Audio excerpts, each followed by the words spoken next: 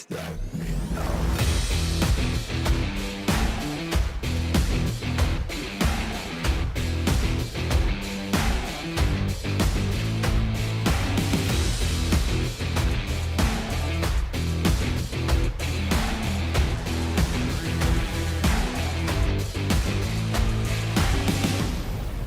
No one can stop me now.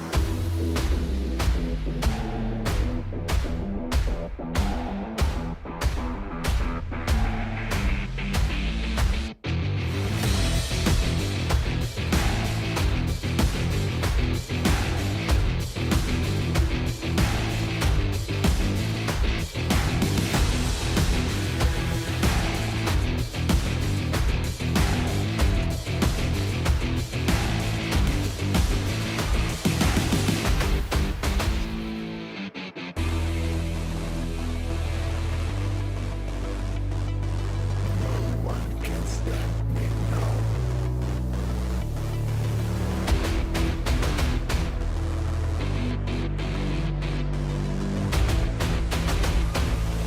No one can stop me now. No one can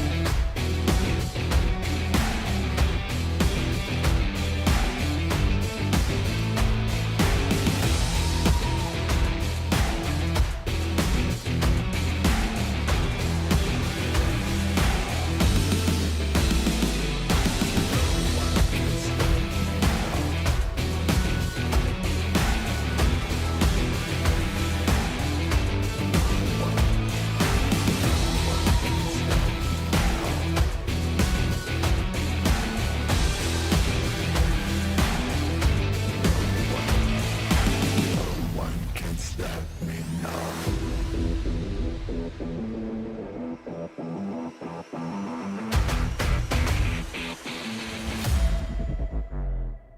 No one can stop me now.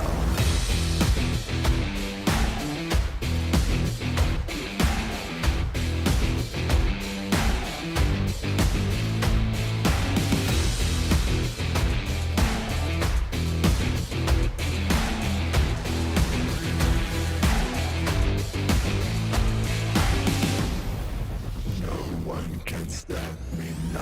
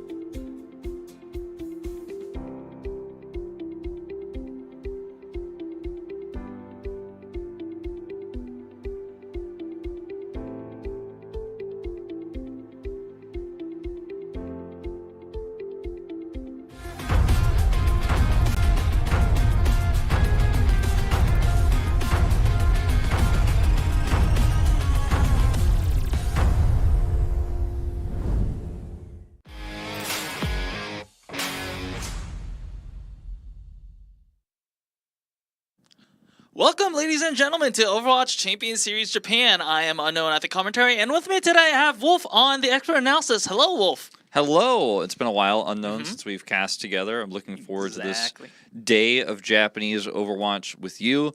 Today we will have a team sent home. So it's very sad. Telomere and Namekuji brothers are going to duke it out to see which one of those teams will face off against MFC. The loser will be eliminated. So last chance qualifiers means last chance. Your last chance. And if you are Telomere, didn't take a single map all season long, but you need to take 3 now and then upset MFC. But there's still a path for this team to go to the Asia LAN. They still have this matchup. They could win this one, beat MFC, end up getting top 2, go to the finals, go to Asia LAN, knock out Crazy Raccoon. And go to Stockholm. Go to Stockholm. Yeah. Don't let your dreams be memes. Hey, I mean, look, we might be seeing an anime run happening for all I know. It could happen. It could definitely be like one of those. Do you ever see the old movie Angels in the Outfield? No, I haven't. So in the movie, the Angels are a really weak team, like they're the actual Angels team. But then Angels come from the sky and like no one can see them, but they just like grab the bat and swing it harder, or like push a player in so he catches the ball. So these players are like being pushed by invisible forces, but actually playing really well. Then they like start racking up points and then make it to the pennant. So maybe someone's looking out for Telomere, you know? All right, let's see if that's the case. But look, as long as they're not mathematically gone, they're not gone. That's right. They're not gone until they're gone. But I would officially predict that they will be gone after today. And it's not to say that this team didn't grow. I think they did grow a lot. They improved a lot over the course of the season. They started winning team fights pretty consistently. They were getting picks at the beginning of fights. I think they grew a lot as a 5-man squad over the course of this tournament. And it definitely is going to shape them into potentially continuing forward, maybe trying to try out for some other Japanese squads, or maybe they just stick together as a 5-man, 5-stack in solo queue and rise to the top there. I mean, who knows what these guys are going to take away from this, but I think it was a great learning experience. Yeah, I mean, we also have, even in Korea, we have experience with some players being in the high school teams, and then moving on into the pro league, like Ruler, if I'm not mistaken, he's still playing in OWCS Korea, and then, no, never mind. I think he's playing, I think he's playing in some WCS team. Yeah, I don't know which team he's in, but I think he's still active at the moment. Yeah, so he was back about like 2 years ago. He was in a Korean high school team, and you don't know which pieces, given the right opportunities, I think these at least individual players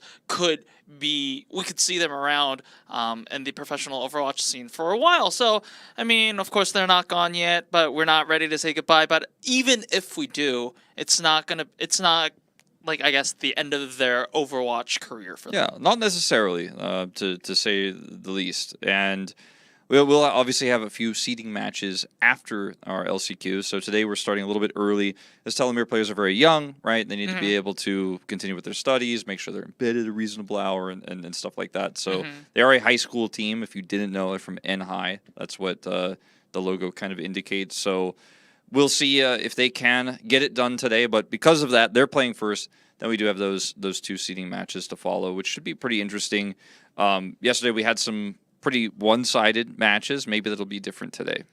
Yeah, today, if we just look at the schedule, of course, we will be having the graphics on soon, but we have VARREL versus NyamGaming, and then INSOMNIA versus LAZULI. So, kind of keep me updated with these teams right now. Is VARREL still the #1 team in Japan? Because in the early weeks, they kind of looked a little vulnerable. Yeah, I do think that they're the best team right now. I think they've improved a lot. I think in the first few weeks, they weren't quite all on the same page. And they are showcasing they can play Juno compositions, which is seemingly quite important right now in Japan. They've also been playing a lot of Illari, and they were doing that last week on every map, and it was not like, oh, it's a Illari Pharah and you set up the pylons and the Pharah's flying around. They were just like, no, it's a captive sun push. Like, we build the ult, we use the ult, we win the fight, we get the point. That was working pretty well for them, and they were having Mihawk play Ana, so that was quite unusual. Yeah. And Mint was on the bench, but yesterday they swapped it back up, put Mint back in, played a lot of Lucio, and Juno as well. So I do think that they've had their fun, they've had their experimentation, but they've grown in terms of their adaptability, and they showcased a little bit more diversity of compositions, which is always good to see because for me, and I've said this a lot on these broadcasts, but I want to see our best teams continue to improve because being the best in Japan is enough to win OWCS Japan, but it's not enough to get you a top placing at OWCS's Asia LAN. So I want to see these teams continue to grow and improve, even if they're stomping everybody else, like INSOMNIA and VARREL kind of have. I want them to push to the next level so they could challenge some of our Korean seeds. Yeah, exactly. So also really good to hear that VARREL is working on some other compositions as well. I've also heard that Yahoo, previously of O2, has joined the coaching staff as well. So I wonder what that can bring to the fray as well. Now you're looking at the schedule. Of course, by now you should be very familiar with this. But just in case you are joining from, I guess, starting from today, welcome. So the schedule here, the Asia region is divided into 3 sub-regions, Korea, Japan, and Pacific. We're currently on stage 2 of the tournament, and we are almost ready to go to playoffs. The map pool here is not unchanged yet. I think it will stay the same until the playoffs. Maybe a little bit of changes when we go to Asia, but at the moment we will currently stay on the same map pool that we've been running round robins with. These are the teams, seeding deciders, top 4 teams that have made it. Top 4 teams that have made it in the round robin will be guaranteed playoffs, and then we'll be playing for seeding order, where the first top 2 teams will be able to get a bye in round 1. Yeah. And LCQ, 4 teams, only 2 of them get out. That's right. So Rivati have already guaranteed their spot in playoffs. They did win the higher seeded match against MFC yesterday. Because MFC lost, tomorrow they will play against the winner of Namekuji Brothers and Telomere. So no one's technically eliminated yet, but after our first series, one of Namekuji Brothers and Telomere will be eliminated from playoffs. So the only team that we have in this bracket right now is Rivati, because they're decided as 5th seed because they didn't play in the seeding decider. They automatically get 5th though from winning that top match in LCQ. So we'll see where these seeds do end up going. And obviously, what we pointed this out yesterday, but the #1 team in seeding decider also gets to choose their first opponent. They get that bye into the second round. They get to pick whoever they want out of the 2 teams that advance from G1 and G2. And then the second place team gets the bye, but they get the remaining team. So They don't get to pick. But still, being able to observe the rest of the teams just play gives them a big boon in themselves. Let's see how the seeding decider has been going yesterday. VARREL, being strong as expected. They haven't dropped a map so far. INSOMNIA also in the same suit. NyamGaming, LAZULI, of course. It's only been 1 match into the seeding decider, so they're all 0-1. That will change, and we believe that it will be more likely that we will see these ranks solidified today. Yeah, that would be the expected result, and there were no 4 gamers. They were all 3-0s. VARREL 3-0, INSOMNIA 3-0, Nyam and LAZULI were defeated by those teams respectively. So it was a pretty one-sided day. I think today we might see a little bit of a change-up in that, but still it's tough matchups here as we move into the seeding decider because we have a pretty clear tier list. It's only the VARREL INSOMNIA match which will be happening tomorrow. I think that is really up for contention, as the only team to beat INSOMNIA was VARREL. Here's the LCQ bracket. As I mentioned yesterday, Rivati got out in 5th place. They're already qualified for playoffs. MFC put up a pretty good fight, even though it was a 1-3. 2 of those maps definitely felt winnable for MFC. I feel like if they played maybe 10% better, they might actually be the ones going to playoffs directly, but they weren't able to get it done. And then today we have Namekuji Brothers against Telomere. Loser goes home. Winner goes to play against MFC tomorrow for that final spot. Yeah, it's just definitely, it's going with them just playing to fight another day. So you get the right to fight another day if you win here to against Telomere or Namekuji.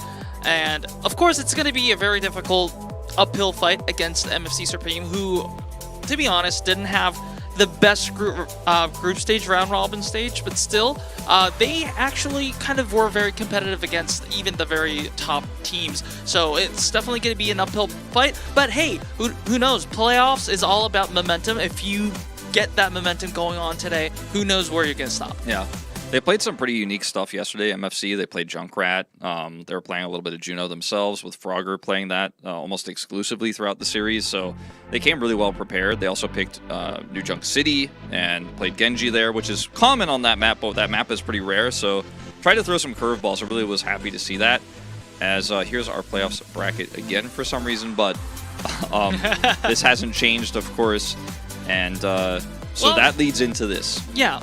So, want to talk about what it's all for, because if you see on the right side over there, 2 slots. Because OWCS Japan has 2 slots for OWCS Asia. Being in number 1 or number 2 means that you only have to win 1 match in order to guarantee yourself into OWCS Asia. And of course, even if you don't make it, it's not that you don't have a chance, it's that you have to go through a wild card with the 4th seed and 3rd seed. Well, 4th seed from Korea and 3rd seed from Pacific, which, to be honest, we all know kind of how it's going to go. Yeah, I mean, it's not where you want to be. You want to get that seeding decided by making top 2. Here's the list of matches today. We talked a lot about Namekuji versus Telomere.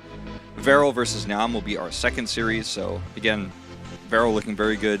Nyam, arguably our weakest team in the seeding deciders, so that one could be one-sided. INSOMNIA versus LAZULI gets a little bit more interesting, though, because LAZULI has been on pretty nice form at the moment. But INSOMNIA has AID, and AID actually is the decider of everything that happens. It feels like in this entire tournament, they live or die by him, and it's usually live, and it's usually win. Yeah, so there is kind of a joke between like the Korean casters and I when INSOMNIA plays, and when INSOMNIA does win with the merit of AID playing well, we just say, "Hey, AID decided that we would win today." That is actually what it feels like. I mean, we kind of have a similar joke in the English broadcast, as I'm sure you've heard, which is just AID decided he was going to win. AID decided the team fight was over, and now that he has the orbital ray being dropped on top of him, on top of his Cassidy all the time, he's like, well, I do more damage now, and I don't miss, so good luck. I've got some healing on top of me. I've got extra damage. Yeah, and they're running a lot of that yesterday. I have a feeling that this playstyle, like INSOMNIA's playstyle, is very similar with that of the Zeta division in Korea, in that they kind of funnel a lot of their resources on their hit scan player onto Flora, and let's see if they can duplicate the same performance, because Zeta division is doing pretty well over there. But we are going to introduce our Namekuji brothers roster that is going to start. We're going with New Jeans and Pisa on the damage, and Cecil on the tank, and Euclid and KO on the support. Yeah, I mean, if you've been following this team all year, you know this is a very different roster than what we saw from them in Split 1, but Peace is insanely good. Like, I think this guy is probably going to end up on a better team next season, assuming he wants to continue to play, because he's just so incredibly talented. I think the Cecil has grown a lot as a player. Euclid seems to be a little bit of a weak link for the squad. Oftentimes, he plays very aggressively. He looks for really crazy sightlines on the Ana. His Brigida positioning, often looking for flays, ends up getting caught, so he needs to be very careful against such a punishing team that they are facing in Telomere. Because Telomere doesn't sound like a punishing team, but they actually get picks really fast. Like, that's what they do. They rush, they get a kill early, and if you have the numbers advantage in Overwatch, you usually win the team fight. Yeah, so that's kind of like something that Namekuji brothers definitely have to look out for, because they do not want to be the subject of upset today. And Telomere, well, not a lot of introductions to be made, because they only have 5 people on the roster, but here it is. Amatero and Sour4 on the damage, Pete on the tank, and it is going to be Hinisaku and Shizuku on the support. So the familiar roster that you've been seeing if you've been following Telomere here, but you've talked about their win conditions, because there is definitely a weak link in Namekuji brothers, despite Namekuji brothers kind of like objectively being the stronger team, quote-unquote stronger team, but they don't. It's not that they don't have weaknesses, and Telomere, they might have what it takes to kind of exploit those kind of weaknesses. Yeah, Telomere also had a no-show in their last matchup, so we actually haven't seen them for a while. So it's tough to know what their current form is going to be,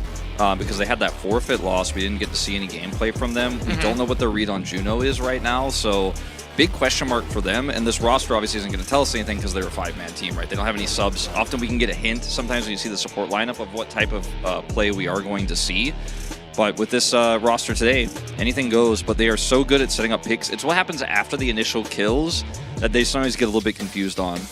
And it is Namekuji brothers' map pick as we moved into LCQ, so they are the higher seed. They have chosen Samoa, which is not a surprise given this roster's strengths right now.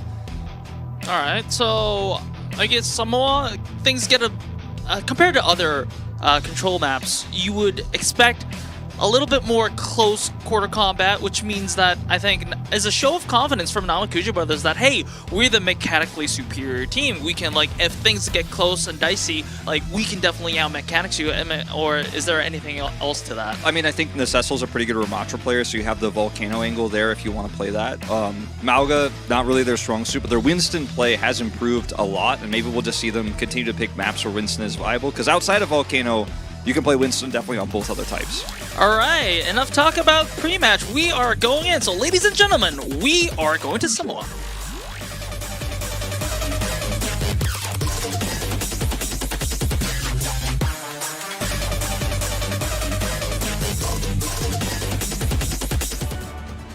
As a small aside for everyone watching, it is the turn of seasons right now in Korea. Like, we are moving into cooler weather. And so, like, my allergies are acting up. So sorry if I, like, because a little, like, dry throat sounding. Because my allergies always mess with me at this time of year. It always freaks people out. They're like, is Wolf okay? It's a common theme for me, so I'm sorry to everyone. It's okay. I have his back. I'll try to have his back at least. But as we go in, well, we are going to see a Junker Queen mirror with different, of course, paired with different DPS players. But apart from just the two DPS heroes, it's just going to be the same mirror matchup. Yeah. Cassidy here for Amaterasu. So looking for this glass cannon setup here. Very difficult to pull this off. You have to dive really well. Sora's going to be looking for the unburrow angle into the backline with some speed boosts. But they're outranged by Nugene, so they have to be quick, they have to be fast, and they've already lost control of the point. This is not the way they wanted this to start. Well, the contest is there, and multiple members of Telomere on the point. Amaterasu and South 4, the name of the game for them is to make a pick first, and that's what their composition is all about. There is that dive over there from South 4, but he has to be careful. It's burning to death right now. Also, Inisaku is very low as well. There is that pick that you were talking about, Wolf, and they do make that double as it is suddenly a massive numbers lead for the side of Telomere. Still, the point is still contested. Nobody has control over it, but I guess it's going to be Telomere that gets first control on the point. Oh no! I was like, okay, that's a really nice roll there in celebration until he rolled us into the right. He rolled so hard that, like, it pulled the screen away, and then we were on camera. Well, we all know what it means. Yes. And that is really, really, really frustrating because it was a clean fight for them. So Amaterasu picks up 2, right? Like, he ends up getting the pick on both the Lucio and the Tracer. They're trying to dive him and take him out. And this is often how it works with Cassidy. As you know, we've cast Cassidy a lot this year. It's kind of this tug of war, but eventually you win, and the Cassidy dies, and then everyone else gets pulled off the side like it's Squid Game, everyone falls down. Or the Cassidy survives long enough, outputs a ton of damage, and then the fight is lost because you spent everything trying to kill the Cassidy, and they put all their resources trying to protect him. So he lived with 11 health there in that final moment of the fight, and they won the fight and got the point. Will any of that matter? Probably not, because we're probably going to regame, because it's really hard to actually set up control in a fair way with percentages. And also, it's not even, because the last time I remembered when exactly that happened, Telomere was actually just about to get that point, and they probably didn't have any mileage on the point. Yeah, so it was like, it would have been like 1% when the disconnect happened. And the thing is, like, we've done some really cool magic. Our observing team, as you guys know, the game crashed. The observing team has a really robust system for being able to maintain exactly in escort, for example, the right distance where the cart was when a disconnect happened. Sure, ult economy and positioning and all that stuff is going to be out the window, but you can, to a certain extent, make the game state the same. But it's very difficult to do so with control, because if you had somebody like step onto the point to get 1%, then where's everybody else standing? Is it fair? Like, could you give the point to Telomere at 1% and then allow everyone to respawn? That's kind of fair, but then the enemy team has 0 ults, you have 0 ults. It's a very tricky situation, and it was only one team fight, so it will ultimately be up to obviously our referees and also the teams to agree. But I would guess, if I am a guessing man, and I've been through a lot of these pauses in my storied casting career, I've got all the casting pause badges right here. It's probably just going to be a regame, and I think that obviously you won't be happy with that as Telomere, but that might just be the outcome. Yeah, I think the best case scenario for Telomere would be that they would just get control of the point, to start the game with control of the point.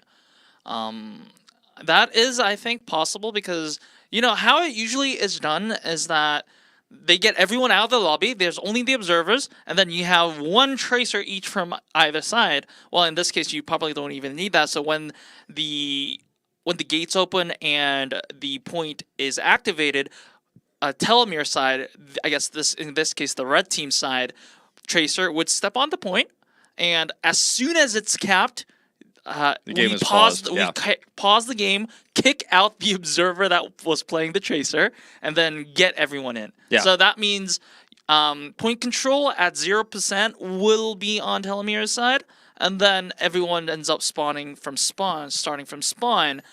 Yeah. But as you said, Wolf, it just might be a full regame. I mean, that's the way that it makes the most sense. And obviously, if you really wanted to like make this exactly legit, you would try to pause it and allow some of the Telomere members, the ones who were alive, to be like on the point with their same heroes, and the ones who were dead have to come back from spawn. And obviously, the team fight was won, so most of the members of Namekuji brothers were already in spawn or had just gone to spawn and would be coming out. So you could start them in spawn and it would kind of work. But Namekuji might be like, well, we would have actually had a faster contest in the real original game. If we all start in spawn, they all start in spawn, then we have the same neutral fight, but then we don't have any ults coming online. And it's like, I think that's the best case scenario for Telomere, and that's a scenario that kind of makes sense. But Namekuji brothers might argue, you know, that doesn't make sense for them. But it's not up to me. It's not up to you. All right, yeah. So speaking of which, I am hearing that the referees and comp ops needs to talk with both teams and need some time to figure this out. So we're going on a 10-minute break. So guys, don't go anywhere. We'll be back.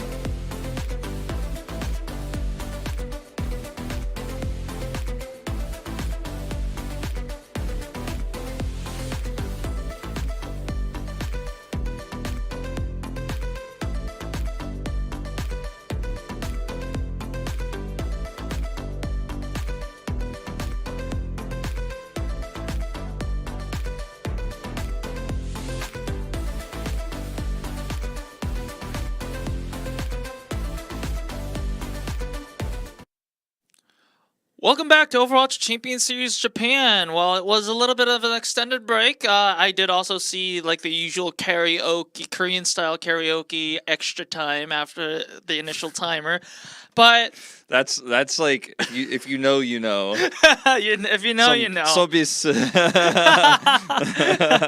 Yeah, I don't know if it's like that in Japan. I've never been to karaoke in Japan. I have. I've never been given extra time actually, Okay. but I find that Japanese karaoke and noraebang are very different in terms of like the setup there. Like in Korea, when you go to the singing room, you don't actually have to like buy drinks or anything. You can just go in there and sing and then leave. In Japan, it's like, do you want to get food? You want to get drinks? Like in Korea, you can, but it's not expected. But in Japan, you kind of do, and I think that what you get kind of influences like how much time are you gonna have and stuff like that. Okay, so The song selection You for get the Western music package. is way higher in Japan. So I've that's always heard. sad for me, but because I'm here. But there's some good songs in noraebang. All right. So we do owe you an explanation of what's going on so far. So indeed, comp ops, referees, and both teams were talking about. So where, because we can't like 100% duplicate the exact state of the game, so we had to agree on which kind of where we would be the good middle point for resuming the game, and the agreement was that we give the initial point control to Namekuji brothers, and everyone starts without any You sort mean of Telomere, ultimates. right? Oh, excuse me. Yes, Yes. Telomere.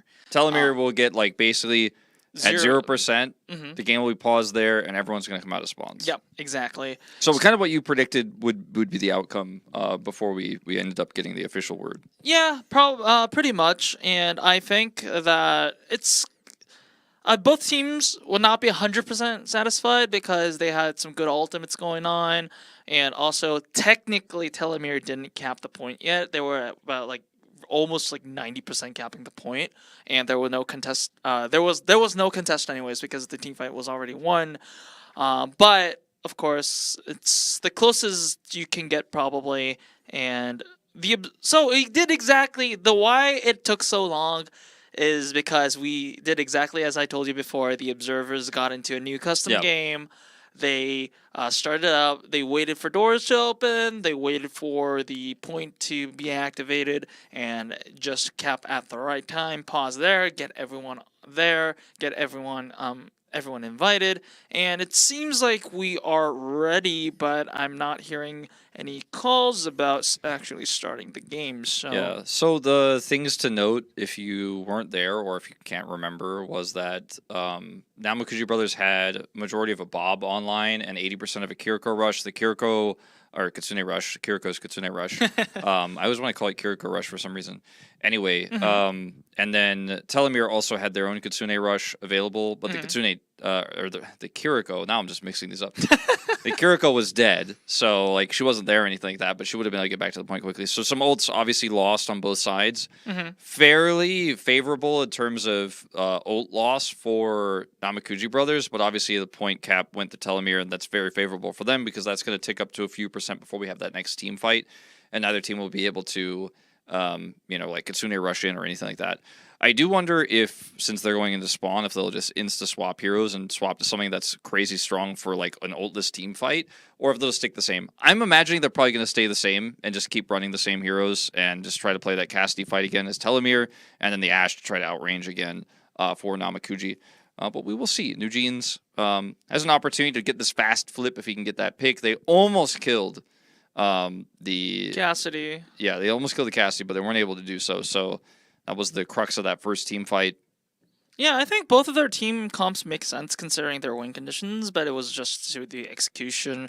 Like you said, exactly like you said, Namekuji, they had a shot at taking down Amateru. They didn't, so they were just basically punished for that. Yeah. And it could have gone any other way, to be honest. If Amateru went down, just got 11 more damage that fight, it might have been just everyone else on the side of Telomere falling and Namekuji brothers taking that initial point. I am being told that we need a little bit more time, so let's talk about. I mean, I do have some topics to bring up. Have you seen the Korean, quote unquote, Korean special composition in Japan yet. The Pharah, Tracer. So like the Winston Pharah dive. Yeah. We have seen it a little bit. It has not been very successful in Japan compared to Korea. The coordination's been a little bit off. And we often see, obviously in Korea, when you nano boost the Pharah like launches forward and gets behind some of those threats and then blows them up, like 2-taps people or 1-taps people, depending on where the Tracer is. And like the Tracer like puts them low, the Pharah gets the kill, gets the next kill. That's a very strong comp. Like I do think it's pretty good. But in Japan, it's often the Pharah gets nanoed. It's very telegraphed, and then they're like, okay, kill Pharah, and then Pharah dies, and you're like, oh, I think maybe I should have nanoed the Winston because it would have been a little bit more robust. But we have seen it a little bit, especially on King's Row. It seems to be quite popular, so I wouldn't be shocked if we see it. Yeah. I was just curious if how Japanese teams think about what the quote-unquote meta would be. Yeah, that comp doesn't really have a name yet. People have been calling it Pharah Dive, and I think that's a pretty apt name. The other thing we've been seeing a little bit of in Japan, like I mentioned, is that Illari push where you just captive sun push. Kind of like pushing with a Dragon Blade. You kind of look for picks, like you can win a team fight, you can win the point without the ult, but you're basically just eco pushing to get the captive sun, and then you look for a big like 3K with the captive sun, and then you fight for that. Oh, that's a Violet composition if I've ever seen one. Yeah. Obviously, if you have a really strong support player too, the damage output of Illari is quite strong, so it can be a strong push in general. It's almost like it kind of reminiscent of triple DPS back in like 2017, 2016, Rogue style, where you play one of your support players on Soldier 76. It feels like that. Yeah, but very different in how it works in terms of ultimates. Yeah, I think that's kind of I guess if you believe that you're stronger than the other team, if your power level is higher than the other team, I think that kind of makes sense as well, because usually any composition that accompanies the Illari usually is a double flex support, right? And then as long as you survive, you get much more damage on the neutral, and then you get your ults faster, and then you use it ends up being the two supports are the only ones that actually have ults. And you start up with those ultimates, you kind of snowball with them as well. So yeah, so I guess that if you definitely believe that you're the stronger team, then that's the way to go. But we're back in the game, ladies and gentlemen, and I am hearing that both teams are indeed allowed to change heroes. Yeah, I mean, you're in spawn room, so if they said no, then you could just, leave the spawn room and come back and swap anyways. I think that makes sense, as obviously if last flip came through here, so that means Peace came in and just straight up backcapped the point instantly before Telomere could respond. So really nice out the gate answer here from Peace and Namekuji brothers. As let's see if Amatero will get focused down again. Yeah, this time it's actually going to be Star 4 who is going to be the main target, and there is the commanding shout from both teams. Telomere is one a little bit later. Amatero at 64, still pressing forward, but he's punished for that. Suzuku takes down UJ, but is going to be traded out by Peace. Oh, actually, this is going to be an even number fight by the side of Telomere. Remember, the point is still under Namekuji control, so the longer this fight goes, it's actually beneficial for the Namekuji brothers side. Sao 4 looking for a good target, but is indeed going to take a knife into his face by the side of Incessal. So this fight is going the way of Namekuji brothers, Wolf. Yeah, I think Telomere, their best bet here is to try to use their support ult advantage. They took way more damage in that fight, so obviously they were able to get a lot more healing done. If they can build those up, that's their best bet to get a pretty fast flip here, since everything reset otherwise. But now they have to play into Nugeen's sightlines, and that's the scariest part, because you just outrange Sora, outrange Amatero. So they have to be aggressive, and that's going to lead towards those final 25-30% of those support ultimates that they need so desperately. That would be the start. And Telomere at Amatero looking for a pick.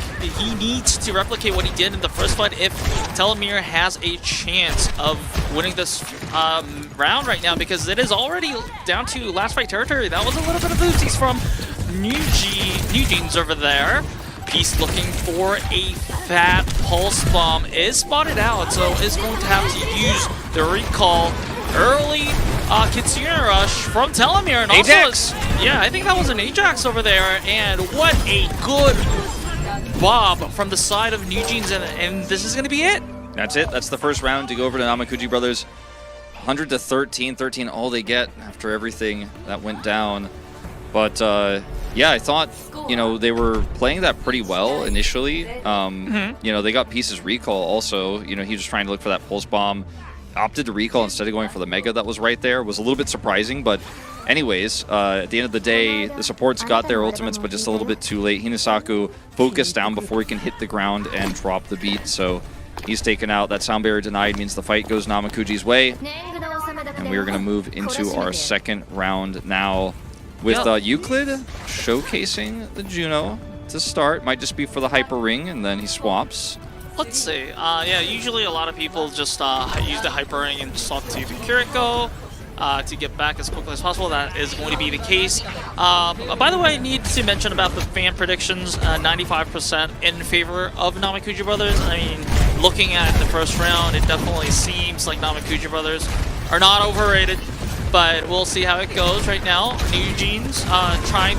We were talking about this. We were talking about the Korean special over there, and it's not the Winston dive. Oh, wait a second. A huge chunk of damage on the side of Namekuji Brothers from Telomere. So once again, Telomere winning the first fight. Hope the game doesn't crash this time. Yeah. So Pete ended up getting a really nice pull with his jackknife, and Sora is able to get a nice flank angle there and basically do the majority of that damage. He and Pete together. Amateru also takes a bunch of damage as well. Sora's down, and that is... that might be, once again, one of the biggest, quickest flips happening. Pete's going to struggle to hold on to this one. Oh, wait a second. He's actually been pretty... Good Suzu. Yeah, but Eugene's is going to just take out Hinasaku over there, and Pete doing what he can, but there's only so much he can do. After an initial numbers disadvantage, they are stalling very long enough, but looking like this is just going to be delaying the inevitable as the flip is there, but decent, I guess. 35% on the side of Telomere. The one downside for Telomere trying to hold on to as much percent as possible in that last fight was it was giving KO a ton of ult charge. He lived through that entire situation, was able to add some extra healing and damage, so he's going to have a sound barrier they may be able to use just even off the point here with a big speed boost from that Kitsune rush. Suzuku, though, may be able to dictate the pace of this. He has it just a little faster. There it is, and PP taking down Peace, but it's going to be Eugene's trading out PP, but initial numbers advantage for the side of Telomere. However, Namekuji Brothers do... Okay, at least Euclid thought this was going to be winnable as the ult was there, but Amateru just blasting Euclid away. Wait a second. That was an ambitious beat by KO over there, and also a good rampage, so maybe it was worth it. Yeah, I think the beat absolutely ends up being worth it here. A risky fight. I don't know if I would have done that the same way myself, but it is just barely enough. They trusted in the Cecil. Ends up getting a massive 4-man rampage as the beat's expiring, so a little bit of heal deny there, and positional advantage he gains with that charge coming through. And it ends up being just enough. Euclid's ultimate also coming down very late, but it gave Namekuji Brothers just that little bit of extra positioning for Cecil there as the beat's expired.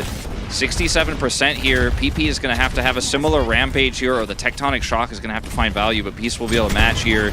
It's all about getting Pete into position. All right, PP there, but Sour 4 in a very tight spot right now. Oh, wait a second. Who needs ultimates if you are just going to have your Lucio just take down 3 with a single move, if I'm not mistaken, over there, and the Tectonic Shock is there as well. Impressive stuff from Telomere.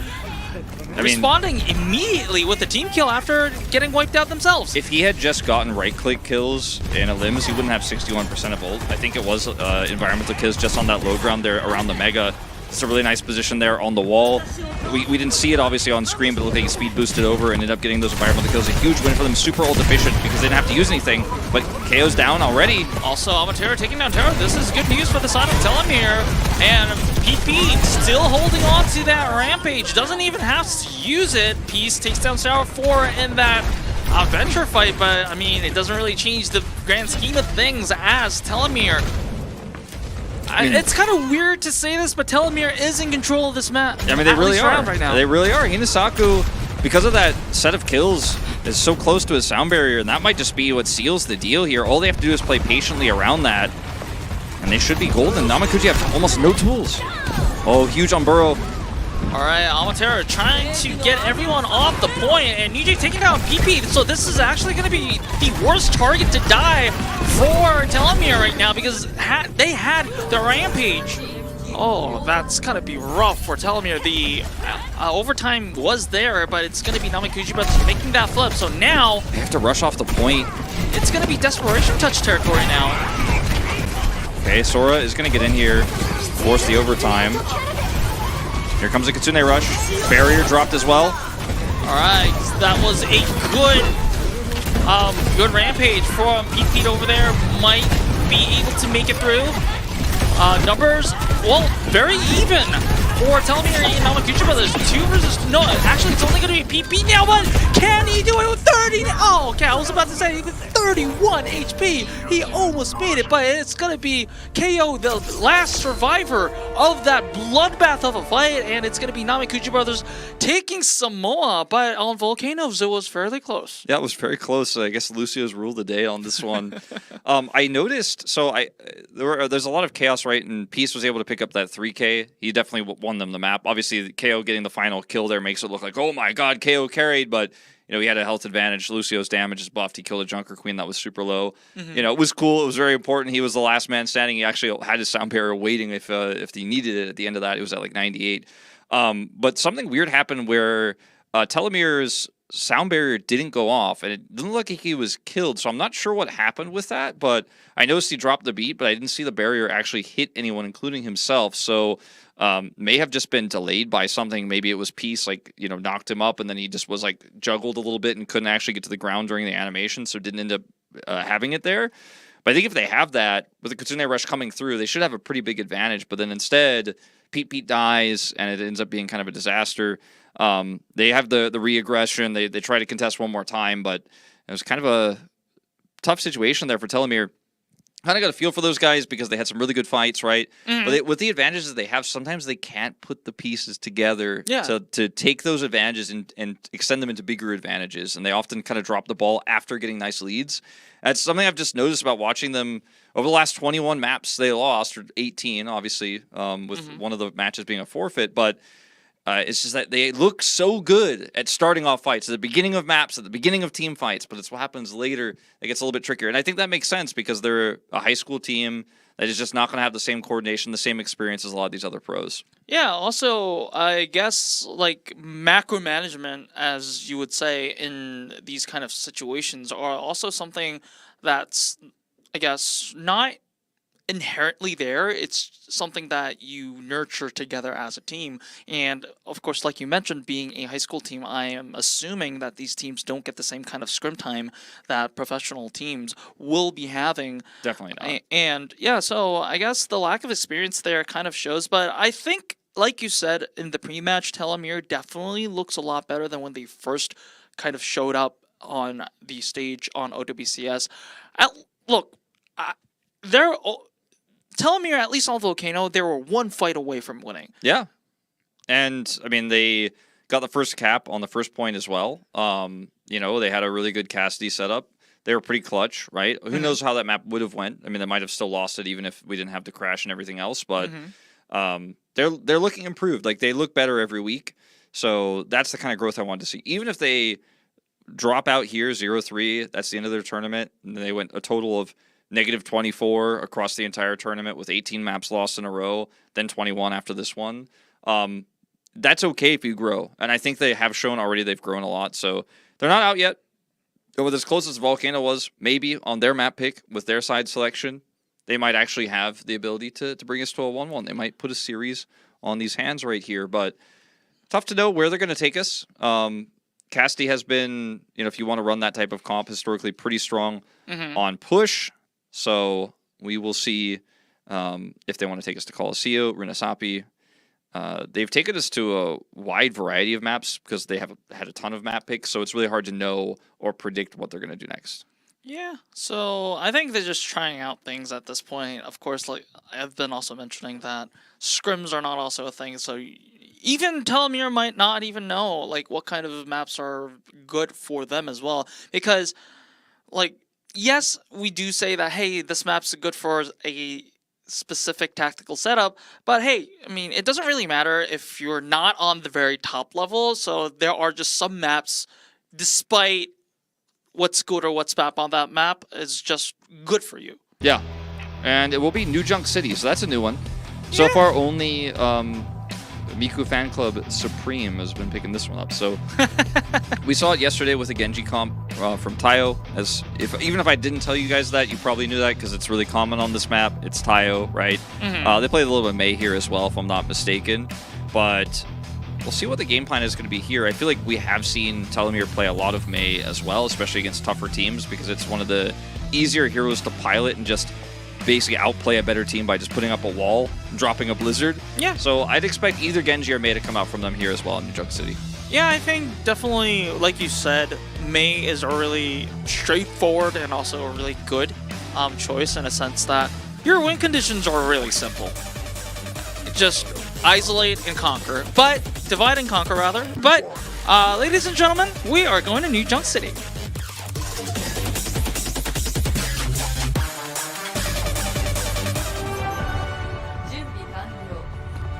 It is important to note that, Sora has played a decent amount of Genji in the past, so that would be my expectation if they were going to run one of the two.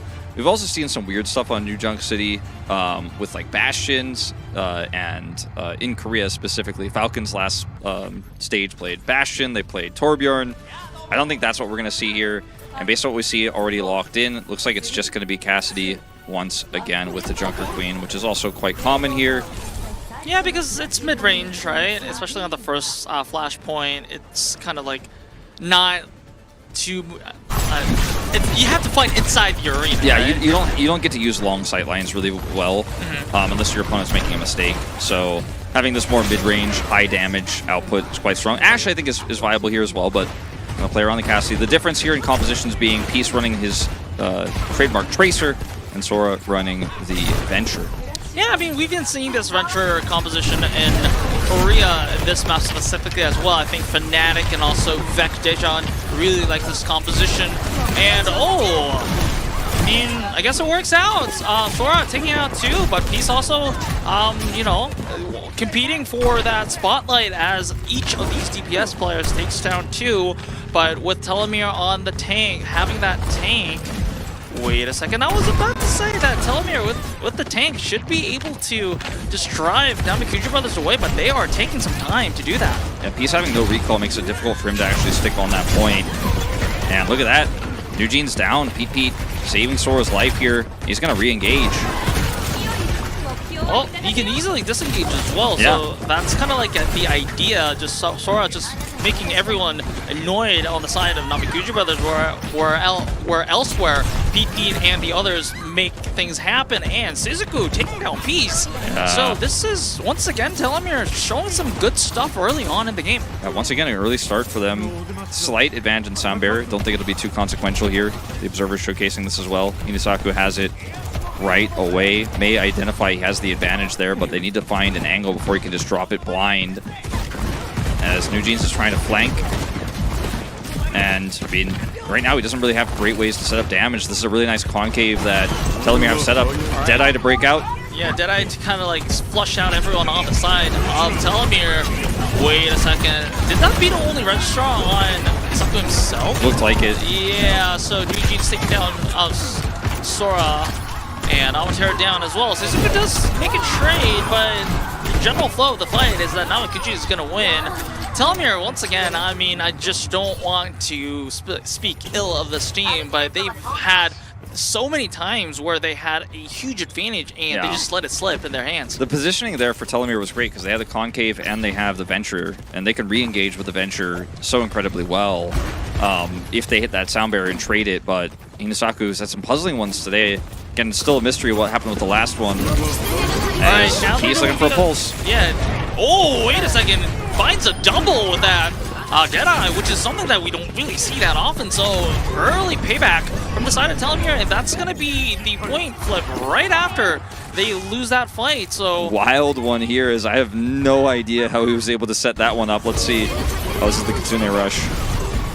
And yeah, that was a strange replay, but anyway, Sora is sitting up with this Tectonic Shock, which again, they have a really nice concave here, and they have the Shock to block them out. Here comes the Shock. There is that Tectonic Shock over there, and Cecil is going to use the Rampage, but I mean, yes, instantly cleansed, and then it's going to be Hinasaku who takes down Eugene's, but the back cap is there, so the flashpoint is not going to end just yet. Sora wants to correct that as taking out Euclid means that a lot of healing is going to be denied for the side of Namekuji Brothers. KO is down as well, so no supports at all for the side of Namekuji Brothers. The flip is there, and overtime is bleeding out, so for the first time that after I cast it, actually, Telomere gets an objective. Yeah. Now, you know, on control, you normally do want to fight for those when you're giving up the point because it gives you the round. But in this case, they gave Telomere a bunch of extra ult charge. That was the one thing that KO kind of had an advantage in. Doesn't have anymore. So a bit of a puzzling decision there. But either way, Sora going in deep. Yep, Sora going in deep, and he knows that he has the ability to go out. He's matching this venture pick here. However, okay, Telomere is starting things aggressively. Both sound barriers used, and also this time UJ gets a taste of how a Deadeye kill feels like by taking out Hinasaku, but is going to be instantly punished by PP over Returning. there. Oh, so close to getting KO. It did a formidable amount of damage, though. Oddly enough, it's going to be Namekuji Brothers who takes the sneaky cap first. Instantly going to be taken out, but still, that's valuable time lost for Telomere. Yeah, Peace trying to come in there and deny the flip, but is unsuccessful. At least he's going to get out with his life here, healed up by Euclid. And they have a Kitsune Rush advantage here, so they should be looking to re-aggress onto the point very soon. Here it is. All right, there is that Kitsune Rush. Oh, Sora just instantly blasted out of existence. And Eugene's also taking out Altera. This fight's over. A very one-sided affair here in this one with that Kitsune Rush advantage. It's a team kill. Necessal holds his Rampage here. PP will be able to match. The last big trade of Rampages, one went on to Pete for Necessal, and Pete hit Eugene's, and then he was focused down, so much more valuable one for Pete. Let's see if that happens here again. That's really the only major ultimate both these teams hold. Peace does have his Tectonic Shock, but no other tools to pair with it. And Amatero is actually going to go for a flank here. Very risky. Yep. Let's see if he gets there unseen and also can get value out of it. If he can take out Eugene's out of the picture, then that's going to be huge. But if it's not, he's just going to be a big target mark. Amatero actually succeeds in taking Peace. This is the go sign for the side of Telomere. There is that huge Rampage. And Cecil just taken out before he can use the Rampage of his own. And that flip is there during that process. Telomere looking like some glimpses of sometimes even a top-tier class team fight here. It looked like somebody pinged Amatero, you know, actually seeing him go over there, but they didn't react very quickly. Maybe Sora, or rather not Sora, Peace, excuse me, the other venture, wanted to go over and then try to punish him, but instead got punished himself, and then they just have a better Rampage than Necessal could offer. He decides not to use his, but he's going to need to use on this fight. They have the sound barrier advantage, as Peace is now the one who's flanking. All right, Eugene. So actually, both Cassidy is going to use their Deadeyes there, not finding anyone, but still a good zoning tool over there. And Suzuku knows that they are at a disadvantage and just uses that Kitsune early, which is a pretty good, I guess, discipline over there. Pete making a numbers advantage for the side of Telomere. Overtime is ticking. This fight is going the way of Telomere. Hey, am I being a little bit too excited if I'm going to say Telomere is? They have an ult advantage too after this as well. They have the sound barrier. And that was the Rampage was so late, it ended up getting very little. Pete ends up getting 2 kills before he goes down with the heal deny there, but man, that was a pretty big fail in terms of the fight for Namekuji Brothers. Shizuku's Kitsune Rush was well timed, and PP got so much value out of it. Amatero also on another flank. Telomere is also just one flashpoint away from a map win here. Their first map of the tournament, if they win it. All right, Eugene's going with the Ash to, I guess, assumably just outrange the Cassidy and also do some AoE damage on the outside piece, just sneaking on Amatero. Amatero just got a lot of bullets on his back right now, so this is a numbers advantage for the side of Namekuji Brothers. The piece also doing a lot of work by taking out Hinasaku over there. Everything falls like dominoes here on Telomere as the initial fight for the third flashpoint is going definitely on Namekuji Brothers, and they should, yeah, I think they should have used the sound barrier to open that one up. They wanted to save it for the defense of the point had they won that first fight, but big punish coming through. I like seeing Peace on Tracer. You know, I've been a big proponent of this guy. I've been his biggest fan, but his venture just isn't hitting the same way. He's been punished a lot. The Tracer getting a much bigger impact in that last fight. Yeah, See if Hinasaku wants to barrier just to go in here, because they still have that edge, but not for much longer. Yep, the beat engage definitely the option for Telomere over there. Well, there it is. Yep, there it is. Also paired up with the Tectonic Shock. Not finding anyone just yet. I guess that's a good disengage from the side of Namekuji. Actually, KO taking down 2. And KO taken out, but still. Wait a second. That was an ambitious rampage from Pete over there. Yeah, that was, I can't explain that one to you guys, but looks like Namekuji brothers are going to put themselves on the board here, so no first map win for Telomere just yet. They're still on match point, a flash point here, but now they are down massively in ultimates. Did not win that fight. PP's Rampage not ideal. I really liked Euclid's Kitsune Rush, allowed them to disengage incredibly well. Look at this position here for Peace as well. He's going to scout the exact angle at which Telomere rotate in. Yep, and also might have a cheeky pulse bombing. Yeah. Well. Oh, they saw He's going to wait, and I mean, they did not have point priority, but he rushed over, and now he's just kind of zoning, threatening on the side. All right, a lot of I guess weight on Amateur's shoulders right now. He needs to find the pick and order. That's a win condition for Telomere because they are at a massive ult disadvantage, and well, also a numbers disadvantage as well, as Peace doing a lot of heavy lifting, especially in the latter rounds of this map right now. Yeah, Necessal doesn't need to actually drop his Rampage, even though he had a good angle there on that choke point, because Peace cleans up house. Neugene's also swapped over to Ashe. That was kind of something we haven't really talked about just yet, but has a lot of extra distance over Amatero here, and we'll be able to outrange him, as well as put the hurt onto Sora. So, very powerful tool now they have in this Bob to zone away Telomere's approach. And Shizuku has to start this off and maybe set up for the Deadeye. Can be a quite strong combo, but Namekuji Brothers definitely expecting this. Yep, also, during that entry, Namekuji Brothers can always threaten the Rampage as well. At least they're letting them get in. Shizuku just instantly taken out despite having that Kitsune Rush advantage. And, well, Namekuji Brothers, they're making very economical wins right now. They only used the Bob for this fight, and they still, despite Telomere having to use an ultimate, they're still at an ultimate advantage. Yeah, Hinasaku's been picked so consistently, even though he had the sound barrier on that last flashpoint. He's only sitting at 62. KO's just been holding this one. He built it up after getting those 2 environmental kills himself, so he's got this one for a while. They have Kitsune Rush and the Rampage. The last fight, the first fight on this point was Pulse Bomb, Peace cleans up. Second fight, 1 ultimate as well. As you mentioned, Bob, all they use. This one might just be Sound Barrier or Kitsune Rush is all they need. Yep, there is that Kitsune Rush we were talking about. The commanding shout from Telomere is used for the disengage, but can they actually disengage? Well, okay. That's a huge Rampage. Oh my god. That was what, like a 4-man Rampage? That's 3-man there on Sora, Amatero, and Pete. But the fight was already over, but it looked cool. It looked clean. It definitely guaranteed the fight was done, but that was a nice angle there from the Cecil. They use everything for this cap, though. And now Telomere actually finally do have an ult advantage of their own. If they whiff this fight, though, if this sound barrier gets canceled, if it gets Ajaxed again, it gets picked, it is looking doomed for this first map win for Telomere. They were so close, and they've been so close so many times. Yep.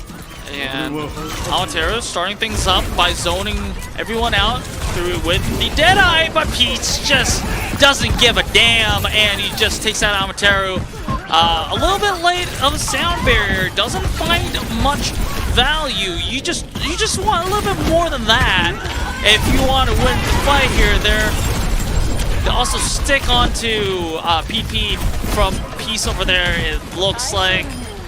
Sadly enough, they did whiff that fight that they had the ultimate advantage there. Hinasaku's ultimate's too late to save Amatero.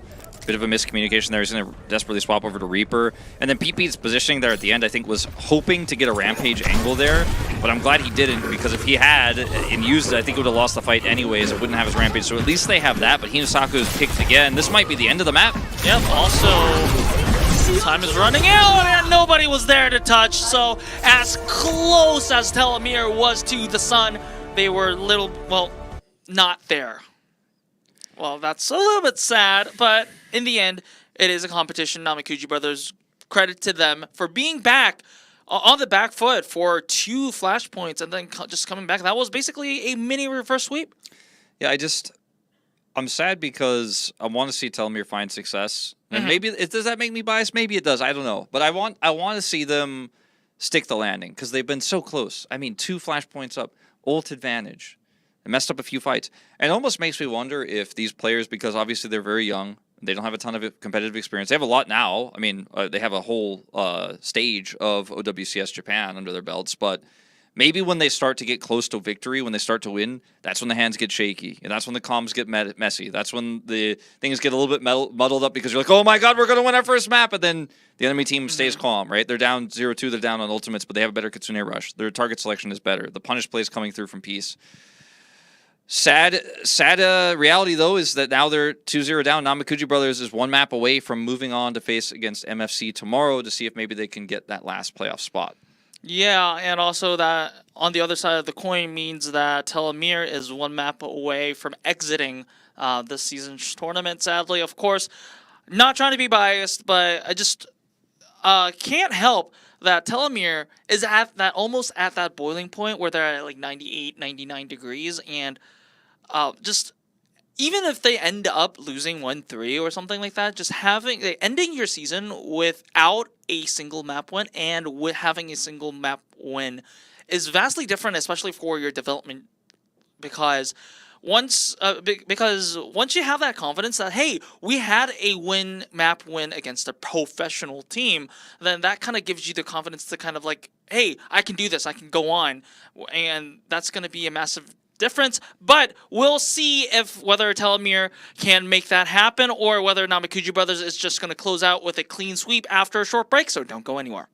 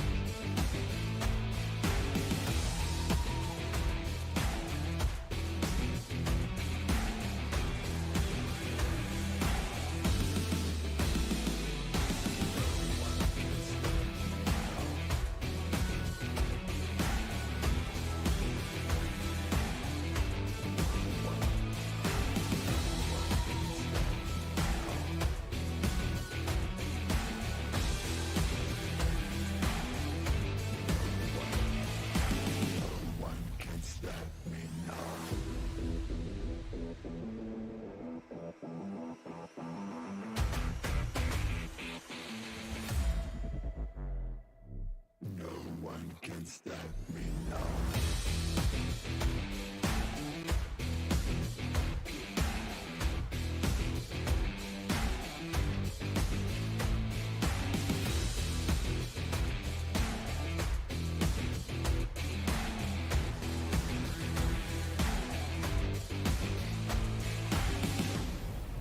No one can stop me now. No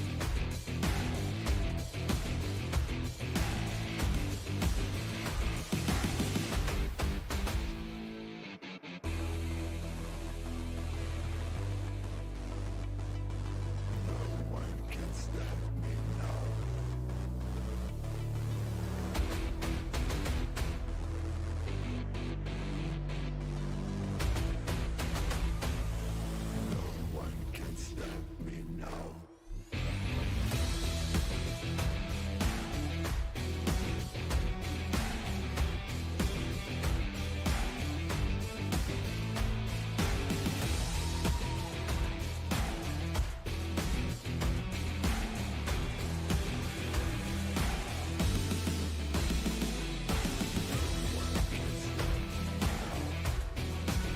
now. No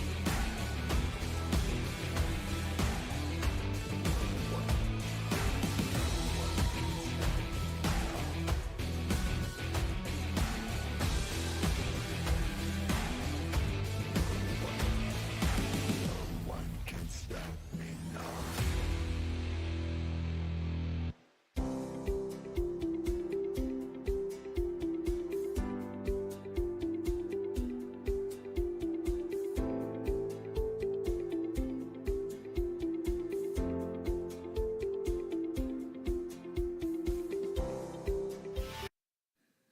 Welcome back to Overwatch Champions Series Japan. We're currently approaching our third map of the first series of the day, and it is going to be Namekuji brothers who is threatening to knock Telomere off the tournament itself because this is the last chance qualifiers. And I want to talk about Peace, because Peace has been, especially on Lijiang City, has been doing a lot of the heavy lifting, as I say, on the Absolutely. Tracer. Yeah. And I noticed something that he has been... I was kind of like looking him up, and then he was from O2 Academy. And O2 Blast, I believe that a lot of you probably know. O2 Ardient back in the day as well. You know, they've had a lot of squads that are very successful. And they have been nurturing a lot of crazy tracers, and this might also be one of them. Yeah, I think Peace is one of the best players, one of the best tracer players in the tournament. As we have a fan sign here for Namekuji Bros. Yeah, I think Peace has, he's really warped this map into their favor. Nujian's had some good moments, but I think Peace is probably the front runner for player of the match right now, assuming that they end up winning, because we don't know yet. It has been very close games here in this series, despite the 2-0 lead. I don't speak enough Japanese to tell you guys what this says, although I can tell you that it says Namekuji. Namekuji. Yeah, Namekuji win. I can't read the kanji, but I can read the hiragana. So I don't know what the bottom right says, but something of, I don't know. Yeah, I know the no. 6. I guess 6 teams. Six. Oh, six playoff spot maybe. Okay, so. I guess this is not by any chance a accurate translation, but it's probably 6th place to Zars or something like that. Or we'll take the 6th spot, I would guess. Chat, if you guys know any Japanese, please help us, because I'm reading chat. Well, 3 minutes later, so we're living in the future right now. So, but yeah, nice drawing. Maybe I don't know who. No, it's apparently a 6-year-old drew it. Aww. We were totally off. We were not even close. Thanks to production for translating for us. Thank you. And also, Telomere, I guess the Telomere fan drew that, and I see Malga, I see Cassidy, I see Afera, and I see a Kiriko. Yeah. So that's awfully very similar to what we saw on Samoa. No, we didn't see any Malga. Never mind, I was lying. But yeah, we also didn't see them play the Pharah. It was the Namekuji Bros who pulled that one out, but still a cool drawing. Yeah. And nice little Telomere logo right in the middle. You know, I never actually noticed the bottom of the Telomere logo was an arrow. It's pointing. Yeah, it's pointing upward. Yeah, and that's the theme of this team. They've been getting better and better. Started at the bottom, now we're here. Here is still unfortunately at the bottom, but they've been so close to getting out of these maps. Yeah, with the win. that arrow is actually very accurately depicting where they are right now. They're still at the bottom, but they're still going up. Like the arrow is not by any chance like it's up there, but it's still the direction is what's important. Yeah. And they kind of, obviously, they started at the top of the standings because everything was even. Everyone was 0-0, but they went down to the last place, but now they're going back up. And maybe we will see them win their first map of the tournament right now. So they have lost now 20 maps in a row. This is not quite a Shanghai Dragons situation, but it feels similar to the 2018 and to 2019 seasons of how lost long streaks. did Shanghai Dragons 42 series? So they were 40. So they were 0-40, and then I think on their third series. Yeah, so it was a 42 loss streak, and they did win maps though. Yeah. Telomere haven't done that yet, but they also haven't lost 40 series either. So you know, we're somewhere in the middle. Hey, I mean, Redemption Arc was there, and also Blue Hoss was the coach for Shanghai Dragons at that time. Right now, he's actually doing really well. He's coaching Poker Face of OWCS Korea. Look where he's at right now. He beating Team Falcons into second place. So everyone has their Redemption Arc someday. So Telomere, if you're by any chance hearing this, you will have your day someday. They will. It might be right now. I keep saying it might be, and even when we're in the game. I went back and watched some of our cast of that second game where we're like, oh, they're in control? They might do it. On Samoa, we were like, they have a huge advantage. Volcano, I remember, yes. Yeah, but they need to finish the job. They start the job well. They need to finish it. They need to get that final tick through. Their last, potentially, well, it's their last map pick. It's not necessarily going to be our last map. It's the last pick. Is Paraiso for Hybrid, a very rare map to see. Yeah, usually when we see Paraiso, we've been talking about this with Hex during OWCS Korean casts, like on quote-unquote normal situations. By picking Paraiso is almost a statement that you would go, hey, it's kind of like a gentleman's agreement, like, hey, let's play Winston Dive. And not a lot more, but that's kind of like the OWCS Korea level, so we don't know what we're expecting. Yeah, this is also, we've seen a lot of Winston in Japan, but from our top teams. These are our two lowest seeded teams, 7th and 8th place, so we could see anything. We could see Malga, we could see Diva, we could see Orisa. Let's find out. All right, ladies and gentlemen, we are going to Paraiso.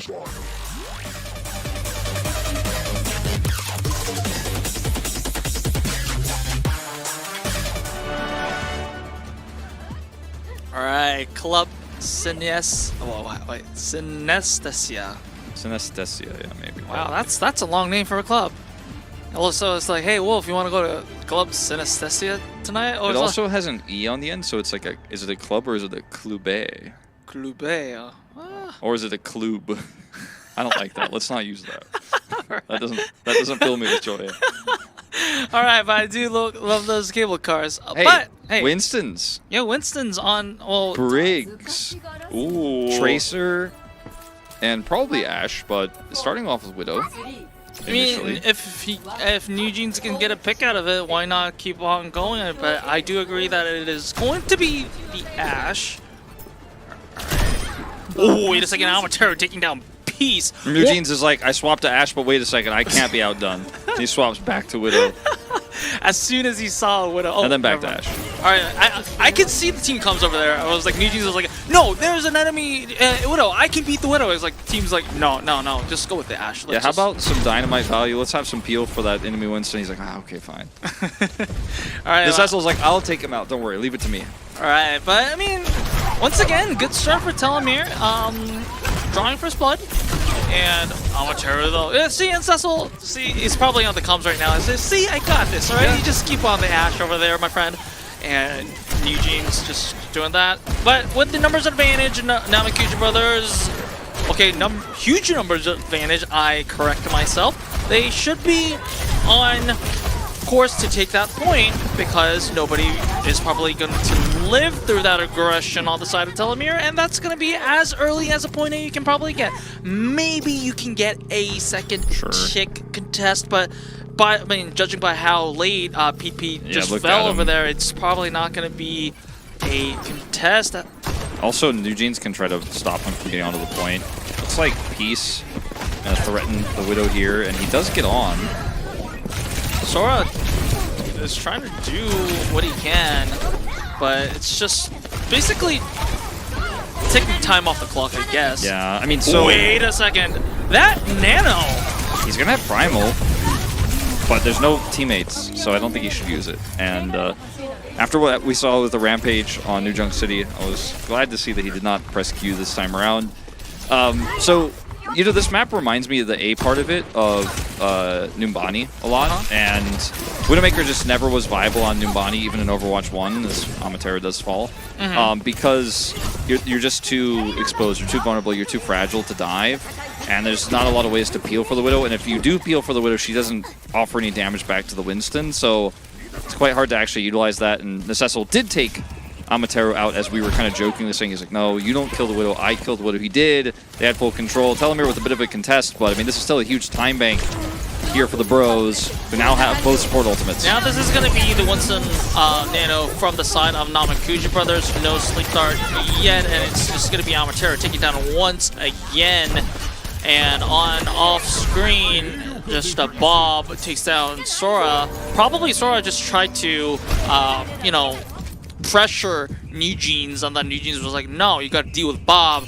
And yeah, the problem with running Widow too is he's going to swap over to Cassie now, which I do agree with. Is that you're fighting, the only target you really have is Tracer, because the Ana's got a Brig on top of her, so does the Ashe, so it's really hard to make it work. But now we can try to bust the Winston dives. Ooh, Beast takes down Cisco once again. Beast doing so much work, just single-handedly taking down the entire backline of Telomere over there. And so despite Heinesaku popping that rally up, this is just going to be a early teamfight win. And entire team wipe. So now Namekuji brothers, I guess the only good news for them is that they're coming back together as a team.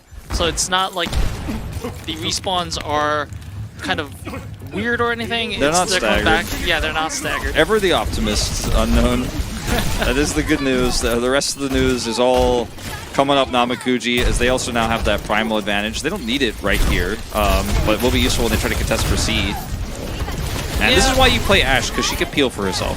Yeah, the Coach Gun is such a useful tool, especially, like, particularly against the Winston, because once you get pushed back by the Coach Gun, Winston doesn't really have a lot of tools to threaten you. Menhera finding some kill feed on Hinasaku over there, and Cecil, Eugene's, everyone on the side of Namekuji brothers just sharing the glory over there. And that means no nano for this fight. They will have one for the final contest of the point, but I was about as efficient as it gets, and Menhera just taking out Hinasaku right away with the Bionade is not what you want to see. The other thing about Ashe, too, is she actually can fire just regular unscoped left clicks right into the Winston's face, whereas the submachine gun for Widow is just not really going to hurt the Winston at all. Nano boost here for Shizuku is all they can rely on here to get PP and ult. It's going to come out first. Alright, PP does take down the backline of Namekuji brothers, so it's going to be... I don't know if Namekuji brothers are confident enough to gamble for this, because they did take down two members, which is basically the support line, and PP going to be on a sliver of hell.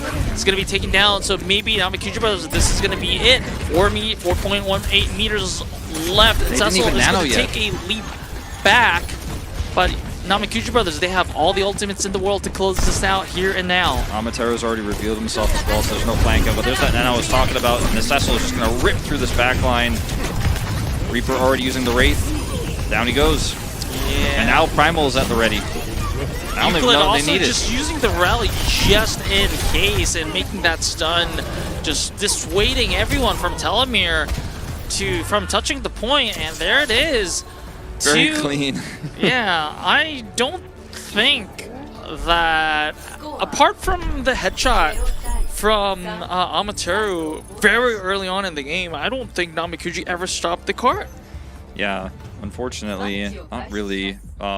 Pete's Primal is one thing I really want to point out about how that last set of fights went, because, yeah, that's also, this New Jeans also kind of popped off. Ends up winning out on this duel as well, which shouldn't happen. But New Jeans is like, look at me, it's not just going to be a piece of POTM. Pete used his Primal during the Nano, and you almost never want to do that because you don't get that much value out of it in the Primal. You Nano the Winston so that he can get a Primal oftentimes. And then you get, basically you go, okay, Winston goes in, uses his cooldowns, goes low, gets Nanoed, goes basically up to full. Then he uses his cooldowns again, and then he Primals, right? After that, then you have like all these extra health bars, but if you have Primal up while you're being Nanoed, you don't get the same full value out of it. And I think it was just desperation out of him, but he ends up getting punished super hard. And then Namekuji just had all the ults in the world. Like Necessal uses it exactly correctly, you know, goes in, has the Nano boost to then get the Primal to contest the point. They boop the Lucio away and sleep him to get the cap. As Telomere, I mean, this is it. Your tournament life on the line.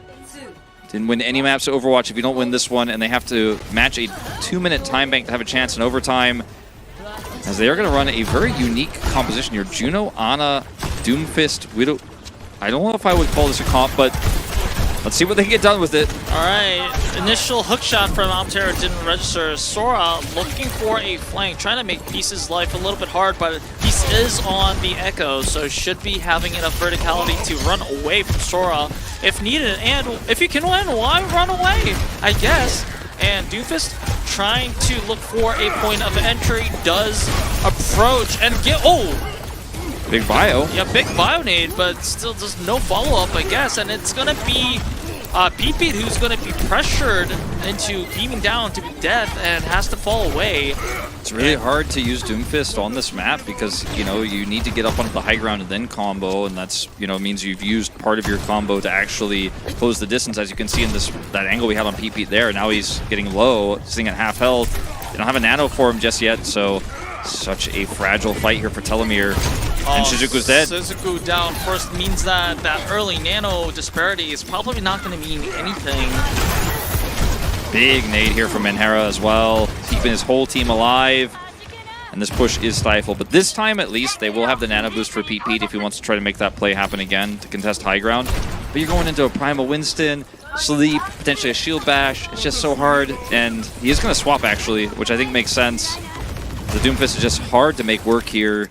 But now he doesn't have, he was building up his Meteor Strike, now he's got no ult charge. It's all coming up Namekuji again.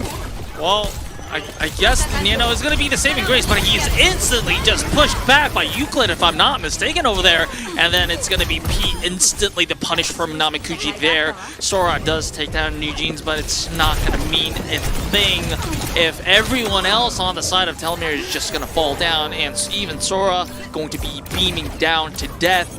And Namekuji brothers looking very strong, right? Looking very solid right now. Yeah, I mean, they have all the ult tools really that they would ever want for a fight like this. And yeah, Pete, I mean, he's got no ult. They have the orbital ray for Hinasaku, but who do they use it on? Where do they get to use that to get value? Where the value is, even Hinasaku doesn't even get to use that before getting taken out by an electrified monkey over there. Pete does what he can, but it's, you know, there's only so much he can do without the support of his teammates. Yeah, I mean, that was basically just an eco push, but for Primal, which, I mean, Namekuji didn't have to really use much there to defend. And Peace will be able to copy the Tracer or the Winston for some extra staying power on this point. Cecil, leaping back to the safety of his teammates. PP jumping, using this as an opportunity. Inisaku is a little bit too busy to heal his teammates to use the ultimate. And oh, a little bit too late to save Amatero over there, and Sora just taken out as well. So Hinasaku, despite having that ultimate for quite a bit, is probably going to have to use it as a desperation measure for that last push. And you don't get to aim it like you would with a Meteor Strike or a Bastion ult, so it's not like he can just be like, okay, PP, you go in, I'll Ray on you. He has to get into the fray as well, and he's just so vulnerable if he tries to do that. And Amatero here has the ult available. This could be big. Copying the Winston.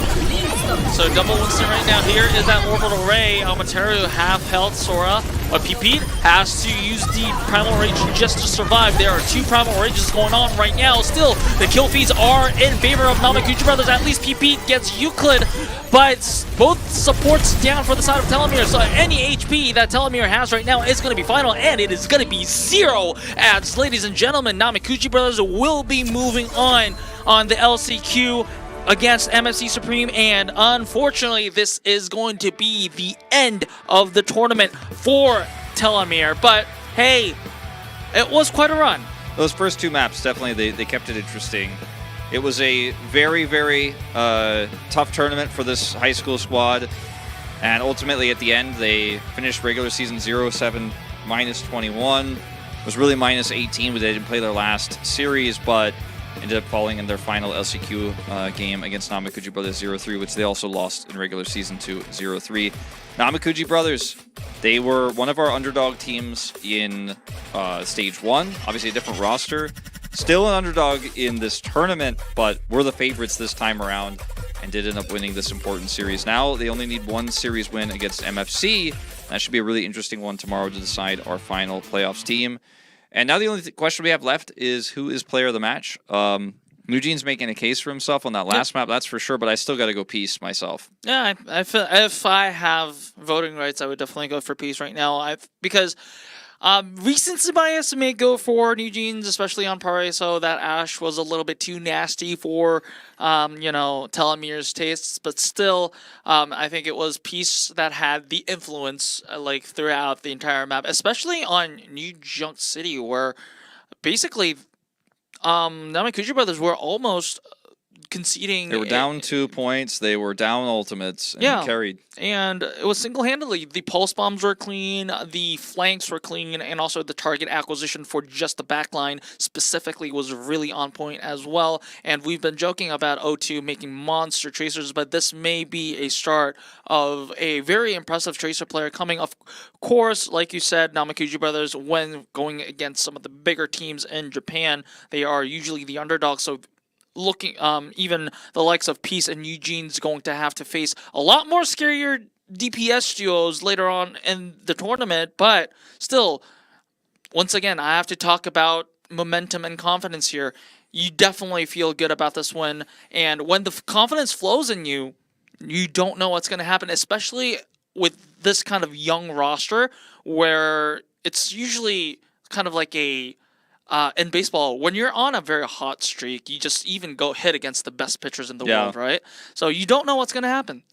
So I guess there's a wild card vote of Menhera that I think people could go for. You know, that's the one other player I feel like that performed incredibly well throughout the entire series, like had better nano boost value. I think that's in part due to Necessal being the stronger tank player, because it's not, you just press Q onto the right target, you build the nano, you do all that extra healing, but it's what they do with it is Eugene's will steal it away. Ooh. And I think, look, his performance was definitely better than Pieces on the final map. Mm-hmm. And the rest of the maps, he had a pretty good time too. So I really can't feel bad about this one either, to be honest. Yeah, I mean, I guess the only one feeling bad about it would be Peace, who was like, probably definitely feel that he got the stolen away from him. They accidentally put a Peace highlight in there as well. Even production knew, they're like, look at this pulse. Oh, wait, wrong player. Go back to Eugene's highlights. No, honorable mention. Yeah. Let's put it that way, all right? We got to save our production team here. Yeah, look, Peace going in there as well. Yeah, I think both of them were probably in the running. Might have even been a tiebreaker vote, but I think both deserved. But ultimately, it will be Eugene's who picks up his 2nd of the season. Yep, so tied with 4th, so not a lot of players like not a variety of players, I guess, getting player of the match votes, especially this season, this stage of Japan. But, well, we're all living in an AIDS world, realistically. Exactly. KSG and Docs being the kind of outliers. They're the only two non-DPS players, I think, on that list, actually. At the moment. Even if you look at other regions as well, it's mostly DPS players that do get the attention. We're living in that world right now. And also, like, tank players, I believe that only Jimbin is in the race for player of the match. Deserved. Yeah, I mean, you have to be at Jimbin's level to be even going to consider competing in that player of the match race. And then you have like the guys like Lip, Hisang, so etc. etc. Proper. I think.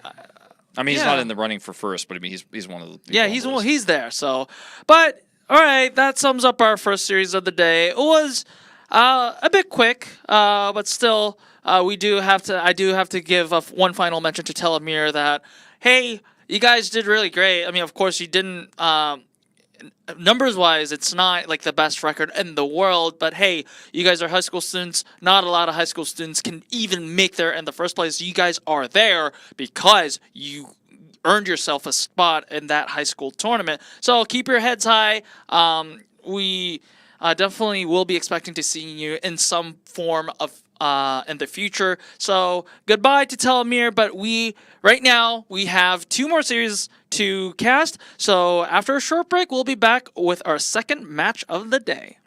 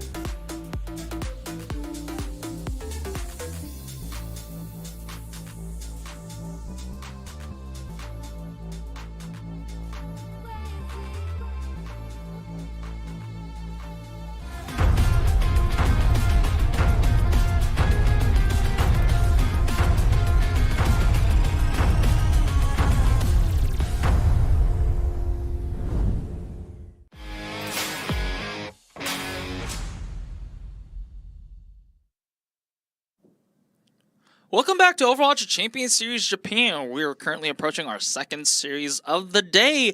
And of course, this is the seeding decider, so it's not like the first series where, hey, it's a do or die. If you don't win, you have to go home or something like that. But still, it's really important in a sense that we've been talking about this in the earlier stages of today's show, that, hey, you can, if you win, you get a very good chance of getting that top 2 seed, which means that not only do you get a bye in the first round, which is like in a very versatile meta, really important to see what other teams play, but you're also in a position where you only get, if you only have to win one game in order to get yourself a ticket to OWCS Asia. That's right, and you get to choose your opponent if you're first place. Yeah, exactly. So very important, very valuable.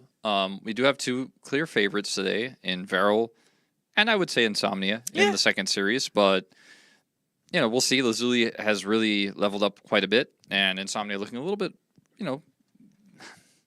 very predictable. Let's say it. Sometimes the predictability doesn't affect them because Age is just like, yeah. So what? I play Cassidy every game. I also win every game. So It's been the Age show, yes.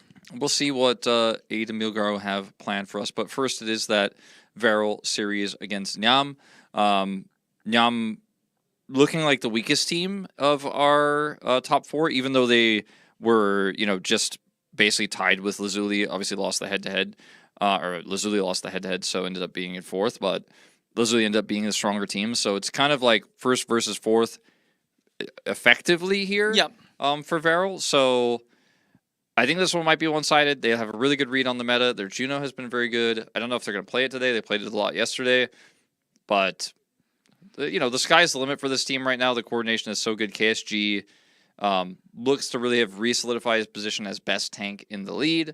Liam Noptrix, I think, was kind of trying to vie for that position, but I think KSG is just too flexible. Yeah, and also, I've been really kind of agreeing with what you said at the pre-show as well, that VARREL is not just at this level right now. VARREL is not just playing for first place in Japan. They're definitely should not be satisfied with that. They need to compete with what would be the big dogs, because they know that out of the 3 regions, they can't even confidently say, to be honest, that they're better than the top teams in Pacific, because the record shows that on OWCS Asia, they have always lost to Kraken that went into what it's now Bleed Esports. So they need to contest. They need to be able to, I guess, level up even more if they want to contest to the levels of Bleed Esports and even beyond that to the Korean teams. I mean, they got outclassed by DAF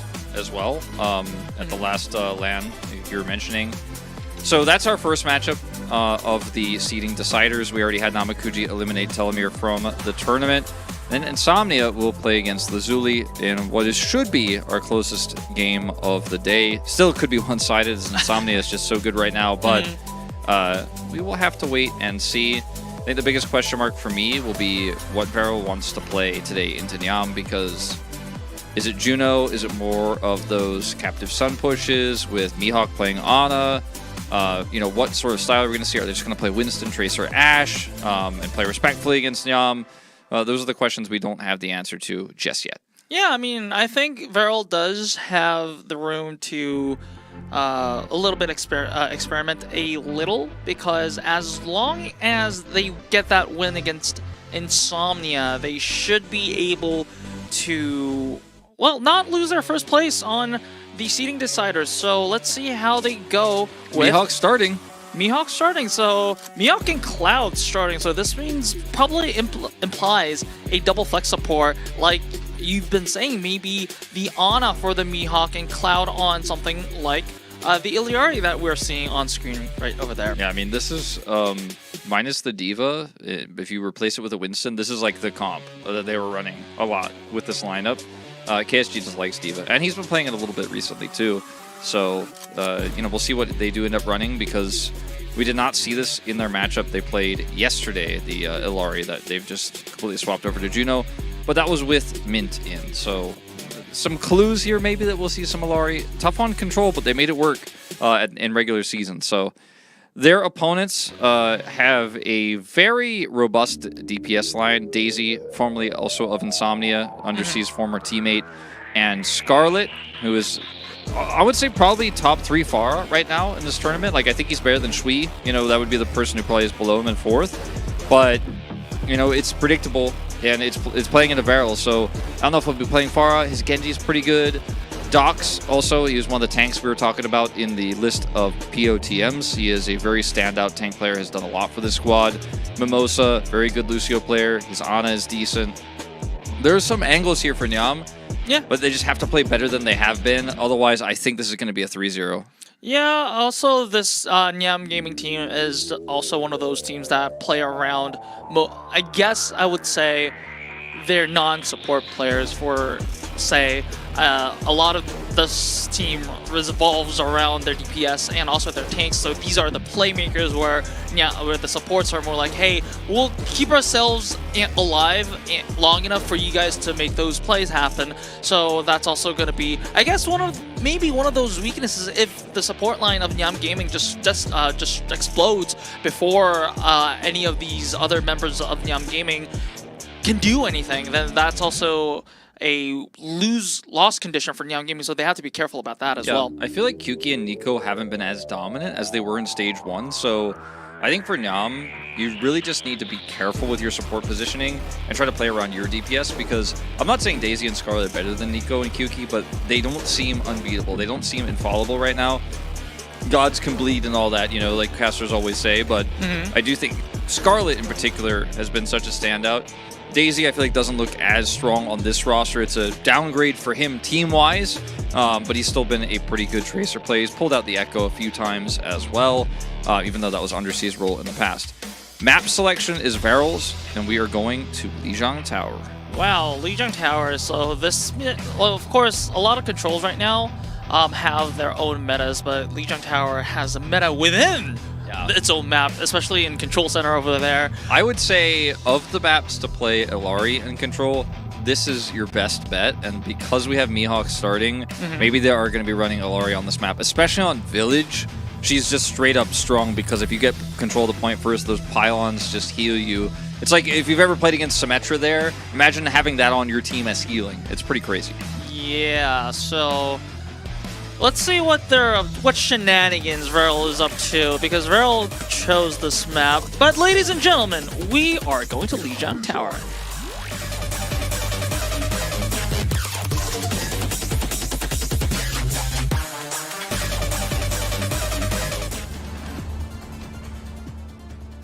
Alright, first round is going to be Gardens and KSG. Looking at the hovers right now, of course, I never kind of, you know, trust and give a lot of trust in the hovers right now, because I've been fooled before. Well, I mean, everything so far makes sense for what you would expect to see. Cloud on Alari. They want to run the Echo with this. Probably be Echo Tracer. Nico will swap over after this TP. And then for now, it's going to be that Pharah for Scarlet that's incredibly strong here and has been since Overwatch 1. Yep. So Junker Queen with that. Very strong if you can get control of the point. Mihawk going to put a purple on the Dox right away. Well, Doc, look at that Pharah damage. Mimosa going a little bit very low, but still is able to keep himself alive. Doc's taking a nap somewhere over there.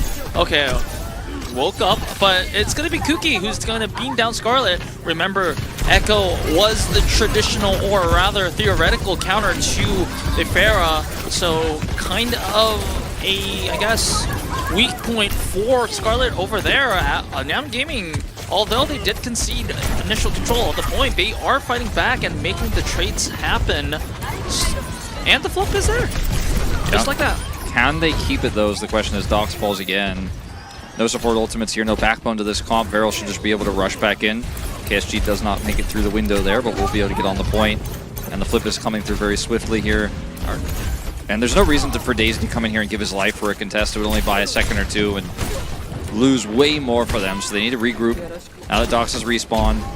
Yep, and Scarlet eating a nade and then instantly being cleansed by Whiteout over there. The Sleep Dart goes wide, and low health bars all across the board from NyamGaming, especially on the DPS department over there. There is that commanding shout. Scarlet taking down KSG. So this is going to be a window of opportunity for NyamGaming over there. Daisy peeled up. Wydot half health, but it's going to start up things with the Kitsune Rush. Mimosa and Daisy taking that purple and is going to be burnt down by Nico, but Dox is going to take Kuki on the other side. NyamGaming still in control, but does not make the flip happen just yet. Scarlet also takes down Cloud, so this is a massive numbers advantage for the side of NyamGaming, but Nico takes down Daisy, but it is not going to change the flow of the battle as NyamGaming just cleans up and finally makes that flip happen. VARREL, I mean, oddly enough, they were actually on the cusp of getting that back because KSG got that huge bio-nade onto him.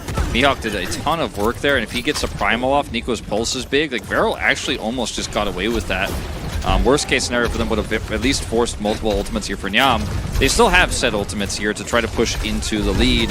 See that Captive Sun push here for Cloud. He finally has it. Scarlet very low. There is going to be that Rampage. However, it's going to be NyamGaming who's going to be actually Purple Boar, as was a good nade from Mihawk. Mihawk's going to pay the price for it. However, Cloud taking down Mimosa. So this is going to be, once again, VARREL taking this flip away. So a little bit of, you know, a flipsy-flopsy on this map. Flipsy-flopsy, yeah. I think Cloud, with that Captive Sun, was able to do a ton of damage. Forced Mimosa off the point, even though he wasn't able to kill him instantly, prevented him from using a sound barrier. That's their main tool. They're going to use it now here. That's the beat engage. Instantly takes down Cloud. This is going to be in early numbers advantage. Can KSG survive the aggression? He looks like he got a Mega Pack, so he will be able to come back to the battlefield. And Kuki and Mihawk taking down two, but Scarlet just bursts down KSG with the missiles, and Daisy taking down Kuki means that NyamGaming, despite losing multiple members early in that fight, will be able to maintain control. Now, yeah, I think there's enough time for Mihawk to build a nano boost here for Kuki to get his duplicate, so NyamGaming are by no means out of the woods yet. I think they should actually force a fight off the point with this Kitsune Rush if they want to guarantee this first round for themselves. If they want to use it defensively here, that might just be giving too much space to VARREL, too much variance. They're not going to use it, so, I mean, VARREL get this real contest here. Mihawk is about to have that nano. Kuki already has the duplicate, and Nico is fishing for a pulse.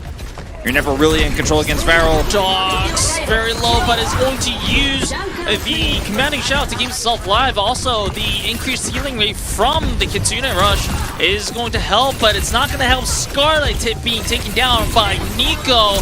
But the pulse spot, both pulse. Oh, never mind. I was about to say Daisy's pulse spot goes wide, but the same cannot be said for Nico. VARREL, like you said, Wolf, given just you can't give these kind of opportunities to VARREL because they will capitalize on them. Yeah, you just, if they have ult advantage, if they have tools, you have to fight them off the point. You let them get onto the point and they will smash you. As Cloud also has his Captive Sun coming online here. Scarlet swaps over to Genji in desperation, gets one reset, but I don't think it's going to be enough. At least lives long enough though. Oh wait a second. Mimosa just takes down two. I think that was an environmental kill over there. And Mimosa once again taking down KSG, and Scarlet being, I guess, the hero of the day over there by changing to that Genji and living long enough for the rest of NyamGaming to come. And Mimosa also just following up with some good right clicks over there. And surprisingly enough, Garden goes to NyamGaming. Yeah, I guess we've seen, I mean, this is now the third decisive team fight won by an off-screen Lucio environmental kill situation we've seen on Control today. Well, that should not have been Nam's fight, but he ends up getting 3 environmentals, first on the support line, then onto KSG, and just steals that one away. I mean, Nam had a really nice fight there. Dox also had a nice follow-up Rampage, but without that knockoff, that is not possible. It is not winnable. Nam steal it away. VARREL be putting Kuki at least on the initial loadout here on that Pharah themselves, keeping the rest of the lineup the same. This is a very strong point for Pharah Illari. I do think this combo, we've seen it in Korea, we've seen it by VARREL and INSOMNIA. It is one of the strongest combos of support DPS in the game right now. Pharah gets so much value out of the pylons. Yep. And so, interesting to see that Kuki is not going to be on the Echo and going to match the Pharah over there. So the aerial battle for dominance is going to be really, really important for both of these teams. And whoever gets the rockets over there, okay, I was about to say, Kuki, you were just another direct away from just falling down to this ground. on the ground, as to say, it is going to be Cloud who falls first. Kuki does punish Mimosa. Oh, and a nice sleep onto Scarlet by Mihawk there. That was almost a 180, and, well, that settles it. First blood for VARREL. Mihawk was for the longest time kind of this bench riding player that we've told stories about, like Plankton was for this team, where we're like, oh yeah, he used to play DPS, you know, he's a support player, can flex the DPS before the 2-2-2 lock, incredibly versatile player. We don't see him that much unless VARREL want to give him some play time. And then now that Cloud is playing the Solari and he's been moved to Ana, he's just showcasing he's an incredible Ana player every time. Does it again here. And that sleep was fantastic as Kuki gets an environmental on Docs. Yeah, that's not going to help NyamGaming in their chances of getting a retake over there, and it's going to be KSG getting all the kill credits for Scarlet and Mimosa. Mihawk also joins the fray, but in the end, the important thing is that NyamGaming, they are losing more and more time. Oh, that could have been way worse. Yeah, that could have been way worse. Well, yeah, believe it or not. Seen already a few environmental kills today. That would have tripled the value that Kuki had. But good reaction is another big bio from Mihawk. All right, and ambitious. That was an ambitious barrage from Kuki, but at least takes one. And Daisy trying to even things up, and actually this DPS duo is just making things work. Like, despite some very unfavorable circumstances, I guess. And then Scarlet also takes down Cloud. So KSG, I think KSG should be the only member left on that point and is cleaned up. Well, okay.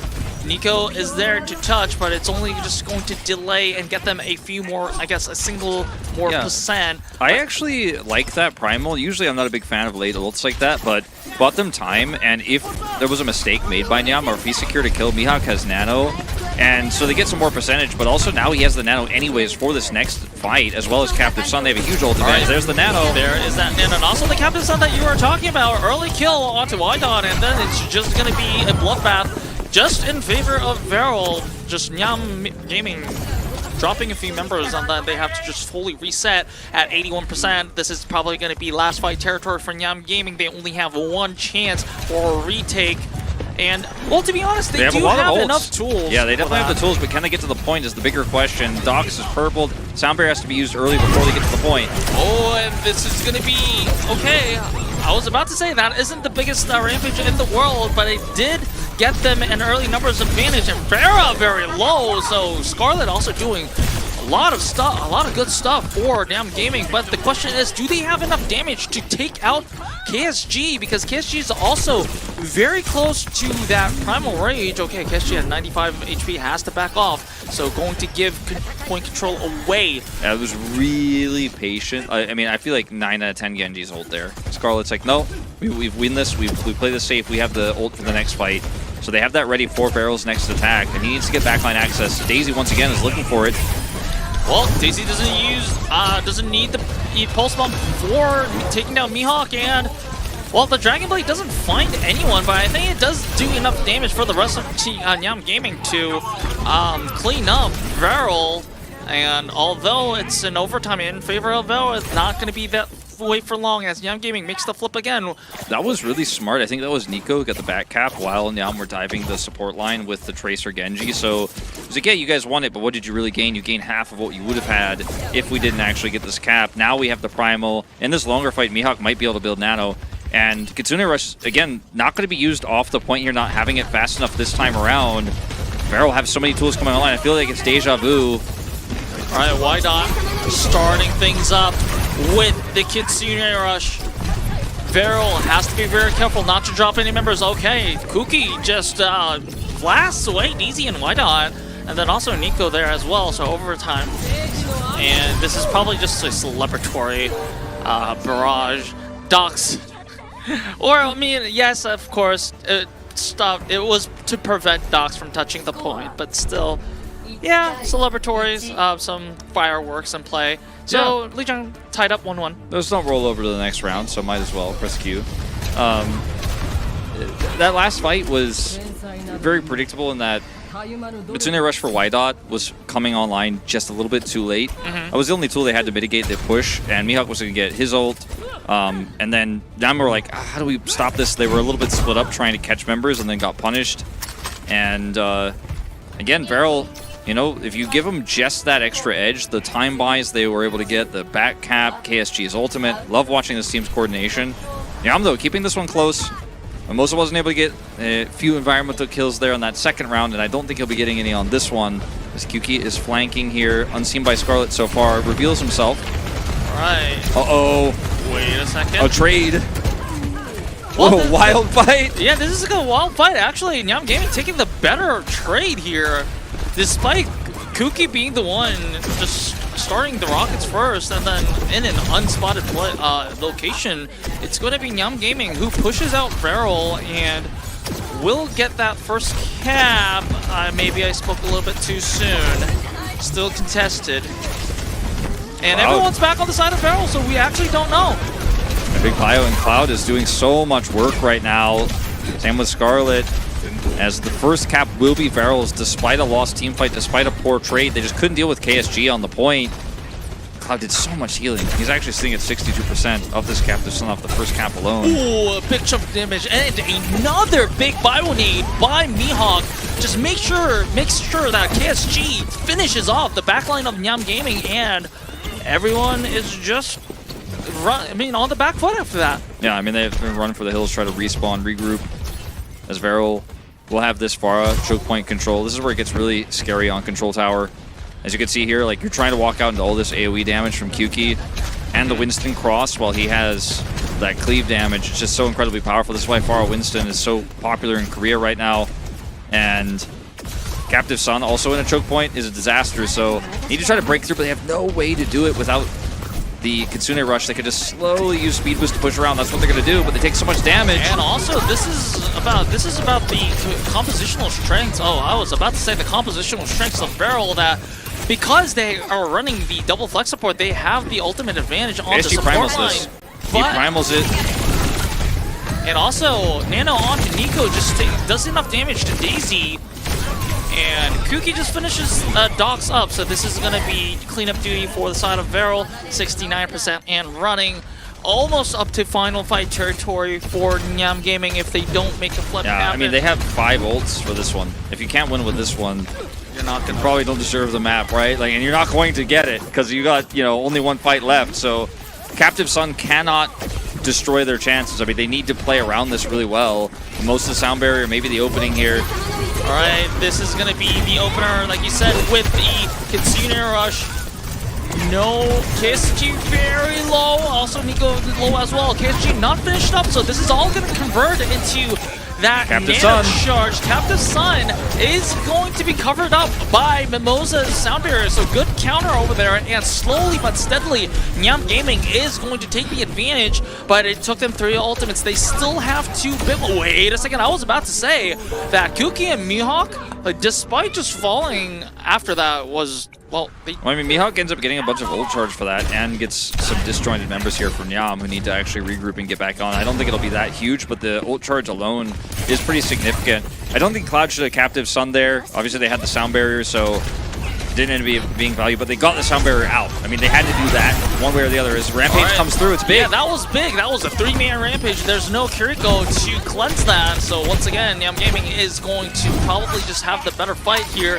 And this is exactly what NyamGaming needed. They only used 1 ultimate to win this fight, and looking at the disparage in mileage right now, they needed that. Nyam, half the Lucio VARREL don't have any sort of speed up here. They should just take the fight in the choke, and that's what they're going to do. Scarlet comes out. There you go. This is what I want to see from Nyam. Fight them on the choke. Move towards them. Don't let them play their comp. Don't let them get that nano boost, because now Mihawk doesn't have it. They won several fights in a row here before Mihawk could get that online. Now they're going to have to deal with it. But they won those fights when they were down ultimates, and now VARREL, a little bit on the back foot here. They have the tools here. And NyamGaming going to play respectfully, but this could have been a lot worse for Nyam. They played that so well. Exactly. This is going to be the real test for NyamGaming, though. It's going to be VARREL with 4 key ultimates. There is that Nano onto Kuki with that. Oh, but Daisy with the huge pulse bomb over there. And Kuki's ultimate barrage didn't find anyone. So this is where things get a little dicey for VARREL. Kuki also very low. This KSG doing what he can with the Primal Rage, taking down Wydot, so this is going to be a start. But at the same time, NyamGaming, this is going to be 99% overtime. Whoever wins this fight is going to get Lijiang Tower. Kuki taking down Mimosa, so things are not looking good for NyamGaming despite things initially looking good for NyamGaming. Daisy did what he can. That was a good pulse bomb, but in the end, VARREL, with good coordination, makes the team fight win happen. They have the resources. It wasn't easy, but they make it happen, and they take Lijiang Tower. Man, you watch some of these fights, and it just doesn't feel fair. Like, Nyam have the tools, they have the advantages, but it's just that VARREL is one step ahead, either in terms of ult charge, their time buys, their back caps, clutching it out in that last fight, despite losing their support line, because KSG props Primal. He takes out the Kitsune Rush, because he's sitting at 93%. Wydot can't use the ultimate, so that's one of their big tools gone. Then Nico can come in and clean up house. He has his recall available. And they're coordinating their communication. You could see it in the way they play. It's just so crisp right now. It's really hard to imagine this team not winning this tournament. Like, they just, even when they look like their backs are against the wall, they make every right decision so quickly. And they might get out mechanicked by some Korean teams when we do get to the LAN. And obviously, we're not at the finals yet. They haven't even qualified yet. But when you watch how this team plays, you just have to be in awe of the aura that they have, the coordination, the time buys with the Winston. They don't have now, it doesn't matter. He's going to primal, going to buy enough time for the regroup. Nico's going to buy time. He's going to trade his recall for, again, overtime control or tick percentage because they're trying not to lose that cap while those respawns come through. And in the chaos, that's when Nico shines. You know, that's when you start to get those nano boosts coming through at the last possible second. And I think that Nyam need to be more willing to take fights off the point when they had advantages, and they kind of just kept waiting for VARREL to come to them, and they gave VARREL too many angles. Still, a very close, very competitive Lijiang Tower, down to that last percent, that last team fight, like you said. A bit close for comfort if you're a VARREL fan, but it's like the way they did it with their backs against the wall that makes it more impressive. So on one hand, you're like, oh man, VARREL almost lost a map, but then you're like, oh, but look at how they won. Yeah, exactly. So I think it's a little bit of positive for both teams, as like you said, the team coordination was just on point for the side of VARREL. Of course, this team, I think on paper, has been together for the longest period of time, not just in the OWCS Japan, but even if you just kind of like consider all the other regions as well, I think this roster has been together since like 2021 or maybe even before 20, that. Yeah, so it's been a few years. Yeah, because since when their team name was Donut. Yeah. So the coordination, the trust in their teammates was definitely there. But also on the side of NyamGaming, I think there are some positives to be taken away because, like you said, Wolf, they at the end of Control Center, I think they finally understood how they could beat VARREL in team fights, and if they can keep that up like multiple times and in a row, then this might get. We might be in for a series. Daisy's performing really well. I think Daisy has been a player that, obviously, I watched on INSOMNIA with Undersea last season, and I felt like, he was overshadowed by Undersea, but I felt like he played really well with Undersea. And then going to Stage 2 here, I'm like, ooh, Daisy, he's kind of gone, he's dipped down a little bit. He's on a little bit of a weaker team, but his individual performances aren't as strong. Feels like he misses his DPS duo. The dives aren't as coordinated with Scarlet. But in this series, or at least in this first Control series, right, 3 maps, 3 rounds, he's looking a lot better. He's looking better than he did yesterday. And so if you have Daisy on full power, this team is making the right decisions. They're clutching out some of these fights. I mean, maybe they can get the upset. Maybe they can take a map off of VARREL, maybe multiple maps. If that first Control map is any indication. So we haven't been giving the notification that there are no substitutions going into NyamGaming's map selection. So I expect we'll continue to see that Alari, Farah. I hope that means we're not going to Kings. That could mean we're going to Kings Row, but I hope not, because this has been one of VARREL's best maps, and the strategy is incredibly strong on it. So hopefully they didn't walk face first into that. Yeah, one. But the thing is, it's going to be really difficult for NyamGaming to get their map select, because the question is going to be, are you going to play the Winston game? Because you know that what KSG can do. You know what the DPS duo can do on the side of VARREL. So, like, do you really want to go into the Winston mirror? But if on the other hand, can you play the double flex support better? So like this is gonna be the question that is going to haunt you, but it's gonna be Colosseo. So probably they are gonna yeah, probably they are gonna play the Winston game. This is a bold choice. This is basically saying I'm gonna play. To me, like I feel like Colosseo is the highest level test of all of your abilities in one and the most meta composition against VARREL. A bold choice from NyamGaming to say the least. All right, ladies and gentlemen, we are going to Colosseo.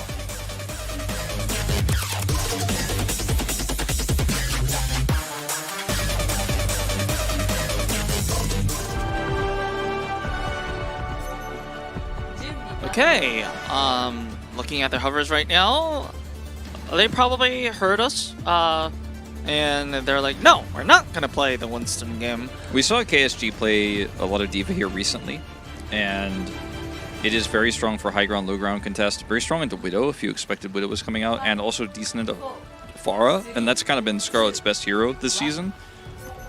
He's gonna stick with the D.Va, but it's basically the Winston comp with D.Va instead. Yeah. This is by the way, this is the comp of their favorite heroes that we always see when the roster comes up. That I was talking about that they actually did play yesterday. So they're rolling with it. Nyam, on the other hand, this comp is very difficult to pull off. Yeah, NyamGaming, I think they lost the compositional gamble over there in a sense that they were expecting some sort of Winston composition, and instantly Dox just eats a anti-grenade from Mihawk over there, and we have a pause, which is not one of the, I guess... Not the happy news for anyone. Yes, but... Except maybe some drop farmers in the chat. I mean, well, yes, but you should be having... I mean, wait, it's about like 10 hours, so you should be enough time for the 10-hour drops, even without those pauses, of course. If you visit NA, EMEA, of course, that should be more than enough. I saw a lot of people asking, like, how much longer is today going to go? And if you are one of those people who are like, oh, I came for the drops and I'm kind of chilling, this is kind of fun, I like watching OWCS, I would imagine, based on how that first map went, and the fact that we have another series after this that'll probably go longer, you probably have, like, somewhere between 2.5 and 3 hours left at minimum. So if you're like on the cusp, stick around because we got some good games coming up, and you're also going to get your Ramatra skin. So don't worry, we still have a lot of Overwatch left to play. You don't need to hope for pauses.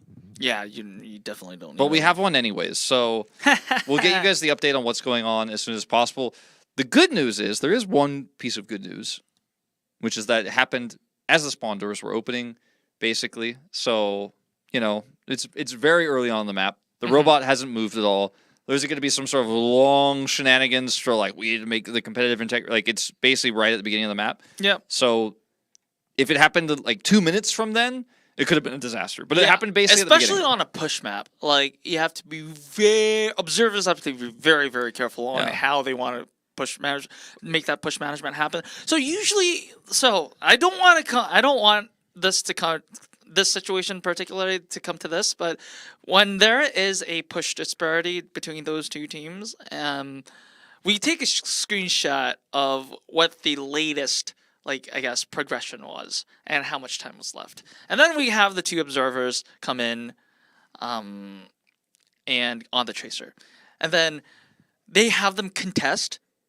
They have the bot uncontest, and the losing team slowly kind of backs their tracer off so that the bot can move like 0.1 meters at a second or something like that. But none of that matters because we have the bot at 0 and we didn't even remake the lobby, so hooray! Yeah, it was just a ping issue for Kyuki, which is usually resolved by just changing your internet network settings, or sometimes it just passes. It was probably what happened in this case, didn't even have to DC. As Nyam are going to take out Cloud first, so very great start to the fight for them. Yep, so despite, I guess, potentially losing the composition gamble here, they will be able to make that first push, and if they get a sizable enough lead, this being Colosseo, that could mean a lot. That could take a long time to take back, but it's only going to be 15 meters, and I guess the team fight win for VARREL may just be enough to get that back. Now, Nyam have the more mobile composition, which is funny to say because they're running the Junker Queen and KSG's on Diva, but they have a Lucio, they have a Pharah, so they're kind of circumventing VARREL's positioning here. They were able to punish Cloud with it last time, and as you can see here, already forcing, I believe, a recall to be used for Kyuki, so playing this very quickly, very aggressively. Shout out here as well. They're pushing for a pick on the Nico, but it fails. Oh, there it is. VARREL, I was about to say the VARREL composition heavily depends on Nico to make a pick here, and they do, although Nico is going to be punished by it. Mihawk also takes his place, and this is going to be a very aggressive push from the side of VARREL. They want to make that lead happen as soon as possible. Oh, that was a good stick, but it was onto Docs, and then I think that was also a commanding shot that also helped him survive over there. But still impressive mechanics from the side of Kuki over there. Yeah, I don't think Wydot was able to Suzu. Still has it available right now, but still really nicely played from Kuki with that nano. But now they don't have the nano, and now they're in a bit of trouble as Scarlet may die to the Captive Sun. But what else can they get? But the push is already at 48 meters right now. If they do get a few meters more, this is going to be really good for them. KSG able to make that remech happen. Nico also looking for a good bomb angle as well.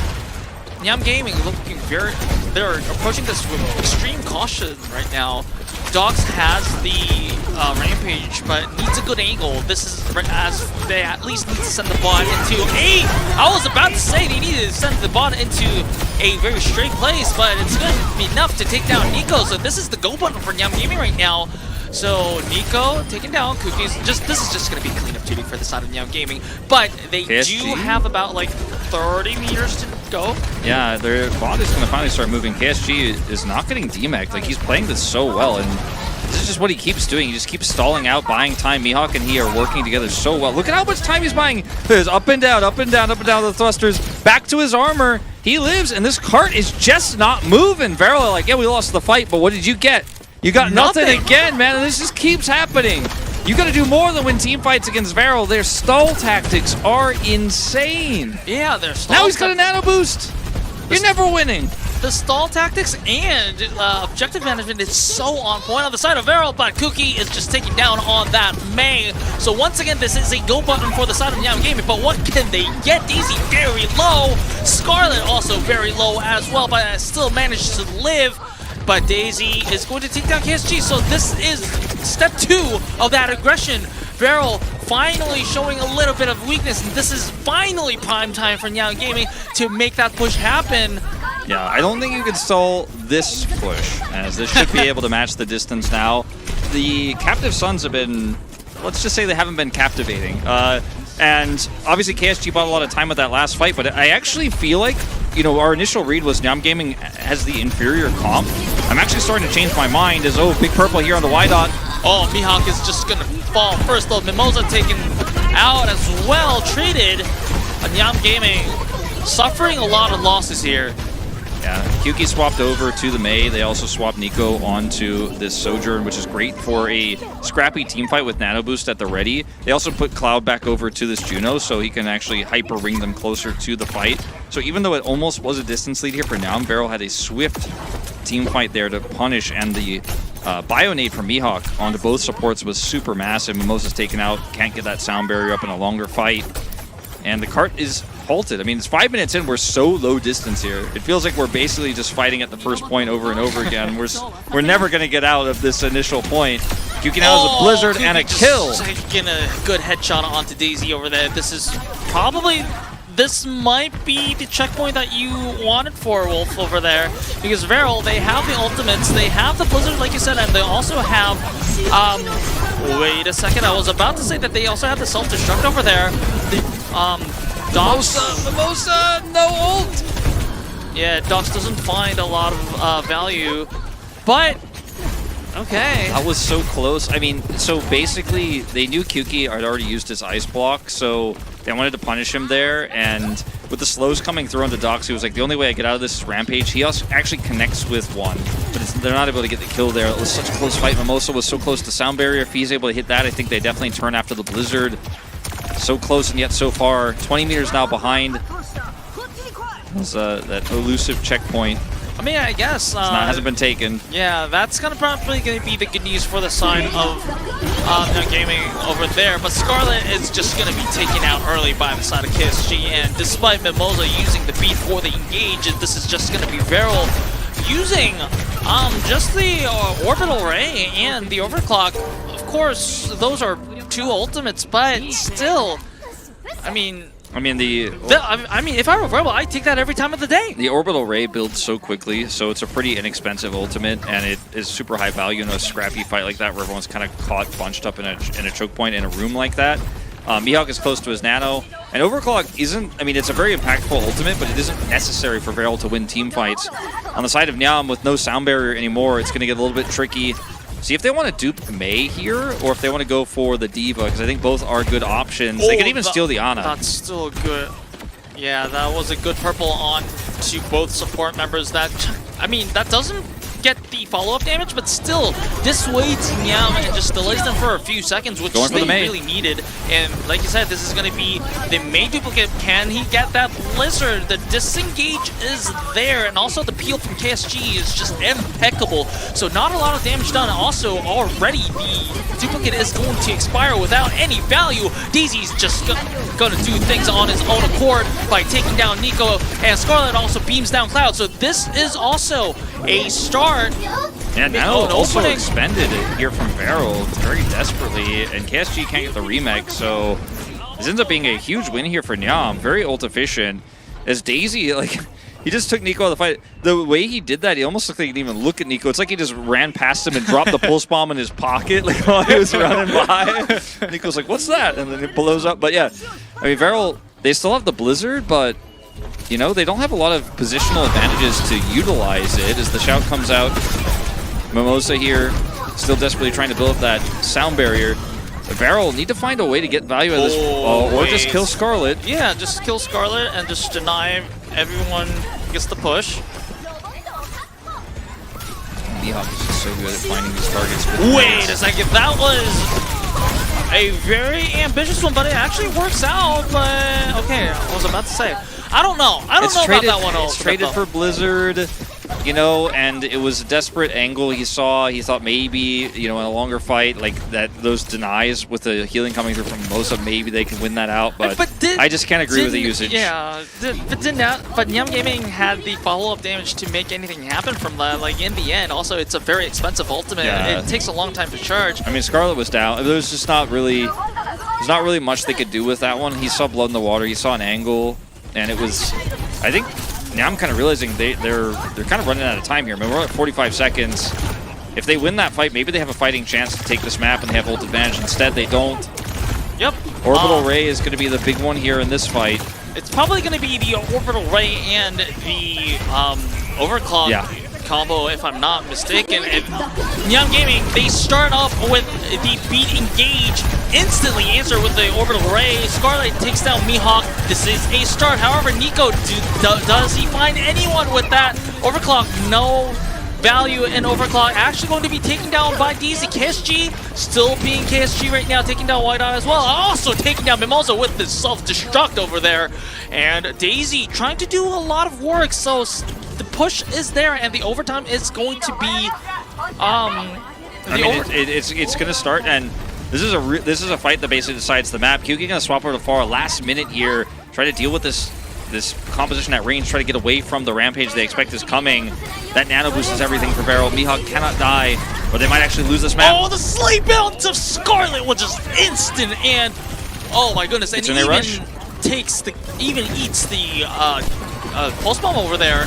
And Mihawk has the nano. That's going to be a lot of sustainability for KSG. Although Mihawk falls, KSG will be able to just defend NyamGaming from just touching the point. And wow, once again, NyamGaming was this close to taking down VARREL, but still VARREL with a very good coordinated team coordination it denies any possibility of that. The one thing they had to do in that fight, Nyam, was kill Mihawk and deny his nano. Once we saw the nano go on to KSG, they just didn't have the same sustainability. There was that kill onto the Lucio, some Mimosas down, no sound barrier, no heals, and The Pulse Bomb was one other way they could have potentially won the fight, but it was absorbed actually by KSG.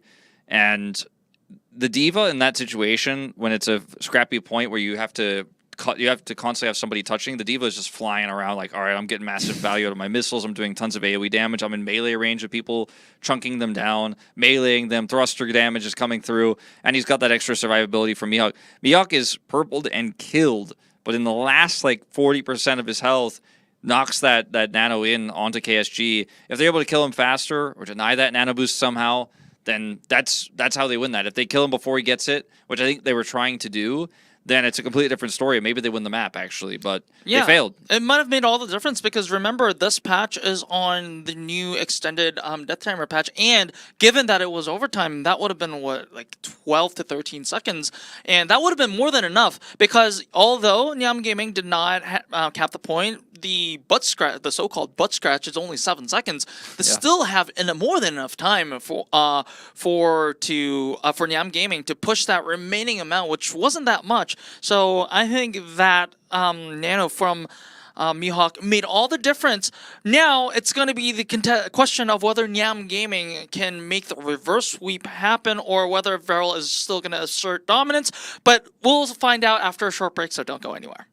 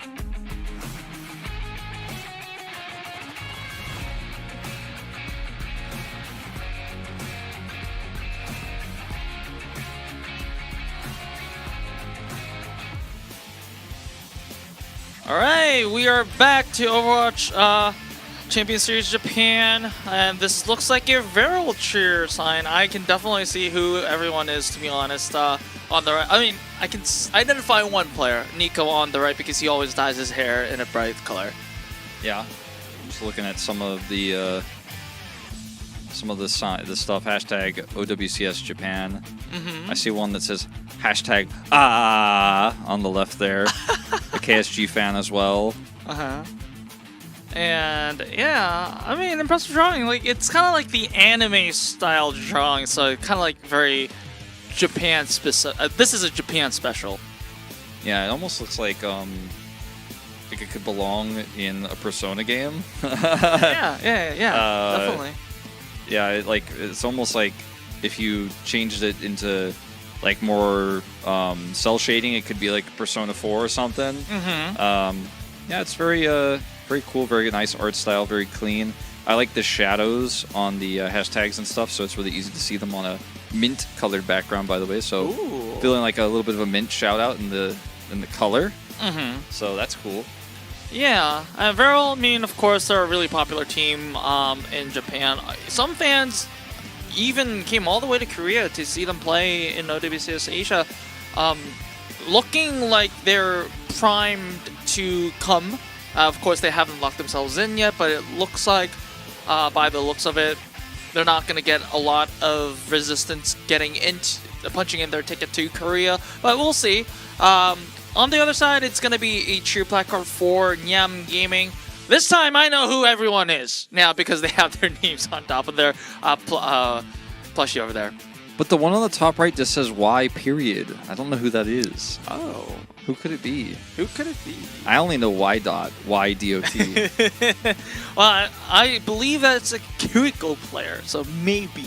Yeah, maybe it is Y dot, the man himself. He used to have the Y and the dot, but maybe... No, and it's not even the Japanese dot over there. The Japanese dot should be like a half yeah, hole it's a fake dot. Yeah, because the Japanese period is see-through, as you say. It's just a outline of a period, basically. Yeah, but impressive Pachimari's over there and Scarlet on the Genji. It looks like okay, Mimosa. Okay, so that's a Lucio Pachimari, and from counterclockwise it's Genji, Ramatra. What's that? Ash? I have no idea what the... Well, these... Is it Sojourn? Widowmaker. It's Widowmaker, yeah. Widowmaker, because like how it's it kind of looks like it could be Sojourn's rifle, but I think it's Widowmaker. And wait, Daisy plays Widowmaker? He does, actually, yeah. Really? I mean, on Circuit Royale only, basically. Okay. But yeah, he does. He's actually really good on Circuit Royale. And maybe that's where they take us, actually, for their final map choice.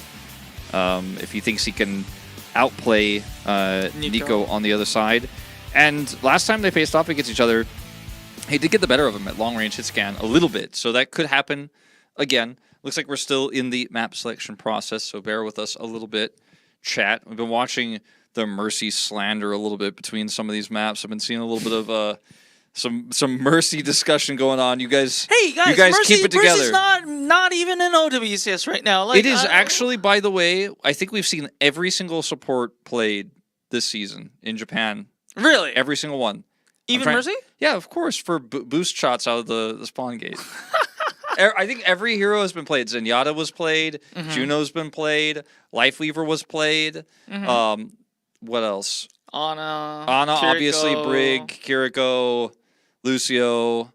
What support am I missing? I think that might be... We might have covered all of them. Yeah, we might have covered... Yeah, all the support heroes. Baptiste has been played. Oh, Baptiste, yes. There we go. Yeah, see, that's why you're the analyst now. All supports matter. Even if Mercy is just there to stand in the spawn room and right-click that damage boost for a Widow, hey, that's actually gotten people caps on A on Hybrid. Look, also, one of the most important things is that you pick the Mercy pre-game and then you emote and then you swap back sometimes.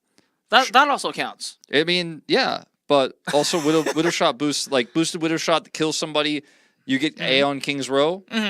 Worth it. Worth meta. They are going to Circuit Royale. It is going to be Circuit Royale. It is going to be goodness, Wolf, you are a prophet. Daisy Widowmaker. And like I said before, he got the better of Nico last time around in this matchup, and I am looking forward to seeing if he could do it again. If I were Nyam, I would probably start defense. Just try to get into their heads, try to outwit them. Dox is a pretty good Sigma player, so maybe that's what we'll be starting here. We'll have to wait and see. Farah, also very relevant. All right, let's see whether VARREL can shut it out or whether NyamGaming has something new on their sleeves. Ladies and gentlemen, we have Circuit Realm.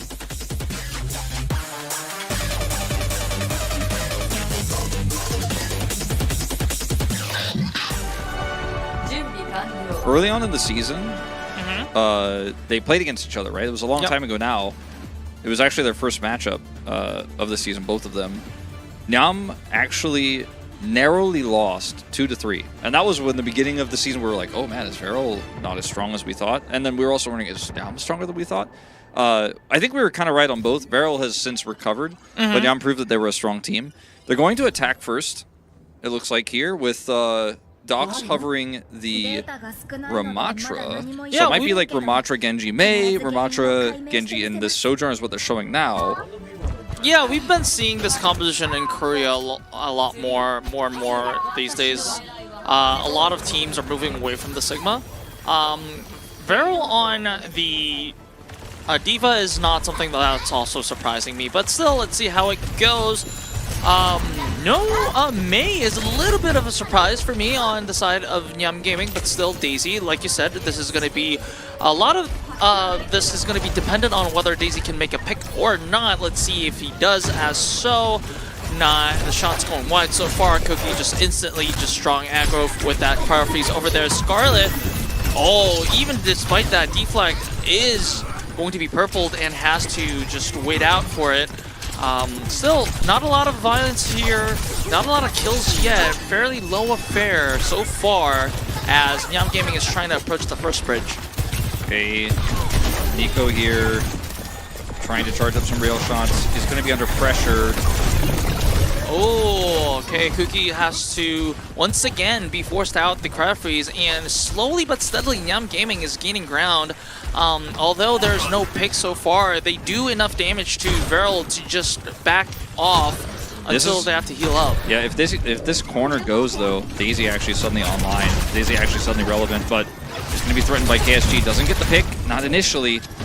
And so many resources put into KSG for that type of move. He fails. Here's the Blizzard. There's the Blizzard. Dox is probably, just going to be instantly cleansed. So nice move by Whiteout over there. So this is just going to be, to be honest, a Blizzard wasted over there. And now they're going to be the Ult Fest, the Annihilation, the Orbital Ray, the Nano is all going to be used. But it looks like in the end, NyamGaming might be having the better trade and A secured for NyamGaming. It's just so hard to actually kill a Ramatra in Annihilation, and once the fight starts going out of your control as VARREL, you just can't actually stop him. And Kuki's Blizzard, like you said, they had the wall follow-up. It looked really good initially, but the cleanse comes out. Dox gets walled, but then his teammates are there to save him. He has the Annihilation. He built that so quickly. He also has his team's Orbital Ray to keep him alive and up his damage output during Annihilation, and so they just end up winning that longer fight there. NyamGaming very happy with this push to get to one of the toughest parts of this map on attack.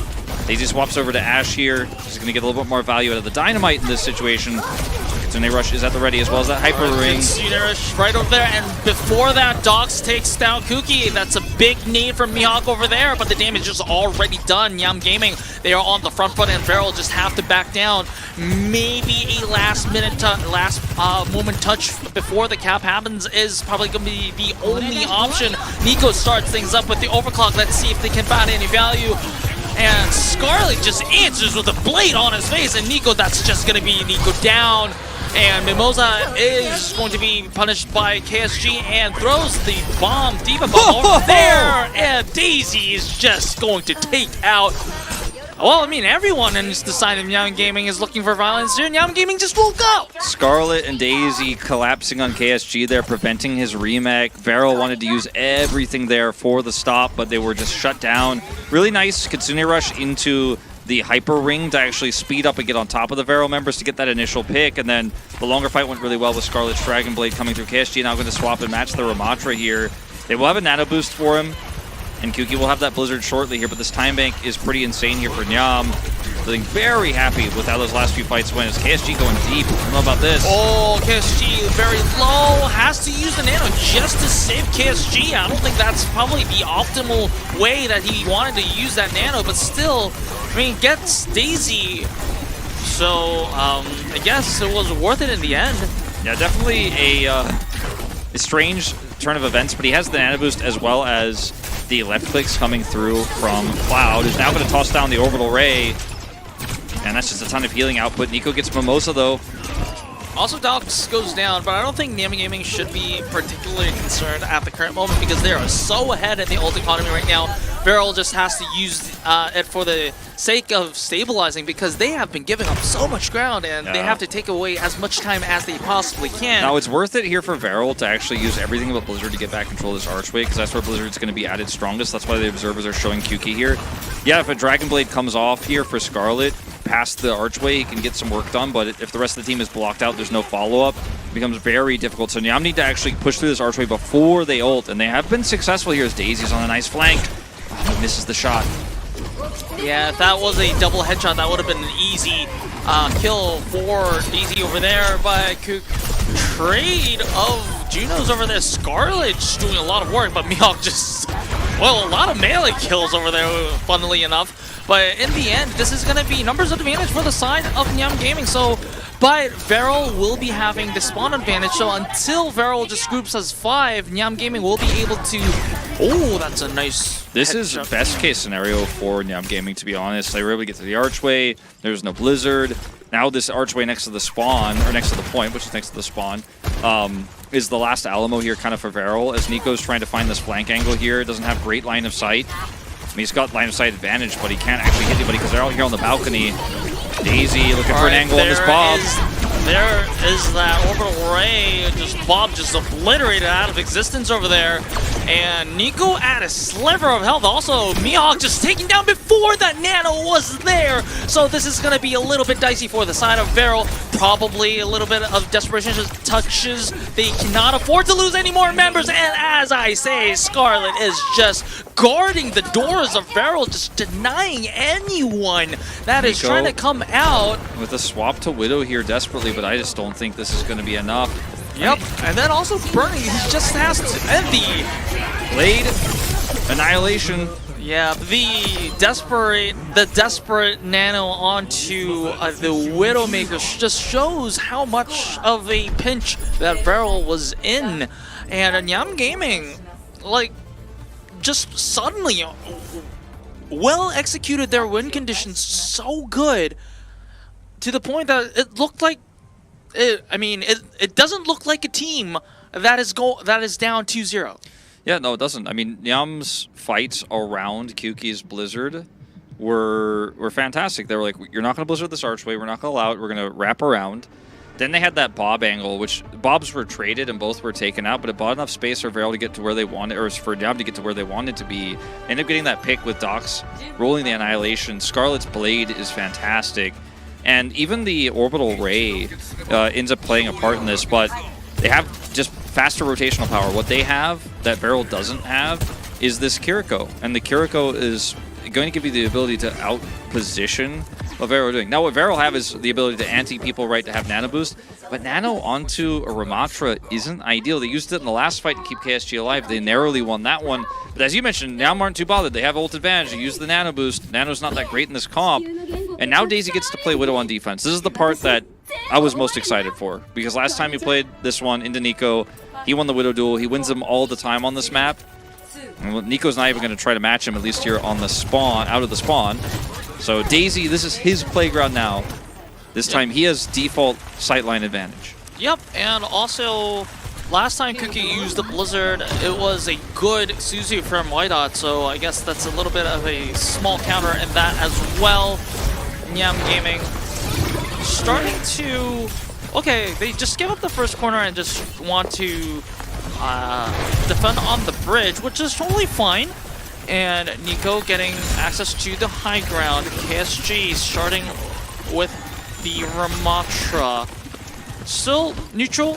Scarlet on the flank. Well, not on the flank, but on top of him, rather. On the high ground, yeah. Not finding a lot, so fairly low profile push so far until Kuki takes down Mimosa, so this is probably the go button for VARREL. Not good news for NyamGaming because they conceded all this ground to just defend on this position and they lost Mimosa, so yet they have to back up once again.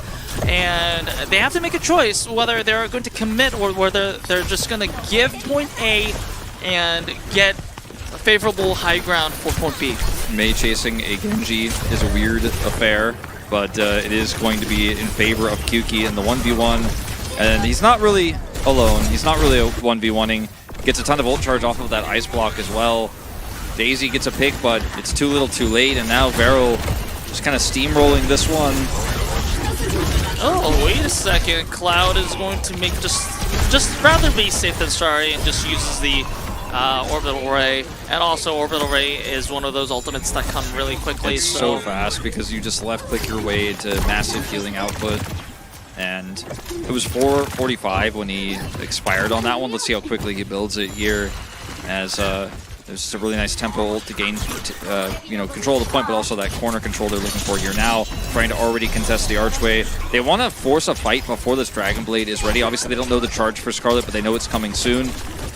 Yeah, I think also VARREL just shouldn't be really too concerned at the current moment right now. They have the tools, they have the Nano, they have the Annihilation, they have the Blizzard. NyamGaming is just getting everything out of their arsenal to win this fight. Oh, there is also the Blade. This is probably just gonna win them the fight, but they used about like 4 ultimates for this fight. I guess it was worth it in a sense that VARREL also used like 3 ultimates of their own. No, I think this feels really good for Nyam because VARREL, they're playing up super far forward there because they wanted to try to take the fight on their terms. You know, away from the cart, sure, but trying to get that archway to control to then shut down any sort of aggression from Scarlet, but they weren't able to actually find the timer, get any picks, and then all of those ultimates spill through, and they trade up in ultimates, and now we're back to reset, but that's favoring the defenders. As look at Daisy, he's got this high ground because you wanted the archway, you wanted to be super greedy, you wanted to actually shut them down before Blade. Now you've lost this part of the map. Like you've lost, I don't know what this is called, the little like zigzag path that goes up the hill. Well, maybe we call it the hill. You lost the hill, and so Daisy's just like, cool. It's my game again. I have full control. You took it away from me, but then you got greedy, and now I'm back in firm control of sightlines over Nico. And Nico's got the overclock here, so he shouldn't be too greedy with how he chases down, but now I'm buying a ton of time with this. Oh, Doc's being very sneaky over there. Doesn't have the Annihilation, but okay, is setting up for the bomb. I think that was instantly blocked by the Maywall over there. Hey, but still, that was a pretty nice idea. I think that was I think NyamGaming does need those kind of ideas because they need to do some sort of the unexpected if they want to beat VARREL over there. And there is that overclock over there with the Orbital Ray. So that should be enough damage to break the defenses of NyamGaming over there. So 2 ultimates expended to get control. But NyamGaming, they probably expected this, and they are probably happy with how much time they just took off the timer. I want to see if Wydot can get Mimosa into position to try to set up a big Ray here before the cap comes through, because VARREL used so much there, and Nyam actually have a huge ult advantage coming online here. The timing of this is razor thin, but the Ray needs to be used on the point. There it is. There is that Orbital Ray over there. The question now is going to be whether Kuki is going to commit with the Blizzard. The answer is, I guess, is going to be no, as VARREL. The fight's already lost? Yep. And they can't get the Blizzard where they want it to be, as Kuki doesn't want to use it here, but he's just trying to help his teammates retreat, but they lose control of the hill again. Scarlet has the Blade. He is taken out here by a nice right click. Oh, this is actually suddenly really bad for Nyam. They had so much control, but they greeted. And this is just going to be 2 nice headshots from Nyam. Nyam, why? Green, why go that far? You want to take the hill, take the high ground. And Kuki's just like, all right, well, if you guys are going to chase someone right click you down. Anakin Skywalker, you underestimate my power. Oh. The weird thing is, this is like Obi-Wan actually being like, I have the high ground. And then Anakin's like, oh yeah? Then Obi-Wan's like, I'll get you a little, and jumps off the high ground and attacks Anakin. Because Nyam could have changed, they could have actually repeated the storyline. We could have another Darth Vader, but they actually changed the ending. Okay, they still have great ults, and the time bank here is not great for VARREL. You know, like they're definitely going to be inferior if they finish the map, but Nyam. Alright, here we go. Starting things up with the Annihilation. Mimosa very low, but it's going to be VARREL that's going to answer now with the nano version of the Annihilation. So they're going to find a lot more value in that, and all that while the cart is moving. All right, we need to see Scarlet find backline access. Like, he needs to get in there yesterday. And if he gets caught by Kyuki, if he's walled out or blizzarded or both, then, you know, we're looking at the finish here for VARREL. If they can win 2 team fights, though, Nyam can actually bring us to a 4th map. They absolutely have the tools. This blade needs to be huge. Daisy has high ground. They might even not need that for this round, though. Yeah, no blizzard now, and so now they're like, all right, cool. We're not even talking about time banks. We're talking about winning the map. Yep. So, also, Daisy. Wow, Daisy did just a really good job with that headshot over there, and also has the Bob. KSG. Okay, I was about to say. All right. He's out. We hawk out and also. Oh, wait a second. So Scarlet shut down by Cloud over there, so no more value on that Dragon Blade. So maybe a little concerning for the side of NyamGaming, but Whiteout is going to commit with the Kitsune Rush, beliefs in Dot probably, and also Mimosa using the Orbital Ray, so extra sustainability and damage, so VARREL has to disengage, but the real question now is going to be after NyamGaming uses all those ultimates, VARREL might have this very it's the Orbital Ray. It's the Orbital Ray they've got to use here. That's the only way that VARREL can win this one, so they cannot lose Cloud. Same can be said of Daisy, though. He doesn't want to get picked as KSG is trapped in this wall here. He's blocking himself, so he's relatively healthy, but the Ray is there, like you said, and this is going to be the most important thing. And also the question is Dox going to survive long enough? But Daisy takes down Nico, so this is going to be very crucial. VARREL has to commit to this fight without Nico because it is 8 seconds and going. Dox has the Annihilation as well. The Orbital Ray is there, so Cookie takes down Daisy, so this is still a 4v4 fight, and Nico is going to join the fray earlier. Dox is frozen, but still has the Annihilation ongoing. Scarlet taking down, so this is a further disparity in numbers in favor of VARREL. Mihawk also using the Nano onto KSG, who is going to be on the Annihilation. Nico takes down Dogs with the Widowmaker. This might be a extra round affair. Yeah, well, the wall is going to block out Daisy's shots here. The cart's rolling through, and unfortunately, he's not able to touch the point fast enough to deny them the finish. We are going to extra rounds here, but with a massive time bank disparity. NyamGaming will have an additional minute and 41 of time on their attack, and will have the opportunity to defend first as well. That was a great swap from Nico onto the Widow there. As soon as he died, a lot of other players would be like, all right, what's the thing I could get to get back to the point the fastest? So a lot of people just go straight to Tracer. I'm going to blink my way back over there. I've got to be in this team fight. He's like, no. We have Orbital Ray. KSG is going to be able to buy time. Kyuki may have died, or might be likely to die before I get there. But I'm going Widow because I trust my supports can keep KSG alive. And the only way we win this fight is if I get like 3 kills and get massive headshots and pop off and shoot fish in a barrel and that long sight line towards C while Nyam are staggering, trying to get one person on touch, one person. I have to be the guy. I have to pop off. He already knows that. Like, he's already 3 steps ahead. He's playing 4D chess. And that Widow swap was fantastic. I think, again, a lot of other players go, oh, I got to go Tracer here. I got to just rush back. He's like, nope. I'm just going to trust. We don't win this map if I go Tracer. I just buy time and then die. As VARREL might have to do something unusual here. They have such a low time bank. Alright, it looks like they are doing the familiar thing here that they ran on their attack. Let's see how well this Widow goes here against Daisy's Ashe. As you really need to win like 3 fights in a row probably to have a chance. This time they're defending from the first corner, which they just conceded early on the initial defense already. Okay, Daisy, good dynamite over there, just giving a lot. Oh, wait a second, but Dog's just dying there. I was about to say pressuring HP, but you can't afford to use your tank over there. No, you definitely can't. KSG is going to help clean up house. Had some more staggered deaths here. Nico goes down, but ultimately, VARREL still have the numbers advantage here, and a pretty big chunk of ultimates coming online here soon because Kyuki did so much damage in that fight, has the ice block to build that one up. And they're going to get corner control. Daisy is going to operate on this hill, but that means free distance, and free distance is not what you want to be giving up, even if you have a massive time bank lead. Oh, once again, Daisy's taken down by Kuki. Kuki making May look like a hit scan right now. And also, 83% on that Blizzard.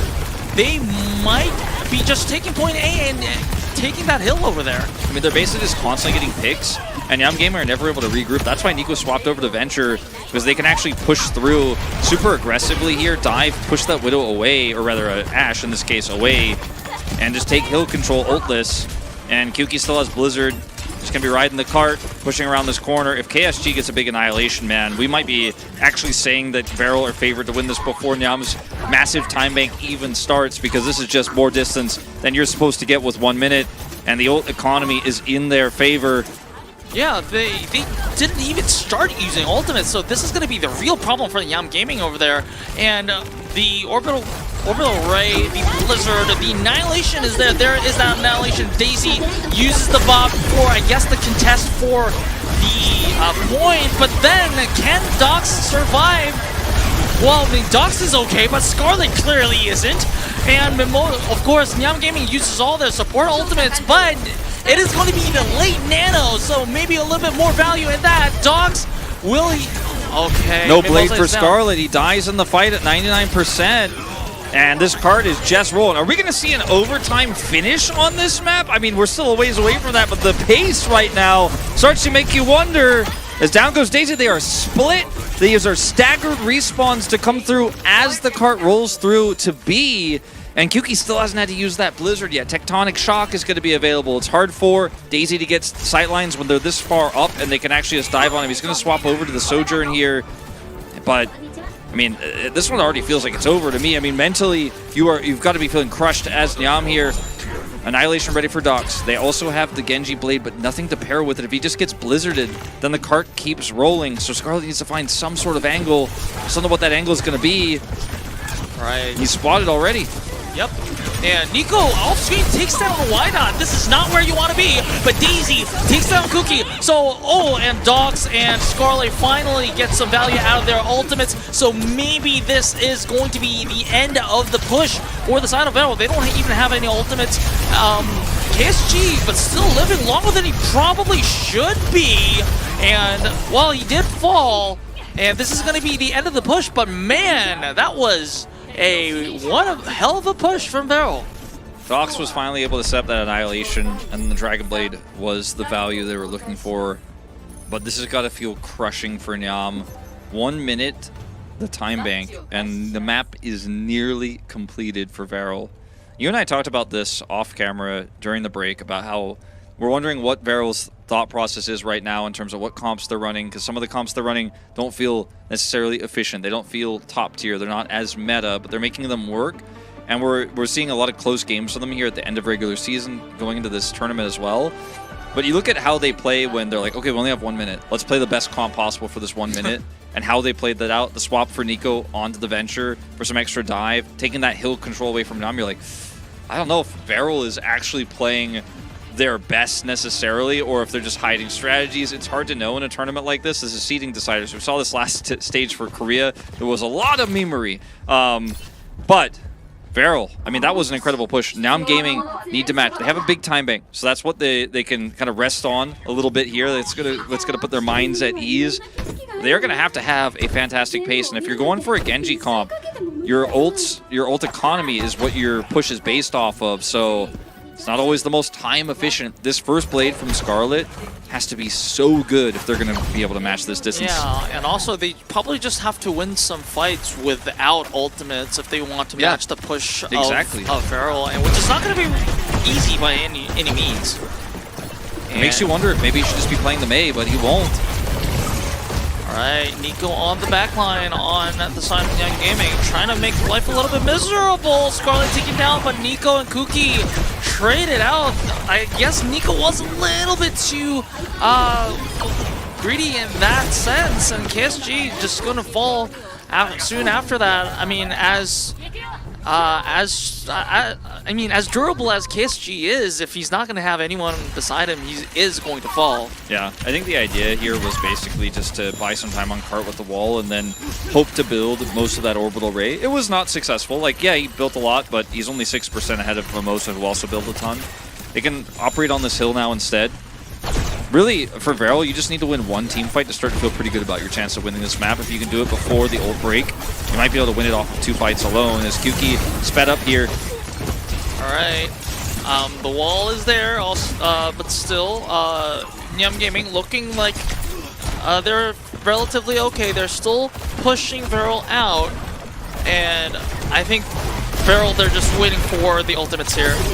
There is Cloud's ultimate over there. Mimosa taken down before that, but Cloud's going to be traded out. But, oh, wait a second. I was about to say that the ult should be enough to secure VARREL the win, but Dogs, with a good decision-making right there, just decides to commit the annihilation, and then I guess that's point A. So now this is where it gets really tough because they have the Dragon Blade, but they basically can't. They're not allowed to ult. They are going to ult. Yeah, they are, because point A is taking longer than they thought it would be due to Nico, but still this feels like a very expensive fight. Because now we're talking about overtime here for basically B, and all VARREL need to do is save up 6 ultimates because of the distance they have, and just be like, well, we have more ults than you, we win. Yeah, and that's why blading there, like, it guarantees you A, but it's not like a checkpoint. It's not really, it's not actually really helping you. You're helping your case. They need to maybe try to find a way to win the fight without. That's why I was saying Dragon Blade compositions when you're fighting against the clock feels so expensive, feels so rough, because VARREL can just stack ultimates against you now.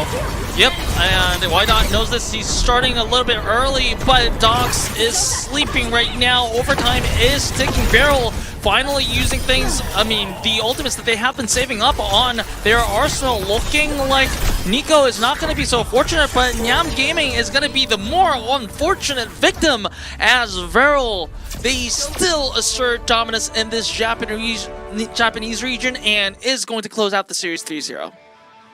Another tragic loss for Nyam. I mean, they had so many big wins in this series. I think the 3-0 scoreline doesn't tell the story of how close this really was, but you know, even with their massive time bank, a minute 41 faster, or rather, well, faster than VARREL, but larger than VARREL on that overtime.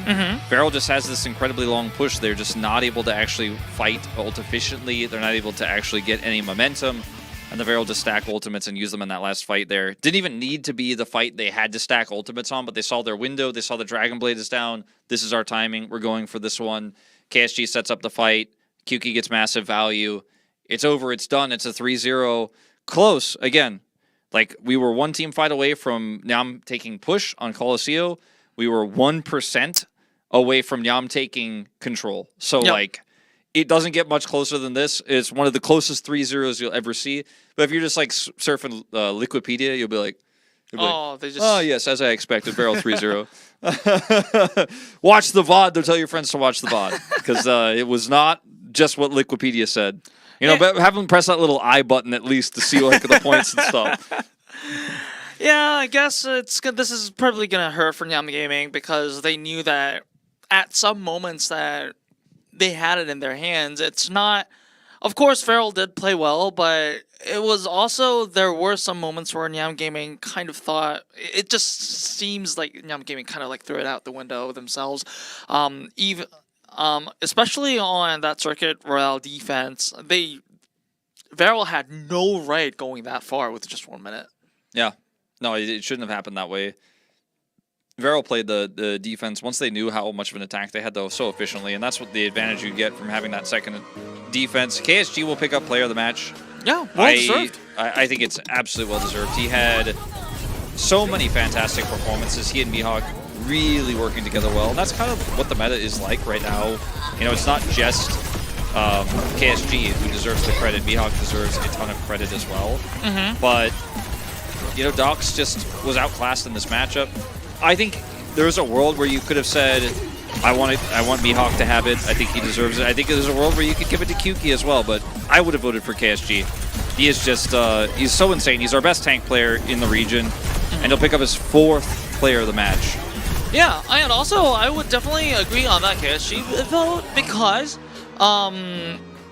if you not just looking at the plays, not just looking at the individual plays of the players, but just kind of thinking about the influence that the player gave throughout the match, even in very unadvantageous where the odds were against you, VARREL, it was KSG that was pivotal for VARREL to kind of make that objective control. Remember on Colosseo where it looked like NyamGaming were winning all the team fights, but in the end they weren't getting anything because KSG was living long enough for Mihawk to get those nanos online, waiting for the rest of the team to come. Even on Circuit Royale, like when Scarlet and Scarlet and Daisy were doing so much damage to the entirety of VARREL, KSG was there. He was just on that Ramatra, surviving long enough for everyone to come back, everyone to have their ultimates online. And in the end, that was something that NyamGaming wasn't able to do when they were pressured. So that made a lot of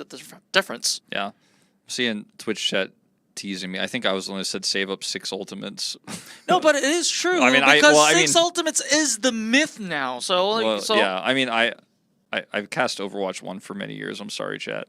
It's in my brain. But yeah, I think you look back to some of those clutch fights as well, where KSG primals on Lijiang, buys enough time, the team runs back. Like, he just had such an impact. It's hard to even show it in highlights. Like, it's hard to show it in clips.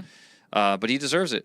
We have one series left today, Unknown. Yep. It's the banger one. It's the one that should be the closest. Yep. It's going to be INSOMNIA versus LAZULI, so don't go anywhere, chat. We'll be back after a short break.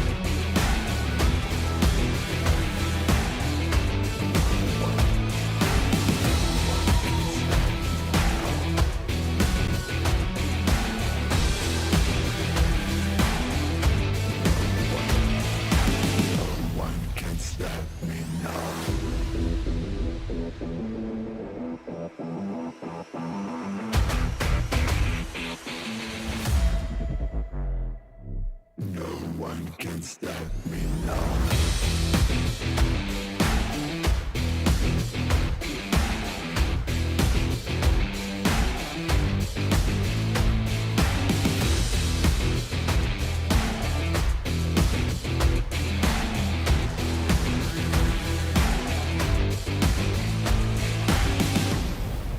No one can stop me now.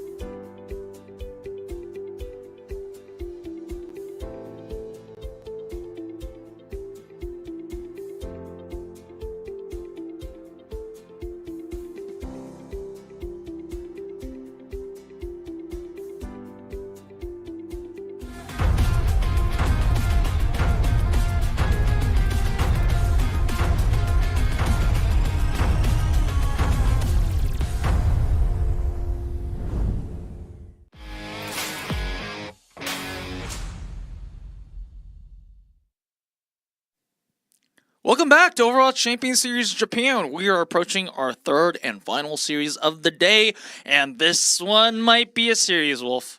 It might be. INSOMNIA, second best team in the region, only losing ultimately to VARREL in the end. In a very close 3-2 series, but LAZULI is on the rise. LAZULI is looking really good in this meta, so this could go either way. Second place versus fourth place, technically speaking. Feels like second versus third because Nyam looks a little bit weaker than LAZULI at the moment. But like I just was telling you right before the camera turned on, we're living in AIDS world. I said it earlier. Exactly. When we were talking about the player of the match record, it just feels like that's the only phrase I can use to describe it. Because you think you can kill him, you can't. You think you outrange him, you do, but he doesn't care because he'll kill everyone else. You think he only plays Cassidy, but then he plays Ashe. Or and sometimes the Sojourn as well. Venture, Sojourn. But mostly just Cassidy. They protect him. And now he's got Orbital Ray to increase his damage. There has never really been, to me, in Japan, a single player that has been so prolific in how the team plays around them and how much stronger they are than anyone else in the position. Like, Nico and Kyuki have nothing on this guy. And that's crazy to say because, like, they beat him, right? But individually, and with how many resources he gets, like, he is the main character. VARREL's a lot more split and a lot more balanced, I would say. And maybe that's part of why they ended up beating INSOMNIA. I would say probably, actually, that's a big reason why. But INSOMNIA, they don't often resort to changing up their strategies. They like to just play around Aid. Yeah. Aid wins. Milgaro is Aid's actual brother. They have good synergy together. He peels for Aid really well. And if I had to officially predict, I would probably say 3-1 INSOMNIA. Yeah, I would. That's because I don't know if you guys know, but the lead observer for OWCS Japan here is, well, not the Aid of INSOMNIA. It's former coach Aid of Paris Eternal and Dallas Fuel. I was talking with Aid about, hey, how do you think this game match is going to go? I did also say that it might be 3-1. That's kind of like my realm of possibility. If it goes all the way to 3-2, that would mean I would be very impressed with LAZULI in a very pleasant way. Yeah. We're also living in this Aid's viewpoint and his world because he's showing us the world of the Overwatch and the game. So Aid is showing us Aid's world, but those are two different Aids. Yeah. Oh, okay. So we might have some wordplay on our hands. I mean, I'll leave the wordplay there. That was only sometimes we got to fill this time before we show the rosters and stuff, and sometimes we talk about angels in the outfield. Sometimes we talk about expectations. We usually talk about expectations. And then sometimes we just end up going a little off the rails. Right now, it's okay. The train has been derailed. Hey, look, last time with the 9K, I was talking about my hedgehog, so it didn't get as far as that one. No, not quite. We did have 2 3-0s today, although that second series, like I just said moments ago, if you were watching, that scoreline doesn't tell the story. Telomere narrowly 3-0'd as well. 2 of those maps definitely could have been theirs. We had one map that was a little bit one-sided, but the other 2 definitely felt winnable for Telomere. They haven't won a single game this season, and that was their last chance in the last chance qualifier. They're out. Namekuji play against MFC tomorrow. For the last match of the day, will it also be a 3-0? Time will tell. Yeah, it would be very interesting, and also a state of intent for INSOMNIA if they do win 3-0, because LAZULI, like you said, has been on the rise. So INSOMNIA, their state of intent would be, hey, only VARREL can actually pose a challenge to us in, I guess, a very competitive way, but this is going to be your INSOMNIA roster, no substitutions, but of course this is a 5-man roster, so it's going to be Underseed Aid, Milgaru, IQ, and Wagayume. Yes, thank you. Yeah, this roster is heavily funneling resources to Aid. Undersea also just putting in, I guess, side damage would be a little bit of an understatement. But hey, if Aid gets all, when Aid gets all the attention, Undersea tries to, you know, take advantage of that. Milgaru also playing a lot of the ball, like it shows on the graphic there, taking a lot of aggro and peel for Aid there. And IQ and Waka Yume trying their best to keep Aid alive. The difference between Aid and Daisy is that Aid is a really good hit scan player, and he's kind of exclusively one, where I felt like Undersea and Daisy shared a lot of roles. Like, when Undersea was playing Echo, he was also playing Tracer because he always duped Tracer. Now he can actually just be the Tracer player, but also play Echo. Aid can play Tracer, but he very rarely does, so it really solidifies this roster as a very meta composition or a team that can play meta comps. They don't always, but they can.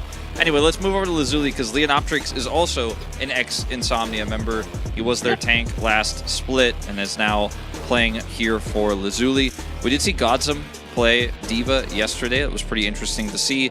Sakume and Shui are starting, so no Kiru in the starting lineup. Shui is also playing support. Nevis is playing DPS. Yep. That is something we have seen before. Nevis has played a little bit of DPS. Yeah, but I'm not going to say I'm confident about this, though. Yeah, Nevis has been playing. He's kind of like being the, I guess, ultimate flex for this team right now. And also... He's played tank as well. Yeah, so he's... if you just kind of like look at why he's playing the DPS role right now, if you look at some other options, maybe, you know, Shui's playing on the support, so he's not playing DPS. And also CC2 is kind of locked on the Hanzo because we've been seeing him in Stage 1 Namekuji brothers. Yeah. I guess he played once this season. He played Reaper on Control, and they had Shui on support. And so maybe this is a similar situation. Maybe it's going to be this time Nevis plays Reaper on Samoa here, because that was the map that they played it on last time around. I'm very worried about this because last time it went very poorly, and I think Shui is arguably the best player on this roster, the most impactful, and to put him on Lucio like they did last time around really weakens this team quite substantially. Alright, but let's see, maybe if Lazuli has something to catch Insomnia off guard with their roster picks. Ladies and gentlemen, we are going to Samoa.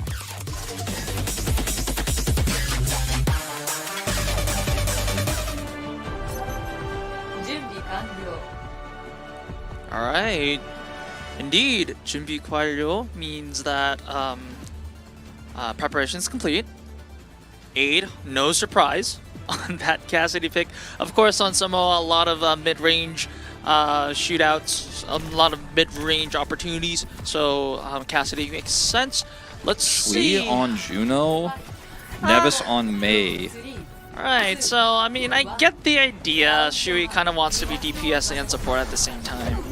I guess that's the idea. I mean, look at how quickly they can get to the point with Teleport and the Hyper Ring. They're keeping the Symmetra, so they just want to play a Mei composition here. Very interesting to see this. And for the side of Insomnia, they massively outrange Lazuli because they have a Pharah.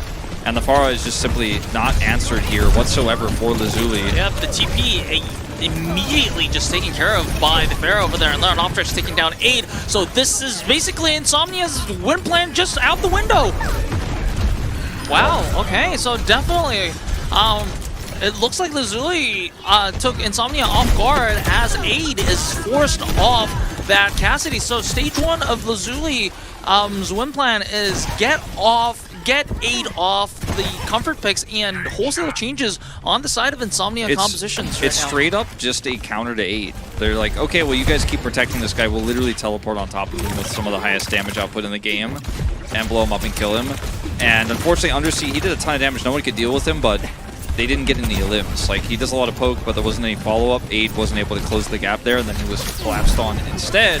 See what Undersea could do in the second fight. Good anti onto both members, but no follow-up damage means that they will be able to live to fight another fight. And look closely at the ultimates here. Shui, as soon as he gets the orbital, he does use it. Undersea takes down Nevis, but the damage is going to be done by a double kill with that Bionade on Sakume. So this is going to be early advantage for the side of Lazuli. Remember, they already have control of the point. The longer this fight goes, the better for him.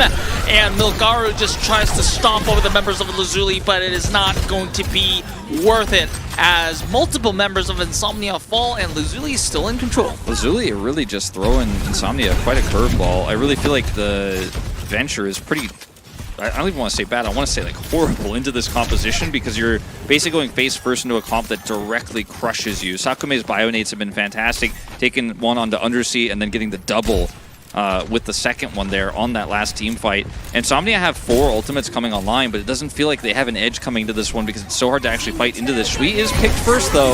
Okay, this might be the window of opportunity that they were looking for. Another good nade from Sakume over there. Make sure that Wagayume is not in the fight. Milgaro also very low. 8 does take down Sakume. Okay, finally INSOMNIA, they made those necessary picks in order to make that flip happen. However, it was like, considering that they were a man up at the early stages of the fight, this was very close. Yeah, now Lazuli decide, even Nevis decides not to ice block, he just wants to reset as fast as possible.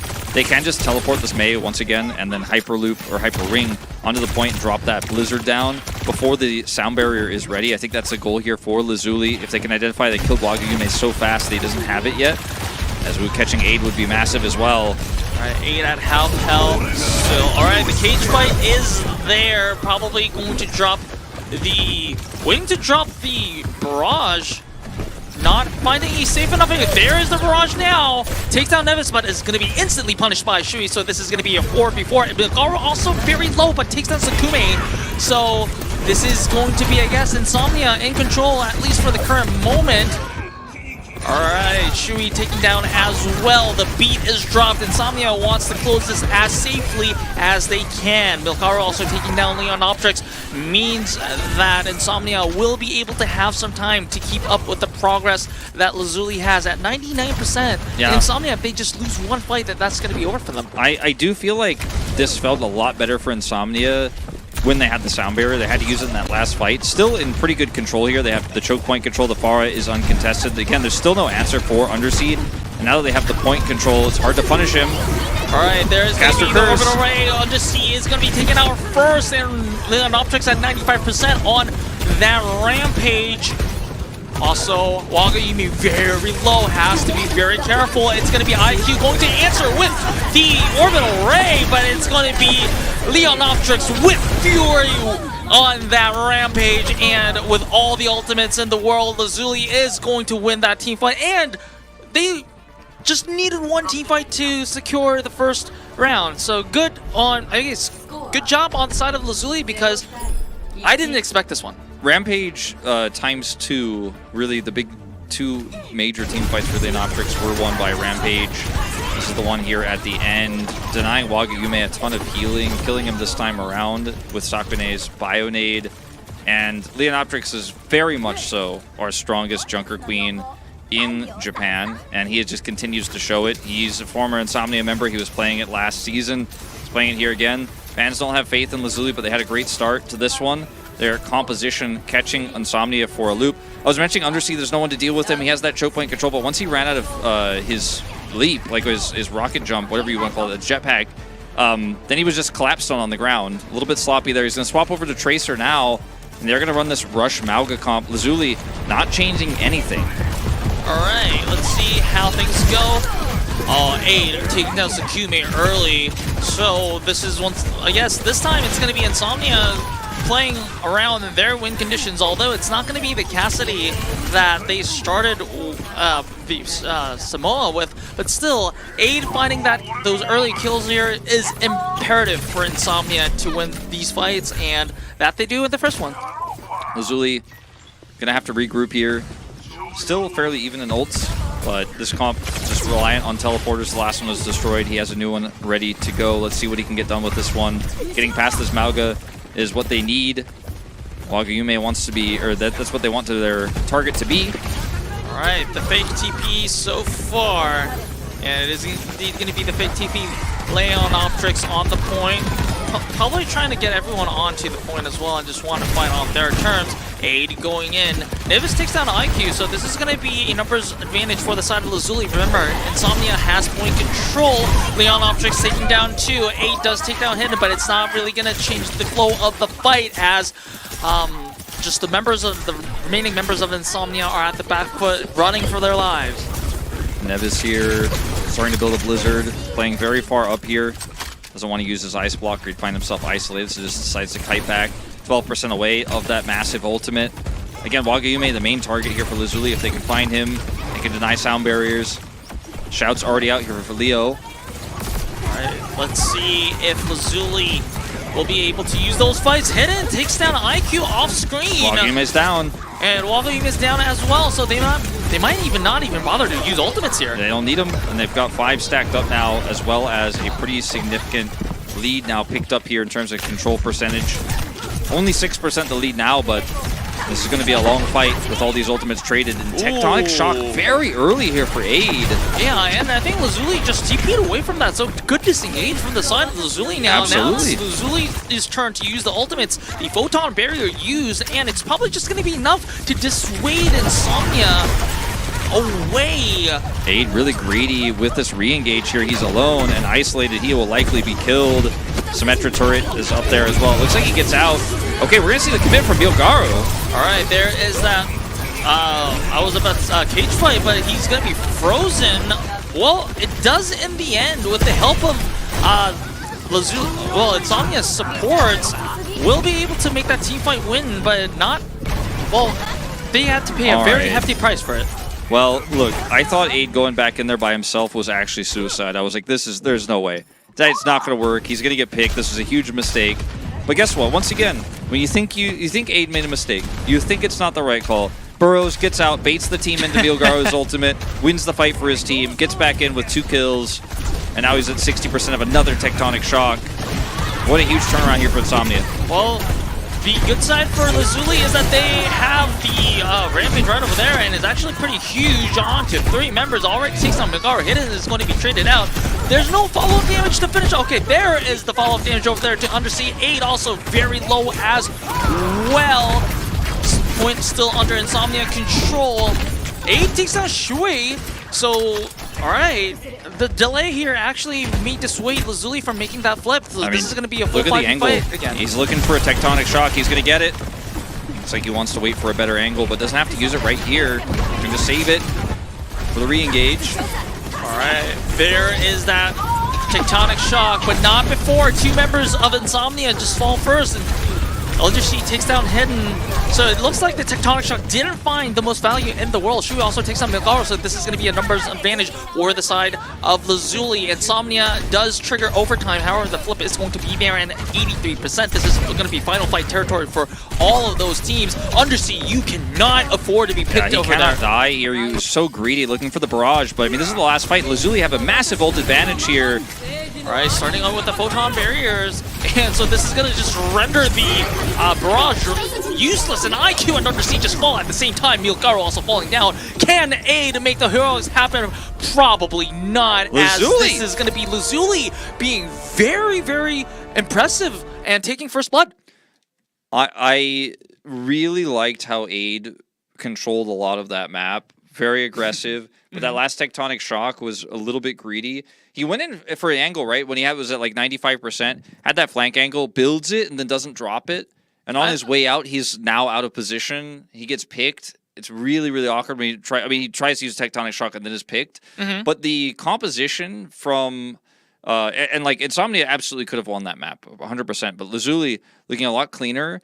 I was a doubter, right? I said Shui on support. That's not for me. I've seen this before. It completely fell flat on its face. That didn't work out well, clearly. Looking much better on the Juno, though, than he did on the Lucio.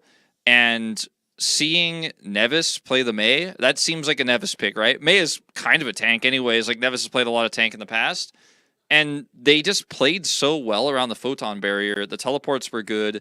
They outpaced INSOMNIA. And it's been a while since we've seen a team go, okay, INSOMNIA, you kind of only do one thing. And we prepared an answer to it. And it actually works. They were able to shut down the Cassidy instantly. He had to play the Venture the entire rest of the map. And like Aid has been playing almost only Cassidy. And so this was just a good strategy coming out here from Lazuli. They prepared well. And the lack of flexibility, I think, exposed again a little bit here for INSOMNIA.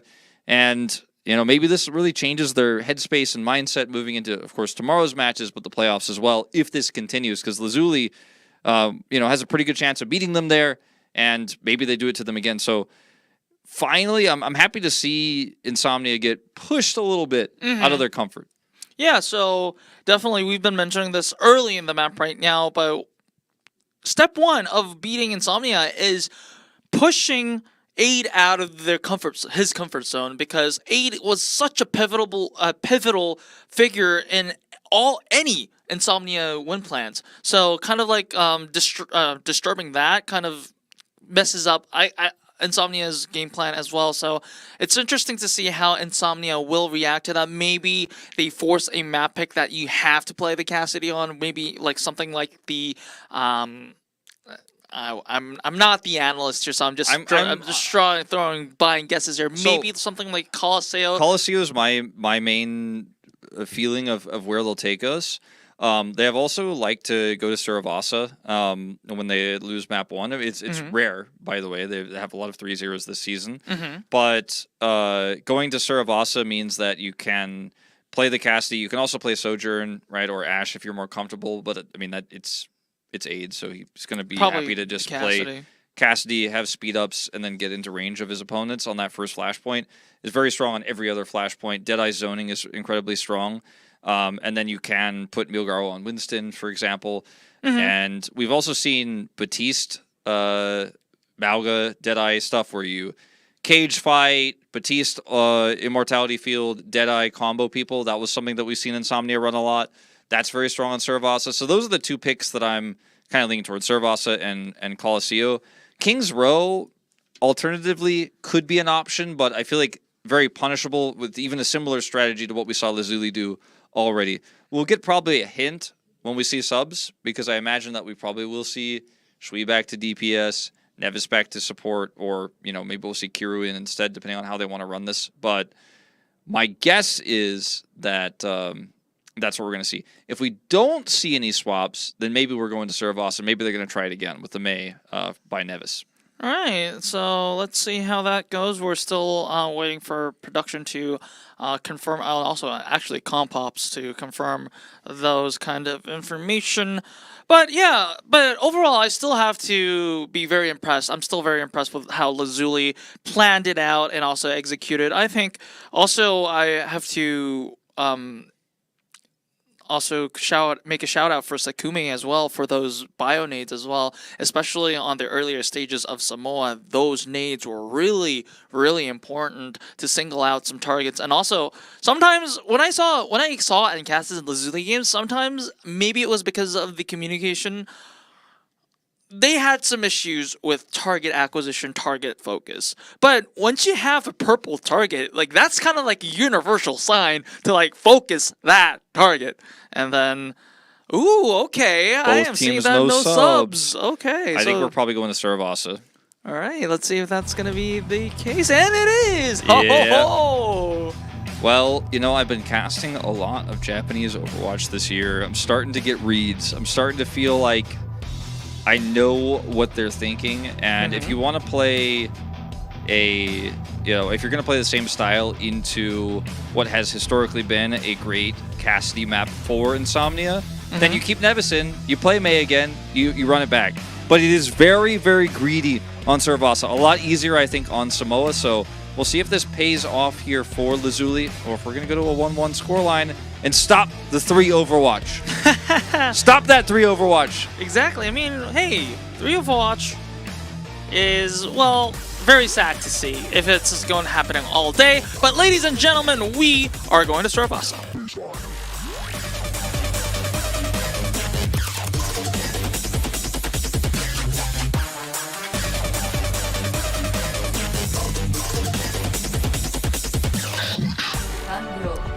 Alright, the dubstep button was a little longer than I expected, but we have... Wait, I forgot. I think we had an agreement on whether that was an alligator or a crocodile. I think it was an alligator, right? No, I thought we ultimately decided it was a crocodile. Oh, okay. I can't remember, though, to be honest. And he was hiding his teeth when you asked me, so it was hard for me to confirm. Right. So, LAZULI, unsurprisingly, Leo, JQ, all right? Nevis back on the Mei, hidden on Symmetra, same composition. INSOMNIA, they're running their, Cassidy rush composition here. So they need to actually close the gap onto LAZULI, but LAZULI is also trying to do the same. They need to protect Aid. That's the main thing. Ooh, Wagayume was a little bit of a... I think he went a little bit sub half health, but he should be fine right now. the question is going to be, okay, the TP this time onto the high ground, just hidden to shoo off Undersea over there. No casualties as of yet. Undersea looking for those rockets, and also 8 to finish them off. Currently, Insomnia looks like they have a little bit of an early hand because Nevis is pressured out and is going to be taken down.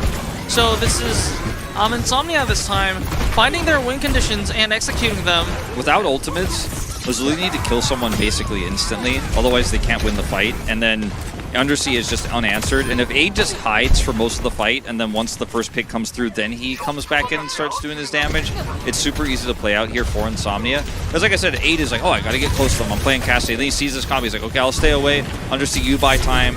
The only person who could really kill you or threaten you is the Mei right clicks. Oh. As Undersea does get taken out by Leo here, and Nevis together. That was a little bit greedy though from Undersea over there. He was a little bit far too forward. Yeah, not the first time in this series. As here comes the ult from Shui.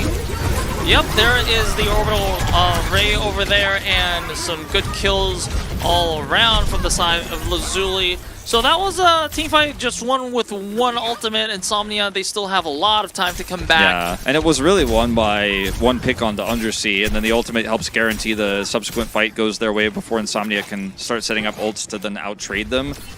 So LAZULI still have a mountain to climb in terms of the percentage here, but it is Flashpoint. It is going to tick up very quickly. Nevis has a Blizzard.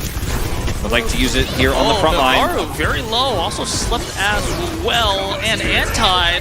So Wagayumi is pressured to use the sound barrier, but it's not going to save Milkaru. IQ is going to commit with the orbital ray here. Hidden is going to answer with the photon barrier, and 8 is taken out. That's going to be Insomnia not going to be able to win this fight, and they used everything in the bank except for Undersea's barrage over there. 8 is going to swap over to Ash, and LAZULI have this one pretty much in the bag. Insomnia can go for one more contest here, but I don't even think they should commit the barrage unless he finds a perfect angle. They're going to go for it. Walls up early. Yep, overtime is taken. Sakumi taking down Milkaru. This is not going to be good news. Undersea probably will be he's not even given a choice because he's just taken down by Sakuma over there, and first Flashpoint is going to be taken by LAZULI, and also IQ is staggered, so probably LAZULI is going to have rotational advantage towards the second Flashpoint as well. They have Teleporter too. They get point priority from Insomnia trying to contest with no tools, no ultimates there. I think that was definitely a poor decision, and means that LAZULI not only get some extra ult charge, but like you say, get point prio. And I mean, this is their fight to lose as 8 is chunked out here, not able to actually get through this choke point. He's exposed. Leo has Rampage for the first point unlock fight. That could just be fight winning in itself. Insomnia no longer with the Lucio, so no speed boost for 8 outside of the Hyperloop. Alright, the barrage does take down Hidden and Undersea. Okay, I was about to say Undersea was about to live over there. And 8 takes down Sakume. Leonoptrix thinks that the fight is winnable, and it just might be, as that was a huge rampage onto 3 members. And also Shui dies, but it's going to be the orbital ray left for Leonoptrix. But can he survive? The answer is no. Okay, I thought this fight might have been winnable, but still, it's Hidden trying to juke it out through the teleporters. Just buying some time here, will get out with his life. Very risky, but actually paying off in dividends here. They still get the cap. Well, I say that. And Mei is back. Oh my god, LAZULI. They have Blizzard too for Nevis. And Nano onto Hidden makes sure that he lives long enough for the photon barrier. What a fight. What a play from LAZULI. And Milkaru uses the self-destruct. It's not going to take any... Oh, wait. Not going to take anyone. But the remake is going to take Nevis over there. Okay. I'm going to have to go watch this back because it looked like to me LAZULI actually were contesting the point, but Insomnia actually got the cap there. It looks like maybe just weren't actually touching. We're on the edge or just a second too late there when they did come back in for Nevis dropping the ice block and stuff. Insomnia actually ended up going up to 50% in that extended fight, and LAZULI don't use the Blizzard, which I think they absolutely needed to use to win that fight. And it ends up being a scrappy one that Insomnia takes. LAZULI looking fantastic there on the recontest and winning the fight initially, but using so many tools and not denying the cap. Insomnia now with a massive lead on the second flashpoint. All right, Nano on to Milgaru here. Make sure that the D.Va stays up long enough, but Wagayumi is pressured low and is going to fall first. Hidden with the credits on that. Aid's going to use the tectonic shot. Milgaru also going to take Hidden under siege, just using the barrage onto Leon Optics as well. So they make sure they capture the second flashpoint, but they had to use a lot of ultimates for this. Yeah, this game is getting scrappy. It's getting weird. It's getting hard to understand who has leads because it's just been so scrappy. It's been so back and forth. The ult fights, we're seeing so many ults layered on top of each other. Obviously, the Photon Barrier for Hidden being the most impactful one so far, but we do have 2 orbital rays coming up for this third flashpoint. Winner of this flashpoint, of course, takes match point for this map. So Leo's going in, he swapped over to this win, so they're slowly transitioning this composition away. Yeah, I mean, it works against the D.Va, so why not? Hidden still trying to do some mind games with the TP over there. So both orbital rays in play. Leon Optics was very low and was anti-nated, but still, it's going to be Hidden who falls first. But Wagayumi also going to be picked by Leon Optics over there. Also, Leon Optics being nanoed will make sure that he stays up and healthy. Shui does his DPS instincts by taking out Aid. IQ just doesn't want to get staggered, I guess, and just falls down. Or maybe it was a misstep over there because Milgaru was there. But in the end, it's going to be LAZULI who takes the point away at only 27% for INSOMNIA. Yeah. This progress is going to get flipped really quickly. Yeah, I mean, they will be able to take the lead here 100%. I mean, they have a Blizzard, they have a May. I mean, there's no way they don't take the lead. The question is, can they win this fight ult efficiently? Hidden is swapped over to Sombra, which is quite unique. Pretty strong into the D.Va if utilized correctly. Decent into Pharah as well, depending on how the fights go. Looking for a backline target here as the D.Va is too far away. Just looking for a hack onto Aiku would be pretty huge if he could get it off. She's checking for him right now. Yep. And he's going to go in for it. Waiting for the dive potentially from Leo. They're saying, we have the point advantage. Like, you have to come to me first, and then I'll look for the hack. Yep, there it is. Trying to Milgaru being the nano target here. Aid taking down Sakuma early. Support lines down for the LAZULI. So this is going to... Oh, wait. Leon Optics takes out Wagayumi all with that. But he doesn't have any healing. Wait a second. Nevis is going to commit the Blizzard. Down goes Leo. Underseas Barrage is massive. That was a pretty poor fight from LAZULI, I think. Yeah, they got a lot of kills, but they used way too many tools after INSOMNIA had expended some of their own. The Barrage feels nice to get, but LAZULI had a lot more control, I think, than they needed to actually ult for, and they could have just given this one up. They got nearly to 99 and could have just had those ultimates for the retake. They're really banking a lot on this Ray Nano. Maybe the EMP, but again, much less value into the comp that INSOMNIA is running than a lot of other Sombra comps would get, and it's just not that strong right now in this meta. Aid has Tectonic.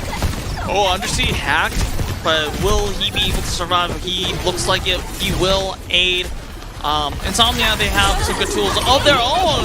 That was a good wall to take that, to deny early damage from the Tectonic shot, but it's not going to save Nevis from being killed from Milgaru over there. And yeah, I definitely agree with you. I believe that Nevis probably wants that Blizzard back for this fight. That could have been so different. Yeah, it could have been way better for them, but committing so much, the Primal, the Blizzard. They have the EMP now. They weren't able to build the Ray nor the Nano in time to get value out of it on that last fight. They have the ult advantage for this one, but they're down a flashpoint. If this fight goes poorly, they may just be losing this map and going to game 3 tied up 1-1.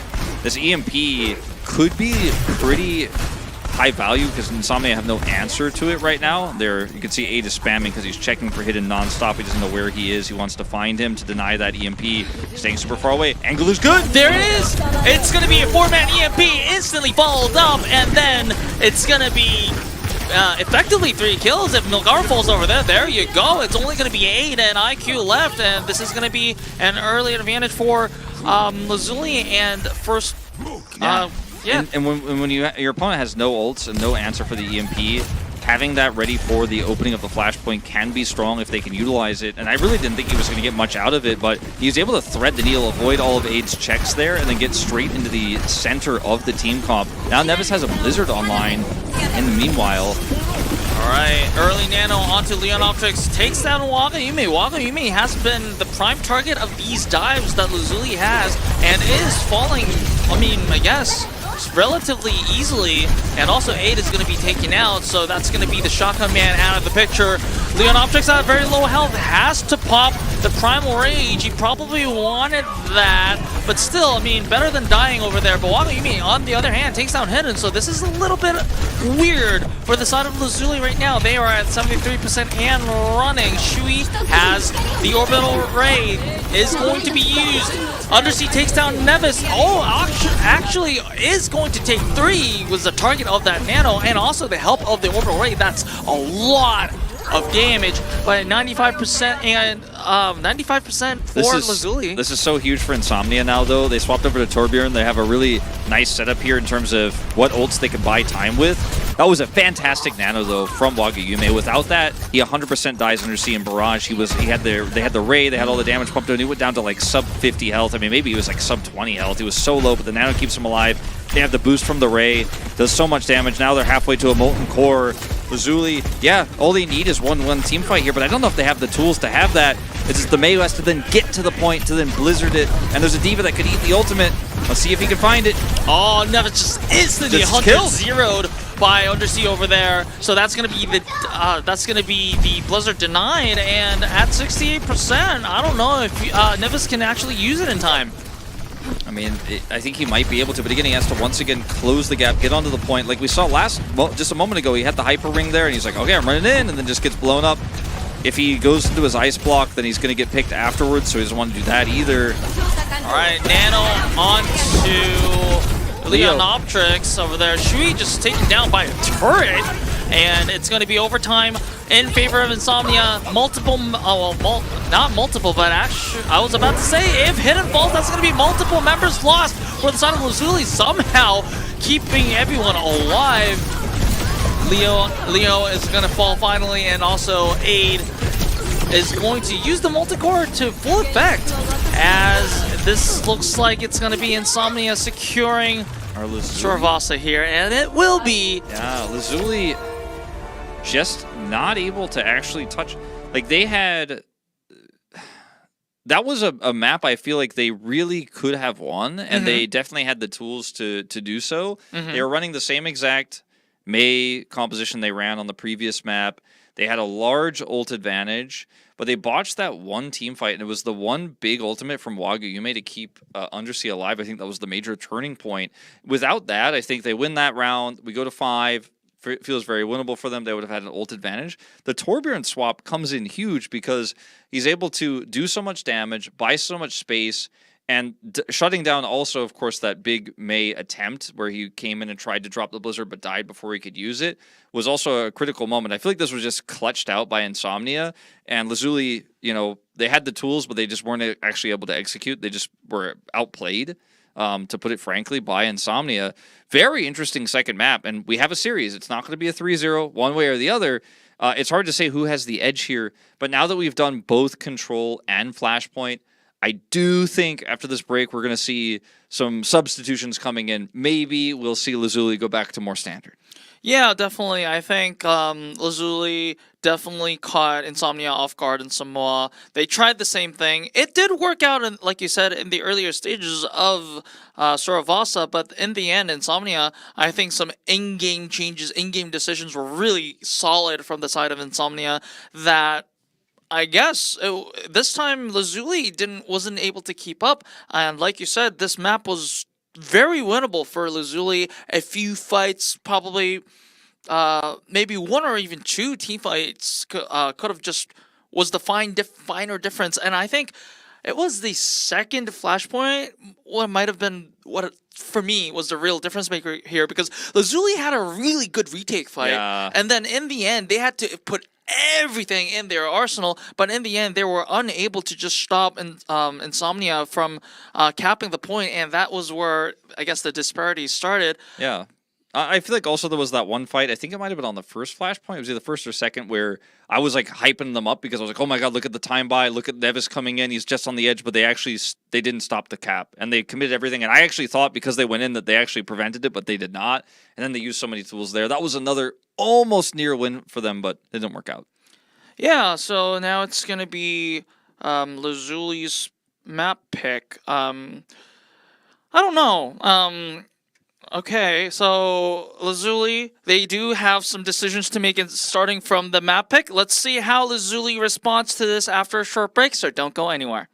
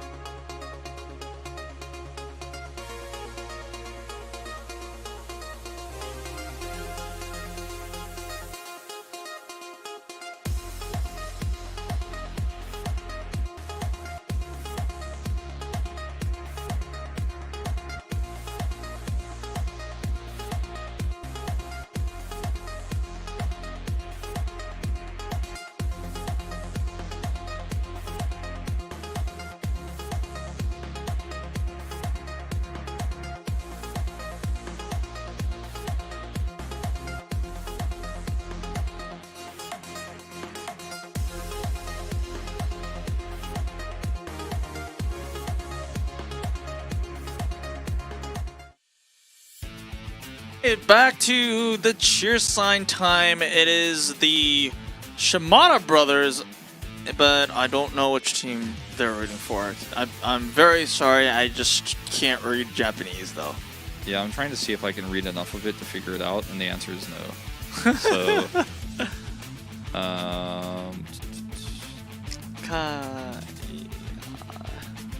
Kanbare.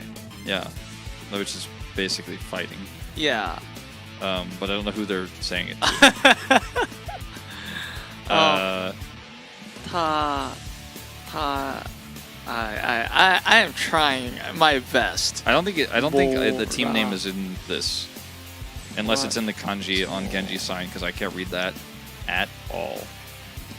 Oh. But anyway, it's a cool drawing. Very cool drawing though. I see he got his ult charge for his dragon glow stick.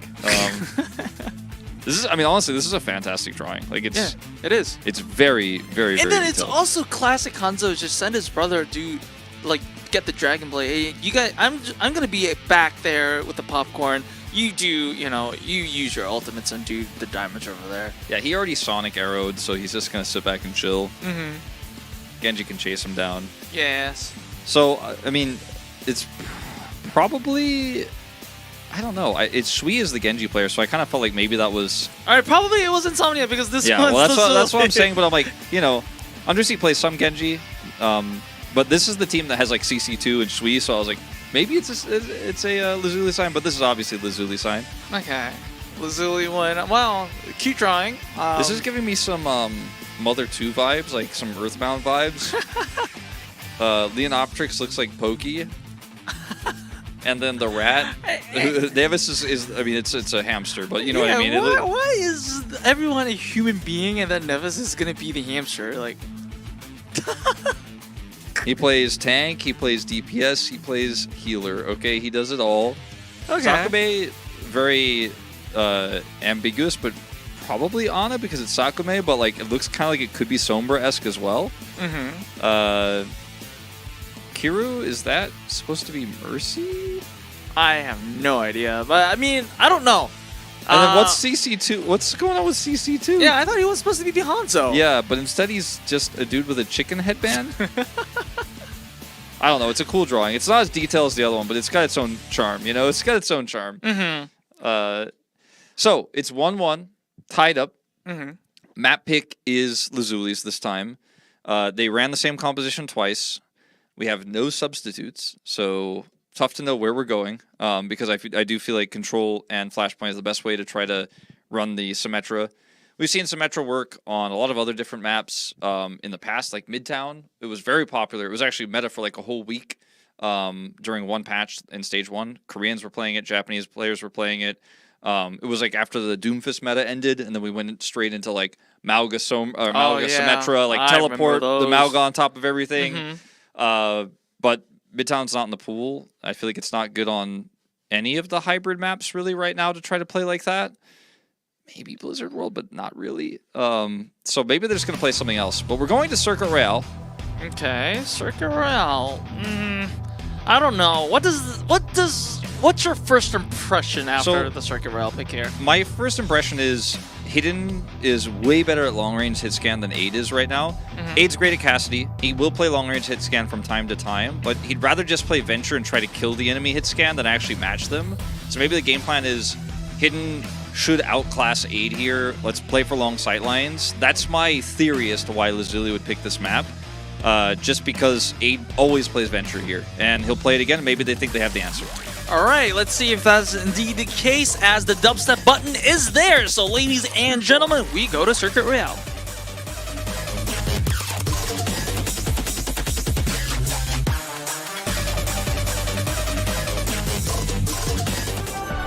Insomnia have pretty consistently outdove enemy teams on this map with the Venture so often that it makes you, it almost makes you forget that they do have this huge glaring weakness in their team, that Aid's not a great Widowmaker player. Like, he's good. Like, don't get me wrong, he's very good at Widow. But of our top 4 hit scans, I feel like he's 4th. And I think it's pretty clearly he's 4th. And And like, he's leading POTM. Like, I'm not trying to throw shade. I just feel like that's probably why LAZULI wanted to do this. But they're running, by the way, they're not running hidden on hit scan. They are running the Symmetra top side, which is scouted by a Hanzo arrow, so this is no surprise. This worked earlier this week. I don't know if it's going to work this time. Undersiege is going to circumvent and then just knock them off. All right. Everyone off the high ground, hidden instantly just taken down. This is not looking good for LAZULI. Also, Leonoptrix taking a nap while his teammates all just fall to dust. This is what we call in esports. It's a poker term. It's a StarCraft term. An all-in. You go for this strategy. You put everybody on the high ground. You hope you don't get scouted. You crush them in the spawn doors. You get a huge ult advantage. You back off around the corner. Then you play for that ult advantage.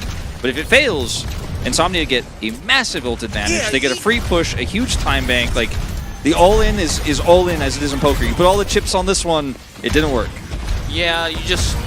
Well, for my understanding is that you just failed a 4-drone rush, so that's not...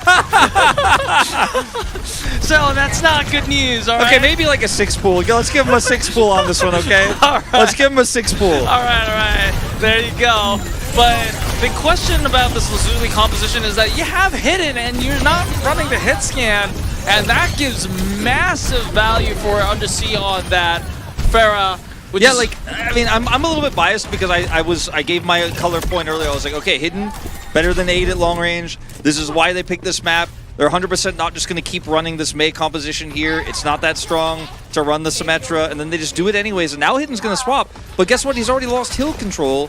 Undersea is going to, you know, be able to play around this with the Pharah before this Widow gets out of the gates. And okay, well maybe Nevis is the long range. All right, yeah, we were talking about whether hidden or aid was going to be the long range, but it's going to be Nevis in this case. Hidden actually has a good line of sight. Yeah, why didn't you just play this? Yeah, why didn't they just play this? Closet, and you didn't even use it on first person. Where was this? Oh, I'm tilted. Yeah. Right now, but never mind. He had a katana in his closet, but he pulled out the pool noodle instead. But now he's got the katana, okay? And the katana ends up being a long-range rifle that can be charged up to headshot people. Okay, Shui, ready for this orbital ray. But IQ is going to taken out. IQ used the orbital ray first, so probably LAZULI is going to answer this after it expires. Leonoptrix taking a huge, big nap over there. It's going to be Nevis who's going to be the recipient also of that nano, and what do you know? You don't even need that orbital ray to win this one. Yeah, it was a really good set of plays by LAZULI to basically front to back that fight. And then, yeah, it's, you know, late death for Milgaru, but they were able to zone him, freeze him. The nano boost was high value, so much extra damage output. And now LAZULI set up with this 4 ultimates here, only using the nano boost. Undersea swapping over to Genji. And this is what I expected. Aid not saying, oh, I'm going to try to fight hidden directly. I'm just going to try to dive him. So they go straight to dive. Alright, let's see if that dive is going to work out. Aid is going to get slept, and also anti-nated. Blizzard is pretty big. Yeah, LAZULI, multiple members are down. Sakumi and Hidden are. Leonoptrix, is he going to commit? Well, I don't think he does at the current moment now. Yeah, I was about to say, the big question was going to be whether Leonoptrix uses the Annihilation or not. I mean, they're just too tanky. Like, they have a Mei, they have a Ramatra. You can't win that fight, even though it looked like they had the big advantage there. They just drop down right onto Ramatra's face. Leonoptrix doesn't have to use the Annihilation, like you say. Hidden swap back over to this Symmetra. He's like, oh, we're not playing the hit scan game? Okay, I don't need to play Widow. I'm just going to play with my tanks. I'll play with the healing output we have with the Juno and the Ana. There's just so much single target heals for Leonoptrix. It's crazy how long it takes to kill him. And now there's not a great dive target for INSOMNIA. Yeah, but once again, you have the question of who's going to deal with the Pharah, though. Maybe it's going to be Nevis. Let's see how that goes. Leonoptrix on that corner with the Annihilation. Let's see how that works as well. Also, Milgaru was really a little bit low over there, but still is relatively safe. Leonoptrix at half health. Like you said, there's a lot of healing output on this roster right now. And also, Nevis, well, Okay, Aid's I was about to Tectonic is say- shut down by a sleep. Yeah, that was a tectonic shock to use, so this is going to be not good news for this side of Insomnia right now. It's Shui using the orbital ray, but Sakume is going to be the one to fall, but still, LAZULI has the numbers advantage. Nevis, very low. Milgaru has that nano to keep himself alive and takes down Shui, so relatively even fight. Leon Optrix does have the Annihilation if he elects to use it. No, it's probably not going to be, but he did stall a lot of time, and with 1 minute on the bank, I think LAZULI should be able to have another contest before the cap. They're feeling really comfortable because they have the Photon Barrier, they have Annihilation, they have a Nano Boost for Leon Optrix, they have tons of healing output onto him. Yeah, no one can deal with the Pharah, but the Pharah can't kill anybody unless you can get the backline access or at least hit those squishes in the backline. He doesn't have the barrage because he's constantly swapping. He was Pharah, then he's like, I gotta go Genji, deal with the Widow. They swap off the Widow. He's like, okay, I'm back to Pharah because now I don't have an answer to Pharah, but it means he never built the ult. He's about to have it. Nano out here for Sakube potentially on the Leo. Oh, Nevis also or maybe very Nevis. low. Hidden has the Photon Barrier as well. The nano target is going to be Nevis on that Mei, and Hidden with the Photon Barrier has all the tools in the world to keep Insomnia out of the picture. Insomnia is relatively good disengaged, so no casualties so far. And then they have 3 ultimates up there. Oh, that was about to say, but Nevis just snipes Undersea out of existence. And 8 is forced to use the Tectonic Shock. Takes out Sakume. Blizzard is ready, like you said. Does he need it so far? He probably doesn't. Oh man, hit it with the melee kill onto Aid. This might be the end of the push. They don't even need the Blizzard necessarily. It's going to be so huge here for the defense, but there's no contest for Insomnia. And Insomnia playing musical chairs, swapping Undersea between the Genji and that Pharah. Is Hidden is able to just say, I'll outrange you with Widow, dive me. Oh, you dove me, you lost the fight. I'm swapping back to Symmetra. And then they swap back to Pharah, but there's no barrage. And Insomnia is consistently shut down by right clicks, never able to find a consistent angle. And yeah, I mean, this is it's not a good look for Insomnia, to be honest. Like, you know, sure, we were like, okay, I guess Aid will get outclassed on hit scan, maybe, or maybe he just won't play it. And they kind of played into that, you know? Sure, it was a weird all-in defense from LAZULI at first that failed, but they still were able to recover very well. Like, the fact that they stopped them and were able to drain the time bank before B after basically giving a free fight and tons of ult economy is impressive in itself. As Nevis is just, I mean, like I said, he's played tank, he's played support, he's played now DPS. He's playing Mei so incredibly well. And I didn't trust it at first, but it's working very, very well for them. Exactly. Like, the thing I was really concerned about for LAZULI was that, yes, Hidden, like, I kind of like almost, I was yelling out of my mind about when Hidden got that Widowmaker, and it was like, where was this? Because that hit scan would usually be the answer to the Undersea Pharah, but when Hidden's on the Symmetra, there's literally no answer to Undersea's Pharah. But Nevis is just doing that right now with those right clicks, and if he, as a Mei, is able to keep the Pharah at bay, I guess the entire composition of Insomnia really doesn't work out that well. And now Aid, I guess the understanding is that, okay, I probably should at least try to contest the hit scan duel here. Yeah, I mean, that can very much outrange Mei and Symmetra, obviously, if he gets the angle. Teleporter, though, can make that difficult. Aid also anti-nated Uwaga. Yume is going to be the first to fall. Aid does trade out Nevis, so I guess, I don't know if this is the correct way to say this, but does win the mid-range hit scan fight for the side of Insomnia here. LAZULI still gets a free push until the corner at least. Milgaru not diving in too deep. Undersea also just trying to make pokes happen. Not finding directs, but also using the splash damage to get, I guess, people low on the side of LAZULI, but not yet. Okay, Nevis a little bit low, so Shui very low as well. And Undersea got that barrage very quickly. Yeah. And LAZULI don't really have a lot of ults, you know? I mean, you look at it, they have a nano boost, they might have the Ray here in this next fight, but they have to deal with this Pharah. There's no answer, really, on their side, on the attack. So he has free reign, he can like bounce over this hill, or sorry, over this rooftop between both sides. And they have the high ground control with no Blizzard. Nano, who do you nano to actually get on top of Aid? It's just so tough compositionally here for LAZULI now on the attack. They might want to swap off of the Symmetra because you only get one teleporter. You only get one chance. Yep, exactly. As they do get corner control here a little bit. Not fully, but they had it for a moment. Well, as soon as they get onto you can't take that corner, teleporter. that's probably the go sign for the orbital ray, like that right over there, hidden with those empowered beams, just blasts away the entirety of Insomnia.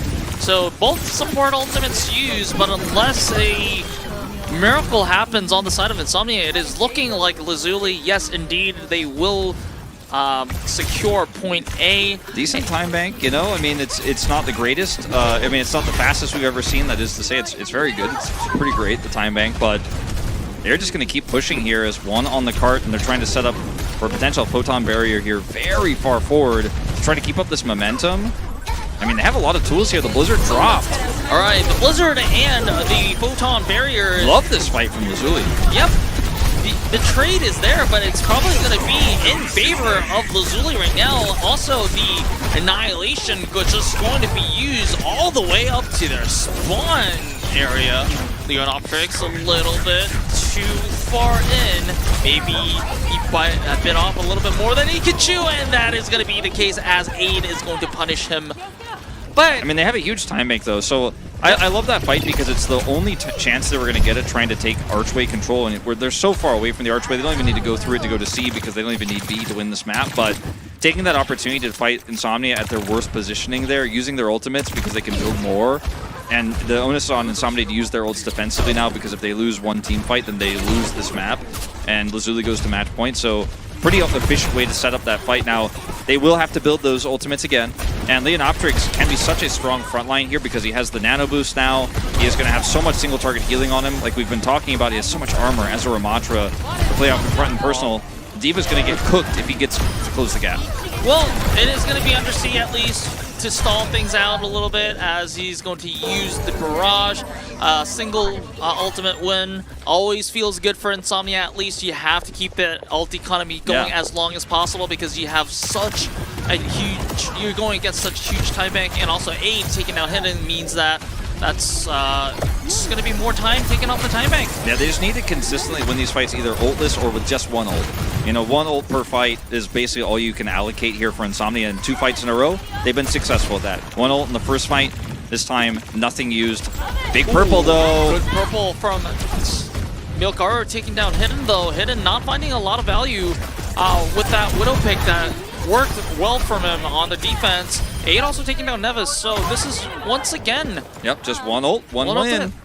And Insomnia have been extremely efficient, and now under C, 60% of his ult, and you know, the time bank has dwindled. Now Lazuli need to win this next fight so desperately. Hidden swapped over to Cassidy. I'm trying to look for some additional burst here on the Milgaro. They've been so close to killing him. Needs to be very careful here. They've been so close to killing him multiple times. This time they're close as well, but he will get away. Oh! Nevis takes down Aid. I think the torpedo damage was not something that Aid was expecting to come in. And Undersea is nanoed probably to get that barrage as quickly as possible, but it's going to be shut down by Hidden over there. So there is that team fight win you are looking for. Wolf win, of course, with the help of both support ultimates now, but Leo is going to try to hold this archway so no one can touch. Milgaro swaps over to Doomfist here. They have a Ray, but to get it onto the point is going to be such a challenge. Can anyone touch? Here comes the Doom. The touch is going Ice to wall. be there, but it's just going to be obliterated in a matter of seconds. Wait, can Undersea actually save the day? Probably is going to be the case as Leonoptrix. It does pop the Annihilation and takes out Aid, but can he be more than a light bulb? I don't think so. Shui gets a pick as well. Cart's rolling, but Undersea is still alive. That shot! At 16 HP, that might have changed everything. Well, I think, of course, I guess Milgaro was sure. going to be there. But I mean, Milgaro's there, but still, that's a huge shot for him. If he dies there, then maybe this next attack is winnable. Deadeye is all they've got. That's all they've got. I feel like Undersea and Milgaro may have just won the map for Insomnia. One last fight. One last fight for both sides. Whoever wins this fight wins the map. Milgaro. Deadeye. Undersea is so low, but somehow he lives. And Milgaro is at half health, but he will be able to use the power ball, but it's not going to save himself from Hidden over there. Maybe we spoke a little bit too soon as the kill feeds are there. Lazuli they are going to threaten Insomnia to match point. I mean, I honestly can't even believe what we've just seen in those last 2 team fights. Incredible plays on the stall with the Doomfist to come out. Really big barrage from Undersea. Lives with 16 health. Does massive amounts of damage. They shut down the Ramatra. They back to front the fight. They kill the backline first, kill the Ramatra last, knowing that his Annihilation is available. So if they try to focus him down, it's very difficult. They probably lose that fight. Target selection is fantastic. And all that's left is one lonely, hidden Deadeye. He takes the flank angle there. Ramatra, Leonoptrix takes point, comes up forward. Deadeye zones, does massive amounts of damage, and then the support line actually adds so much to this because they're healing the Ramatra. Pick comes through from the Juno there as well. And so they barely, narrowly win that fight. Deadeye value extremely high. Not filling the kill feed, but actually just zoning them away through that archway, giving them one last chance, one last hope there. Because I thought, it's done. They have nothing. The Deadeye is not going to be enough, you know? And historically, Deadeye is an ultimate, isn't one that gets the flashy kill feed fill up, unless you pair it with, like, you know, a big ultimate like a Graviton Surge or more recently, of course, a cage fight, something like that. That can be what guarantees you that win. Sometimes it's like a sleep dart that comes down. Somebody can't get out of the Deadeye. They get popped up, but he just zones really well there, positions really well. Kind of greedy because he walked up by himself. He went on that left side flank there. If they collapse on him really quickly and punish him and kill him, then it's over. The fight's over. It's done. But, whew, what a crazy Circuit Royale. Yeah, it was. I mean, from start to finish, remember, it all started with everyone on the side of Lazuli starting on that rooftop and then get scouted out and then just got obliterated. I mean, even started before that of us being like, Hidden Widow, Aid can he answer, like, we'll see. And then they're like, no. Then they did that craziness. Then we saw the Widow swap. Then we saw the swap back to Symmetra. Back to the Symmetra. We've seen that. And then after the, attacking swap, then also some shenanigans as well. I really want to mention this, but Insomnia was almost at the brink of winning, like you said, because when they nanoed the Pharah for Undersea was at like 88% on the barrage, and it was, I believe it was just the Cassidy remaining, and if only the Cassidy, if Hidden's Cassidy didn't make those headshots register, Undersea probably would have had that barrage. Yeah, no, I think so. So, what we have left now is Hybrid and Push. So, it's map choice for Insomnia. No subs confirmed. No subs confirmed. We mentioned earlier Coliseum. Seems like the best bet. For Hybrid, I think you definitely are not taking us to Blizzard World. I could see Eichenwald. I could maybe see Kings Row. Paraiso, to me, it feels like A. I feel good about A. I feel good about A. I don't feel good about the rest of the map, but I feel good about A for the side of Insomnia. But it's a map they haven't played a lot. They usually don't think outside the box in terms of compositions, in terms of strategy. So I'm going to say they haven't been practicing it. They haven't been scrimming it. They're not going to take us there. So I'm feeling Eichenwald or Coliseum, maybe Kings Row. And no matter what, obviously Lazuli get that 5th map pick. So if you want to deny them their hybrid choice, you should probably pick hybrid. So maybe Eichenwald or Kings Row. Because then, you know, if they have their final map pick, it's like between Coliseum and Runasapi. So you're already very familiar with both of those maps, and you could deal with whatever comes. You're pretty good on either of those. So probably pick hybrid. Kings Row. There you go. You are on point with these map selections here, man. Because if you pick, like, if you're like, oh, Coliseum is our best, and you pick that here, then they get to pick a hybrid map that you're not good at if you win this one. So I feel like you have to go hybrid here, whereas they're not going to pick New Queen Street. They're not going to throw that curveball. Nobody's done that. Nobody's picked that map. That map doesn't even exist. It's a bug in our map pool that it appears. That graphic is wrong. It's like not even the... Have we seen like a single New Queen Street this year? Like I feel like it hasn't happened at all. This year I did Stage 1. Okay. Yeah, early Stage 1. Do you know that a region called Pacific exists? And then, yeah, some of these guys do some crazy map. Yeah, that's over true. there. Pacific sometimes I just discount, and that's not fair, and that's not nice. But anyways, it's here. It's now Lazuli, the underdogs on match point. All right, ladies and gentlemen, we are going to Kings Row.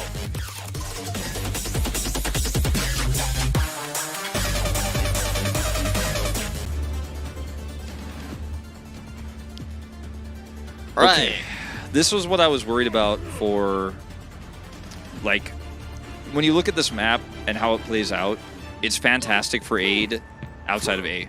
And on the defensive A, it's okay. Like, it's decent. But on attack, this is your toughest point if you're going to be running the Cassidy. If you're going to run the Ashe, if you're confident with that here, play that meta comp, Tracer, Ashe, Winston, then, you know, maybe that'll work out.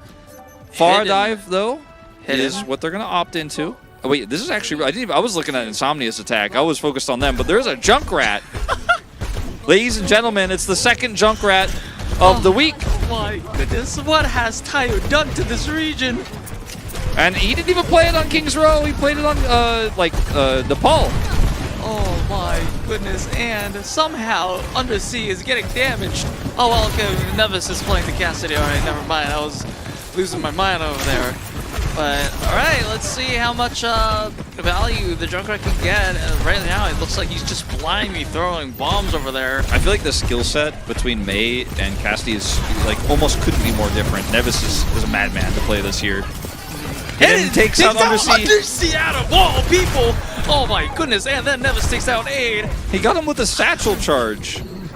Oh my goodness. We gotta watch, I mean, now we don't, but when we have the reset for INSOMNIA, we gotta watch that hidden first-person view. Yeah, that's what I want to see. That's what I gotta see. Because once you get the Riptire, too, you actually have basically one team fight win for free. It feels like into INSOMNIA's comp. Wolf, I thought that Hidden was a hit scan player during his time at SPG and whatever. He was. He is. You're not wrong, but he's not right now. He's playing a Symmetra. He is playing a Junkrat. Yeah. No, I'm with you. He's definitely not a long-range hit scan player most of today, as that's a big purple on the INSOMNIA support line. Yep, and Milgaro just finishes off Leonoptrix, so this is a window of opportunity for the side of INSOMNIA finally, and also IQ can use the nano onto Milgaro if needed, but it doesn't look like he does need that as... Okay, they need to set up for a second tick contest with Sakuba and Leo. That's their only hope here, or they just have to give this up. I think they might have to give this up. Sakumi He's just, down. Yeah, down. That's the point. I don't think you contest this at all, and Leonoptrix is miles away. Okay, he's gonna look at it and then leave, right? Right, yeah, Leo? Probably. I think the play is just gonna be contest the archway, maybe. But yeah, I think that's the game plan. You're almost at a Riptire. You have this Nano. You have the Primal, and also the Orbital Ray is gonna be available for the side of LAZULI as well, as Aid is going to use the Infosite for some easy headshot kills. LAZULI, they have to hide behind those walls over there for safety. Yeah, but the card is also kind of staggered out here. They need to do more than that. Alright, Nevis trying to do what he can. Also, this is going to be the Electric Cowboy. Let's see how much he can do. Not much, as Aid just doesn't rip his head off, but actually just a body shot will be enough to get INSOMNIA in the lead. LAZULI had some good tools in their box, but it's even with the Nano, just Hidden falling early, unable to use that Riptire. Yeah, I don't think they should have nanoed Nevis there, but the dive came in so quick. INSOMNIA was so decisive. They knew where everybody was because of the Infrasight. Like, they knew exactly the angle that Milgaro needed to take, and he got a ton of value out of it. I hate to say it, but I think it's time for the Rat to go. You do have the Riptire, so use it as soon as possible. Then maybe it's time for a little bit more meta, as he's not using it, and they're getting this corner for free. Aid should not be able to get this. Leonoptrix is trying his best to try to disturb the backline of INSOMNIA with that Primal Rage, but I mean, as long as INSOMNIA is just disengaging, not finding any value here, finally Hidden just takes out Milgaro, I guess. That's the least that you, at least value you have to get at Nevis. Also on that Cassidy, defending far forward. Run back to spawn and swap. And he's gonna have to like swap to Tracer, I guess. Like, what's he gonna? Is he just gonna keep this? Like, yes, he is going to do the Junkrat Classic. I don't know how to feel about it, but I think the feeling is negative. The feeling is not a happy feeling. Yeah. As Deadeye does take out Aid. Wait, Aid's on Hanzo? And okay, never mind. And then, well, Shui uses the Orbital Ray to empower Nevis on that Deadeye, and does take out members of Insomnia. So this is going to be yet again good stall tactics. Somehow this is working, but I just don't know how. Well, it's not about the Junkrat that much. It's not. It's okay. It's about Sakume right now. All right. That flanking Bionade was just team fight winning on its own. That was, I would dare say, shoe level. Oh, and also Wagayume is also kind of isolated. He's gonna go back into this room, but yeah. I was about to say that building is full of enemy heroes over there. I mean, we're like back on defending A now. Like, the cart doesn't exist. It's not real. Like, not pushing it can hurt you, actually, though. And Insomnia finally gonna take out Leo. No nano sightline, it looks like, for Sakume, so they should be able to get us Archway again, but this is wild. I don't even know what to say. Well, I can say that Insomnia have 4 ultimates, and then they're probably going to use it to good effect, hopefully. I mean, they have a pretty nice angle to do so. No Riptire just yet, but they don't know that.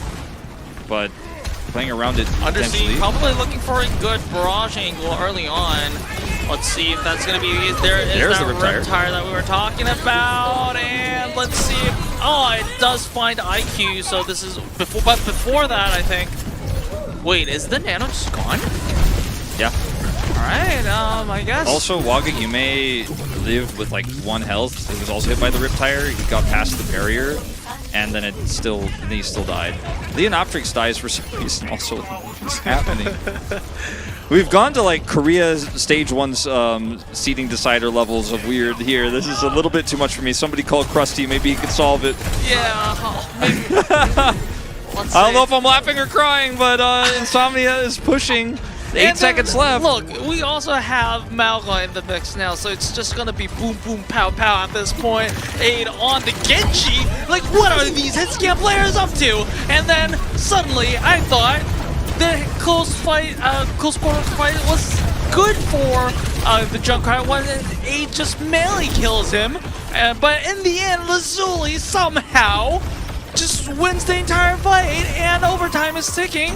Okay, well, that's that. They had they had the superior healing output with this comp because they had the Juno, and Leonoptrix swapping over to the Mauga actually made a ton of sense. And with his damage output, Junkrat's damage output, even if he dies to the Genji there, it's enough to actually win that fight when you have the Orbital Ray. That was the big ultimate that they had that Insomnia couldn't really answer for.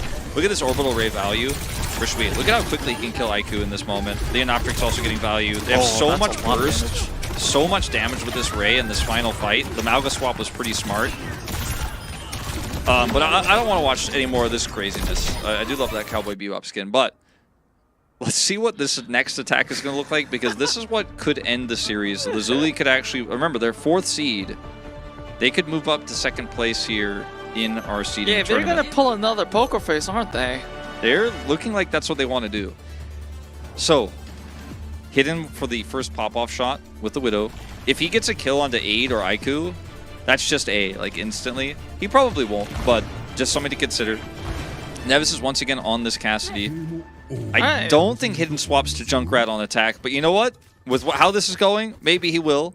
He's not known for playing a ton of Junkrat here in Japan, but maybe they'll just play Tracer Cassidy with this, and that'll be what we see. Insomnia are not going to play Junkrat because they're not insane. Going to play Undersea once again on this far, but this time there's an answer. This time there's 2 answers, actually.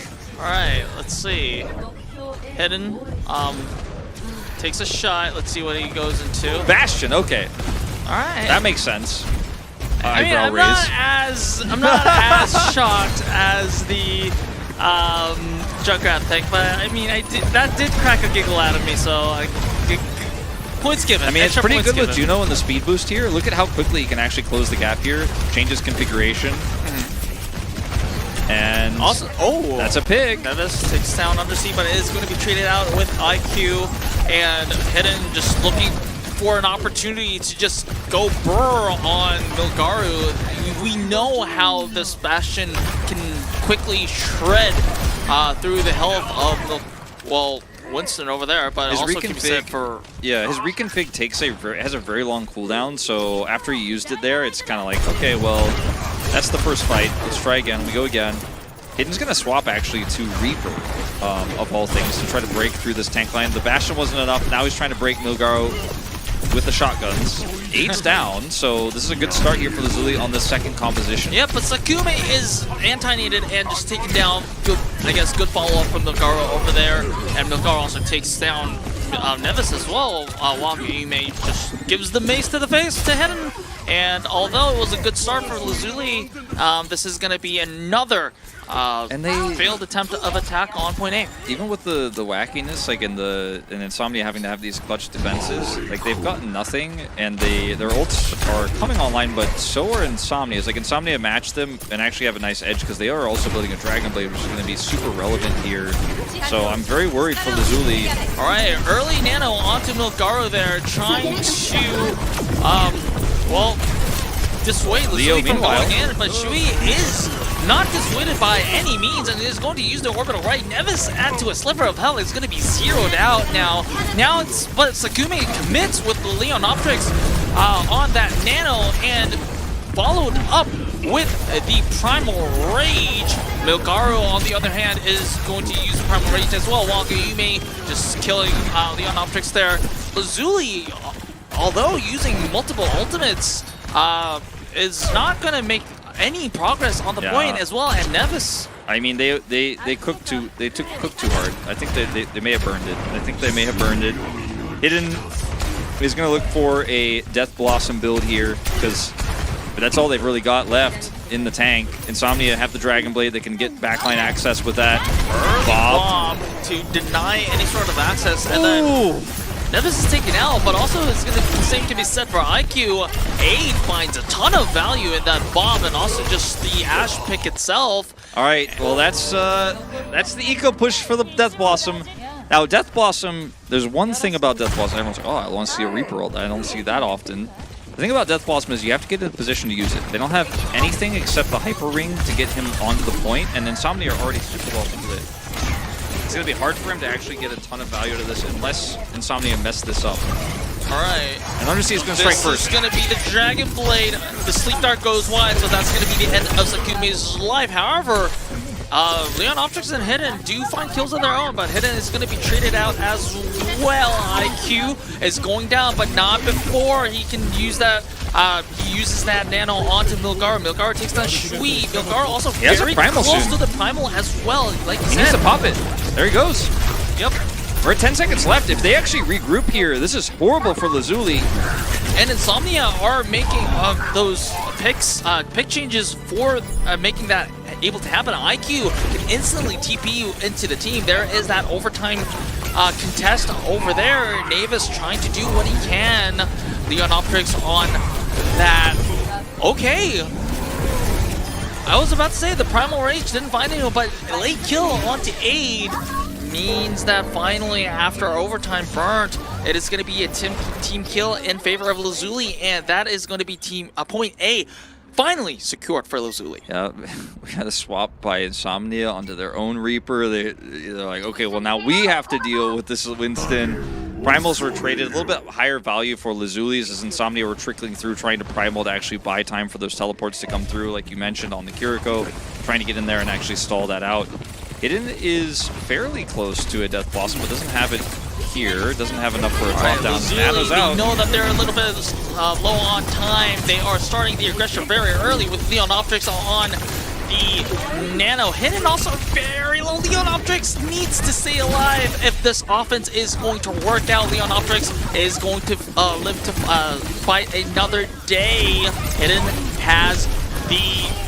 Alright, Hidden has the Death Blossom, but it's not going to mean much if Leon Optrix is just going to be chunked down. A large part of that was the Pulse Bomb. And Shui. Alright. Bio. Alright. LAZULI need to regroup because they're just bleeding time right now. I'm not entirely sure. Like, you hit 2 anti and then just going in there is definitely not going to be a plan for success because you need to actually regroup. Like, they... I'm kind of losing it here. Okay, Shui's going to swap over to Juno. They have the Tracer set up. They have one dive attempt here, basically. So if it's going to be with a Primal, they need more time. If it's going to be with Nano, they need more time. If it's going to be now, and it fails, we're probably going to a 5th game. Like, they are so low on ultimates. Insomnia have their own nano. They have a Deadeye for zoning. Like, this is so tough for LAZULI. Hit with that bio, but does have the Wraith form to survive, and also it's going to be up to the DPSs of LAZULI. Wait, Milgaru, mistake. Milgaru didn't have the opportunity to use that Primal Rage, and it's going to be hidden.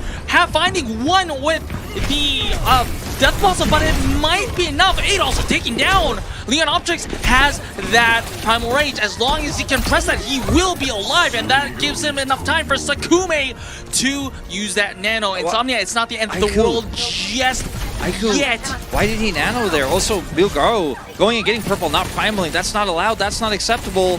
Might have just lost his team this map, potentially. Leon Optrix can primal to keep them at bay. Milgaru has his own. It's going to be a bit of a juggle fight. All right, let's see how it goes. Undersea. Pulse is going to be very important here. This is that juggle fight that you were talking about. Nano onto hidden. So Milgaru is going to feel a lot of pressure here. Milgaru, the Primal Rage expiring. A lot of health bars kind of like coming and going. Leon Optrix is the one that is going to be pressured here, but the Ray, like you said, is going to be the difference maker here. Nevis takes 2, and Wakayumi very low, also going to be finished by Nevis here, and Milgaru is taken down. This is just it. LAZULI is indeed going to finish this map. It was against the odds, but what a scrappy fight, but what a win from LAZULI there. LAZULI take the series 3-1. Big upset. You and I are both like, yeah, I'm thinking this one's going to be a 3-1, but I thought that was going to be for Insomnia, not for LAZULI. And man, Milgaru is definitely going to be kicking himself for that one. Going into that final fight, getting purple, had the Primal Rage available. That's your get out of jail free card in that moment. Doesn't commit, doesn't actually toss that one down. Decides, okay, we have the nano coming up. I might be able to live here. He wasn't. He died, gave them all that momentum. And then that final orbital ray. The build for that for Shui was so fast. Remember, he just swapped over to that pick. Was able to get it 0 to 100 basically over the course of like 1.5 team fights, and ends up getting it. And it's the big difference maker in that final fight as we trade primals. I feel like it didn't have to go that way. I feel like Milgaru definitely could have primaled there. Definitely could have bought more time. Set up the nano for the follow-up fight. Would have been able to shut down the Reaper. Instead, he makes a big mistake. A rare Milgaru overextension there is punished, and it's all made possible by that bio grenade that hits him anyways. Whew, that was a crazy series, like from start to finish. Junkrat Bastion, Symmetra, non-stop fights, no room to breathe. But LAZULI will now actually, I believe, move up to 2nd place, because this knocks Insomnia down to 1-1. They have 2 extra points over Insomnia. Everyone 3-0'd yesterday, so I believe they're up at +5 now. No, they lost 3-0 yesterday. Okay, so they're at 1-1 with -1, and thank you. Sorry, it's just so crazy. I can remember the standings. All right, they're at 1-1 -1, and Insomnia will be at 1-1 +1. So they're still not 2nd place, but still 3rd, right? Yeah, because VARREL 3-0'd now. Yeah. So they'll move up to 3rd. Still, I mean, if you won that matchup, I think also. If you just consider Insomnia probably will lose to VARREL, they still have a fighting chance. LAZULI still has a fighting chance of getting 2nd place as long as they can win against NyamGaming. Leon Optrix picking up player of the match here. His Junker Queen was fantastic early on in the series.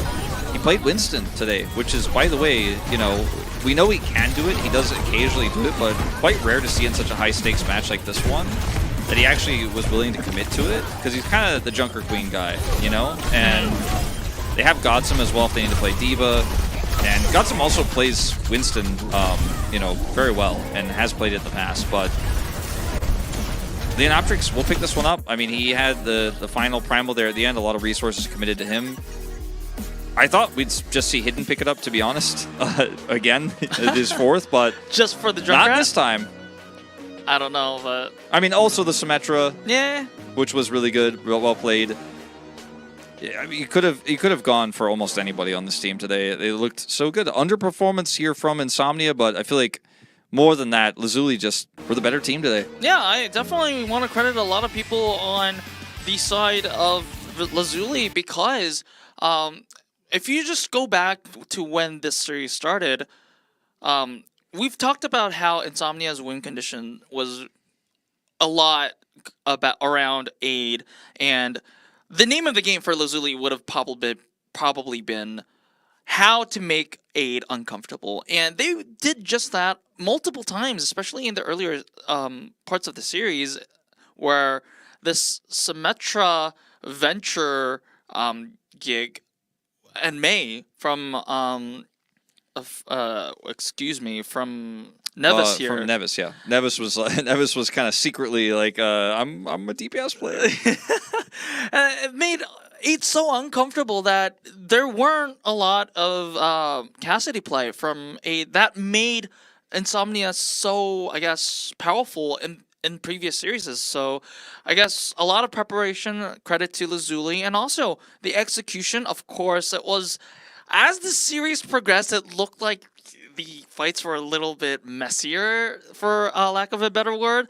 But in the end, LAZULI, despite them losing fights, despite them being in disadvantageous situations, they just clutched it out. So credit to LAZULI. Yeah, I feel like Insomnia was not really, even though it sounds great to say their only loss in regular season was to VARREL, but I feel like VARREL didn't punish their lack of flexibility that much. They were just like, okay, we're the better team, we're better coordinated. Barely, by the way, a very close series. But this was the series where LAZULI was like, man, are they really just going to run the same thing every time and think that we won't have an answer? They think we're not smart. They think we don't have Nevis on our team. They got pushed to the brink. And that's the kind of stuff I want to see from teams in Japan. I want Insomnia, even though I love this team and they're very good and they were our representatives, our second representative at the last LAN, I want them to be pushed. I want them to be punished. I want them to learn. I want them to grow. I want to see diversity. Yeah, the same goes to VARREL, right? Same logic with VARREL. Like, being good in the Japanese stage is probably not just going to be enough, because once you're highly likely to going to represent your region in the Asia stage, then at least at the current moment, as it stands in OWCS, no Japanese teams has won an international event. Like, not like winning in a sense of winning the entire event, but they probably didn't even pick up a single series win. Yeah. They did not. Japan, I believe, went winless. Yeah, completely. they I don't know if lost they to... won a single map, actually. I'm not really sure about that. Yeah, I do have to go to my fact checks. I do remember being really sad because I cast so much Japan and I wanted them to look competitive. We knew it was going to be tough, but they walked away pretty empty-handed and lost basically instantly, double-limbed out. So I'm hoping for a better showing this time around. We don't know who's going yet. Honestly, it could be any of these four teams. I don't know if it'll be like, MFC. I'm not going to bet on that one right now, or Namekuji, but I think any of these four teams could go if they play their best series in the playoffs, make it to top 2. And so I want all of them to grow and improve. Yeah. Seeing a series like this from LAZULI means that LAZULI is improving and growing and showing their strategic depth. It means that Insomnia is being punished for their lack of it, so they're probably going to go and work on that. So it's a big win for them as well. And no one really gets too hurt by this loss. Like, either team wins, no one's eliminated, no one's dropping down. Matters for seeding, right? Yeah. But like, and now the seeding race, because we had a clear favorite in Insomnia, because they lost, the seeding race actually becomes really more interesting. And tomorrow's matches are incredibly important. So, big fun series that means a lot. Yeah. So it does mean that I thought, like, at the start of the show today, we did say that, hey, by the end of today, we probably should have at least a vague idea of who everyone's going to be in the seeding race. But because LAZULI won today, we don't know yet. Yes, VARREL is likely going to be at least second. I think it's mathematically almost confirmed that they will be at least once the standings are up. I can like math it out with you, but we're still doing the winners interview with Leonoptrix now. Yeah, sure. Once that's done, you and I can probably math this out, because let me see if we have I'm looking through. I got a lot of stats papers. I want to see the remaining schedule and the order of matches. Okay, we're gonna get that in a minute. Well, yeah. So today's results. Look, we had a fairly short day in terms of number of maps played, but we cannot say it was uneventful. So tomorrow, we have, if I'm reading this correctly, Nyam versus Lazuli, and then VARREL Insomnia. So if VARREL wins, they're like getting first no matter what. If they lose, their worst score is 2-1. And depending on what score they lose, like if they lose 3-0, they'll go down to +3. And then Lazuli is sitting at -1 right now. So yeah, they're actually mathematically in. Yeah, they're mathematically in. Because Lazuli can only go up to a +2. Yeah, so even with a 3-0 over Nyam tomorrow. So VARREL is confirmed to second round. Yeah, so they will have a bye. They will have a bye into the playoffs. But it's really going to be interesting now because there is a world where we have VARREL be at 3-0 and then everyone else at 1-2. So Lazuli, you know, because they won this and upset this, Insomnia lives in a world where they have to beat VARREL, who they barely lost to, and is the toughest opponent in the seeding decider to actually get that bye. Yeah. And I think that would be well earned. If they're able to do it tomorrow and beat VARREL, then they can pass Lazuli. Because Lazuli is likely going to beat Nyam, right? Like, they're the favorites there, I would say, pretty massively. So if Lazuli 3-0, they go up to +2. So Insomnia needs to win with any scoreline. They'll give them the +2, then they'll tie. Well, NyamGaming could do the funniest thing ever and then win and have 3 teams be on 1-2. Yeah, that could happen. I'm not going to predict it, but like, Insomnia really needed to win this is what I'm getting at, because now they have to beat VARREL to skip that round. We will also, of course, have our LCQ finals tomorrow with MFC versus Namekuji Brother to decide our 6th and final playoff team. So that should be an interesting one as well. Namekuji looking pretty good today. Not immortal or anything like that against Telomere. Telomere were very close to taking some of those maps, but MFC, you never know what you're going to get. Like, the form on the day tomorrow will matter a lot. Yep. And remember, for the first time in Japanese Overwatch, the finals in OWCS Japan is going to be on LAN in Tokyo. So it would be very, I guess, iconic if MFC can make it and go all the way to the finals and then have Tayo on LAN. That would be very special. So VARREL versus Insomnia is first tomorrow. So if Insomnia lose, they have to pray that Nyam wins over Lazuli. Yeah. That's so crazy because Insomnia have got to be really frustrated with the result today because it really just means so much. You're gonna have to play an extra best of 5, depending on how that goes. And if you lost to Lazuli, you're probably gonna lose to VARREL again. Is the expectation? They have a lot of prep ahead of them before tomorrow's match at 7 p.m. KST. Yeah, like you said, a lot of frustration probably on the side of Insomnia. They just kind of threw away their chance to keep their fate sealed in their hands, but still what's done is done.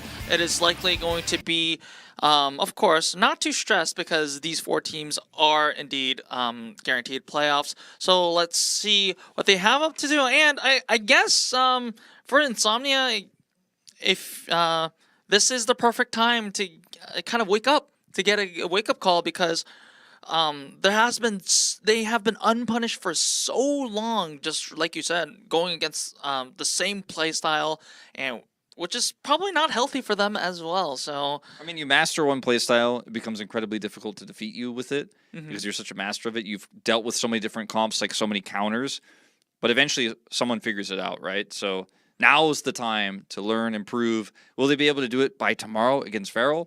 Hard to say. Will they be able to do it before playoffs? I think they have an opportunity. Yeah. So also, I think if you're playing against VARREL tomorrow, one of the goals would be, of course, if you win the series, it's really nice. But even if you don't, at least try to get that confidence flowing. Win a few team fights, win a few maps. Like, at least show everyone that you're competitive enough to challenge VARREL. Maybe kind of, force them into uncomfortable territory, like Lazuli did to Insomnia. Because if you just look at the power levels of Insomnia and Lazuli, we definitely thought that Insomnia would be the stronger team. There are ways to throw teams that are stronger than you off guard and getting them off of comfort. So they were proven so by their opponents today. So it's not impossible. No, certainly not. I think tomorrow's going to be a really, really big day. Very telling. As VARREL could now finally really solidify their position as we won regular season. We're first place there. We then played against only the top teams. We're first place here. They could go undefeated and say, look, once again, we're the king of this region. Come at me. See you in playoffs. All right. So, yeah, so a lot of good matches today. Story leads on to tomorrow. But if you kind of single out what your, I guess, most memorable moment of today, what would it be? Most memorable moment of today, honestly, probably that Circuit Rail Symmetry game that was wild and back and forth. Like that was really fun. I really enjoyed that. Liking to see so many different hero swaps and some strategic depth there. All right, for me, it was the Junkrat. I just kind of lost my mind over that Junkrat pick on King's Row. But that is done and dusted for us today. Thank you, chat. Thank you, everyone who is watching now and also who are watching the VODs. Thank you for being with us. And also, thank you, Wolf, for a fantastic day today.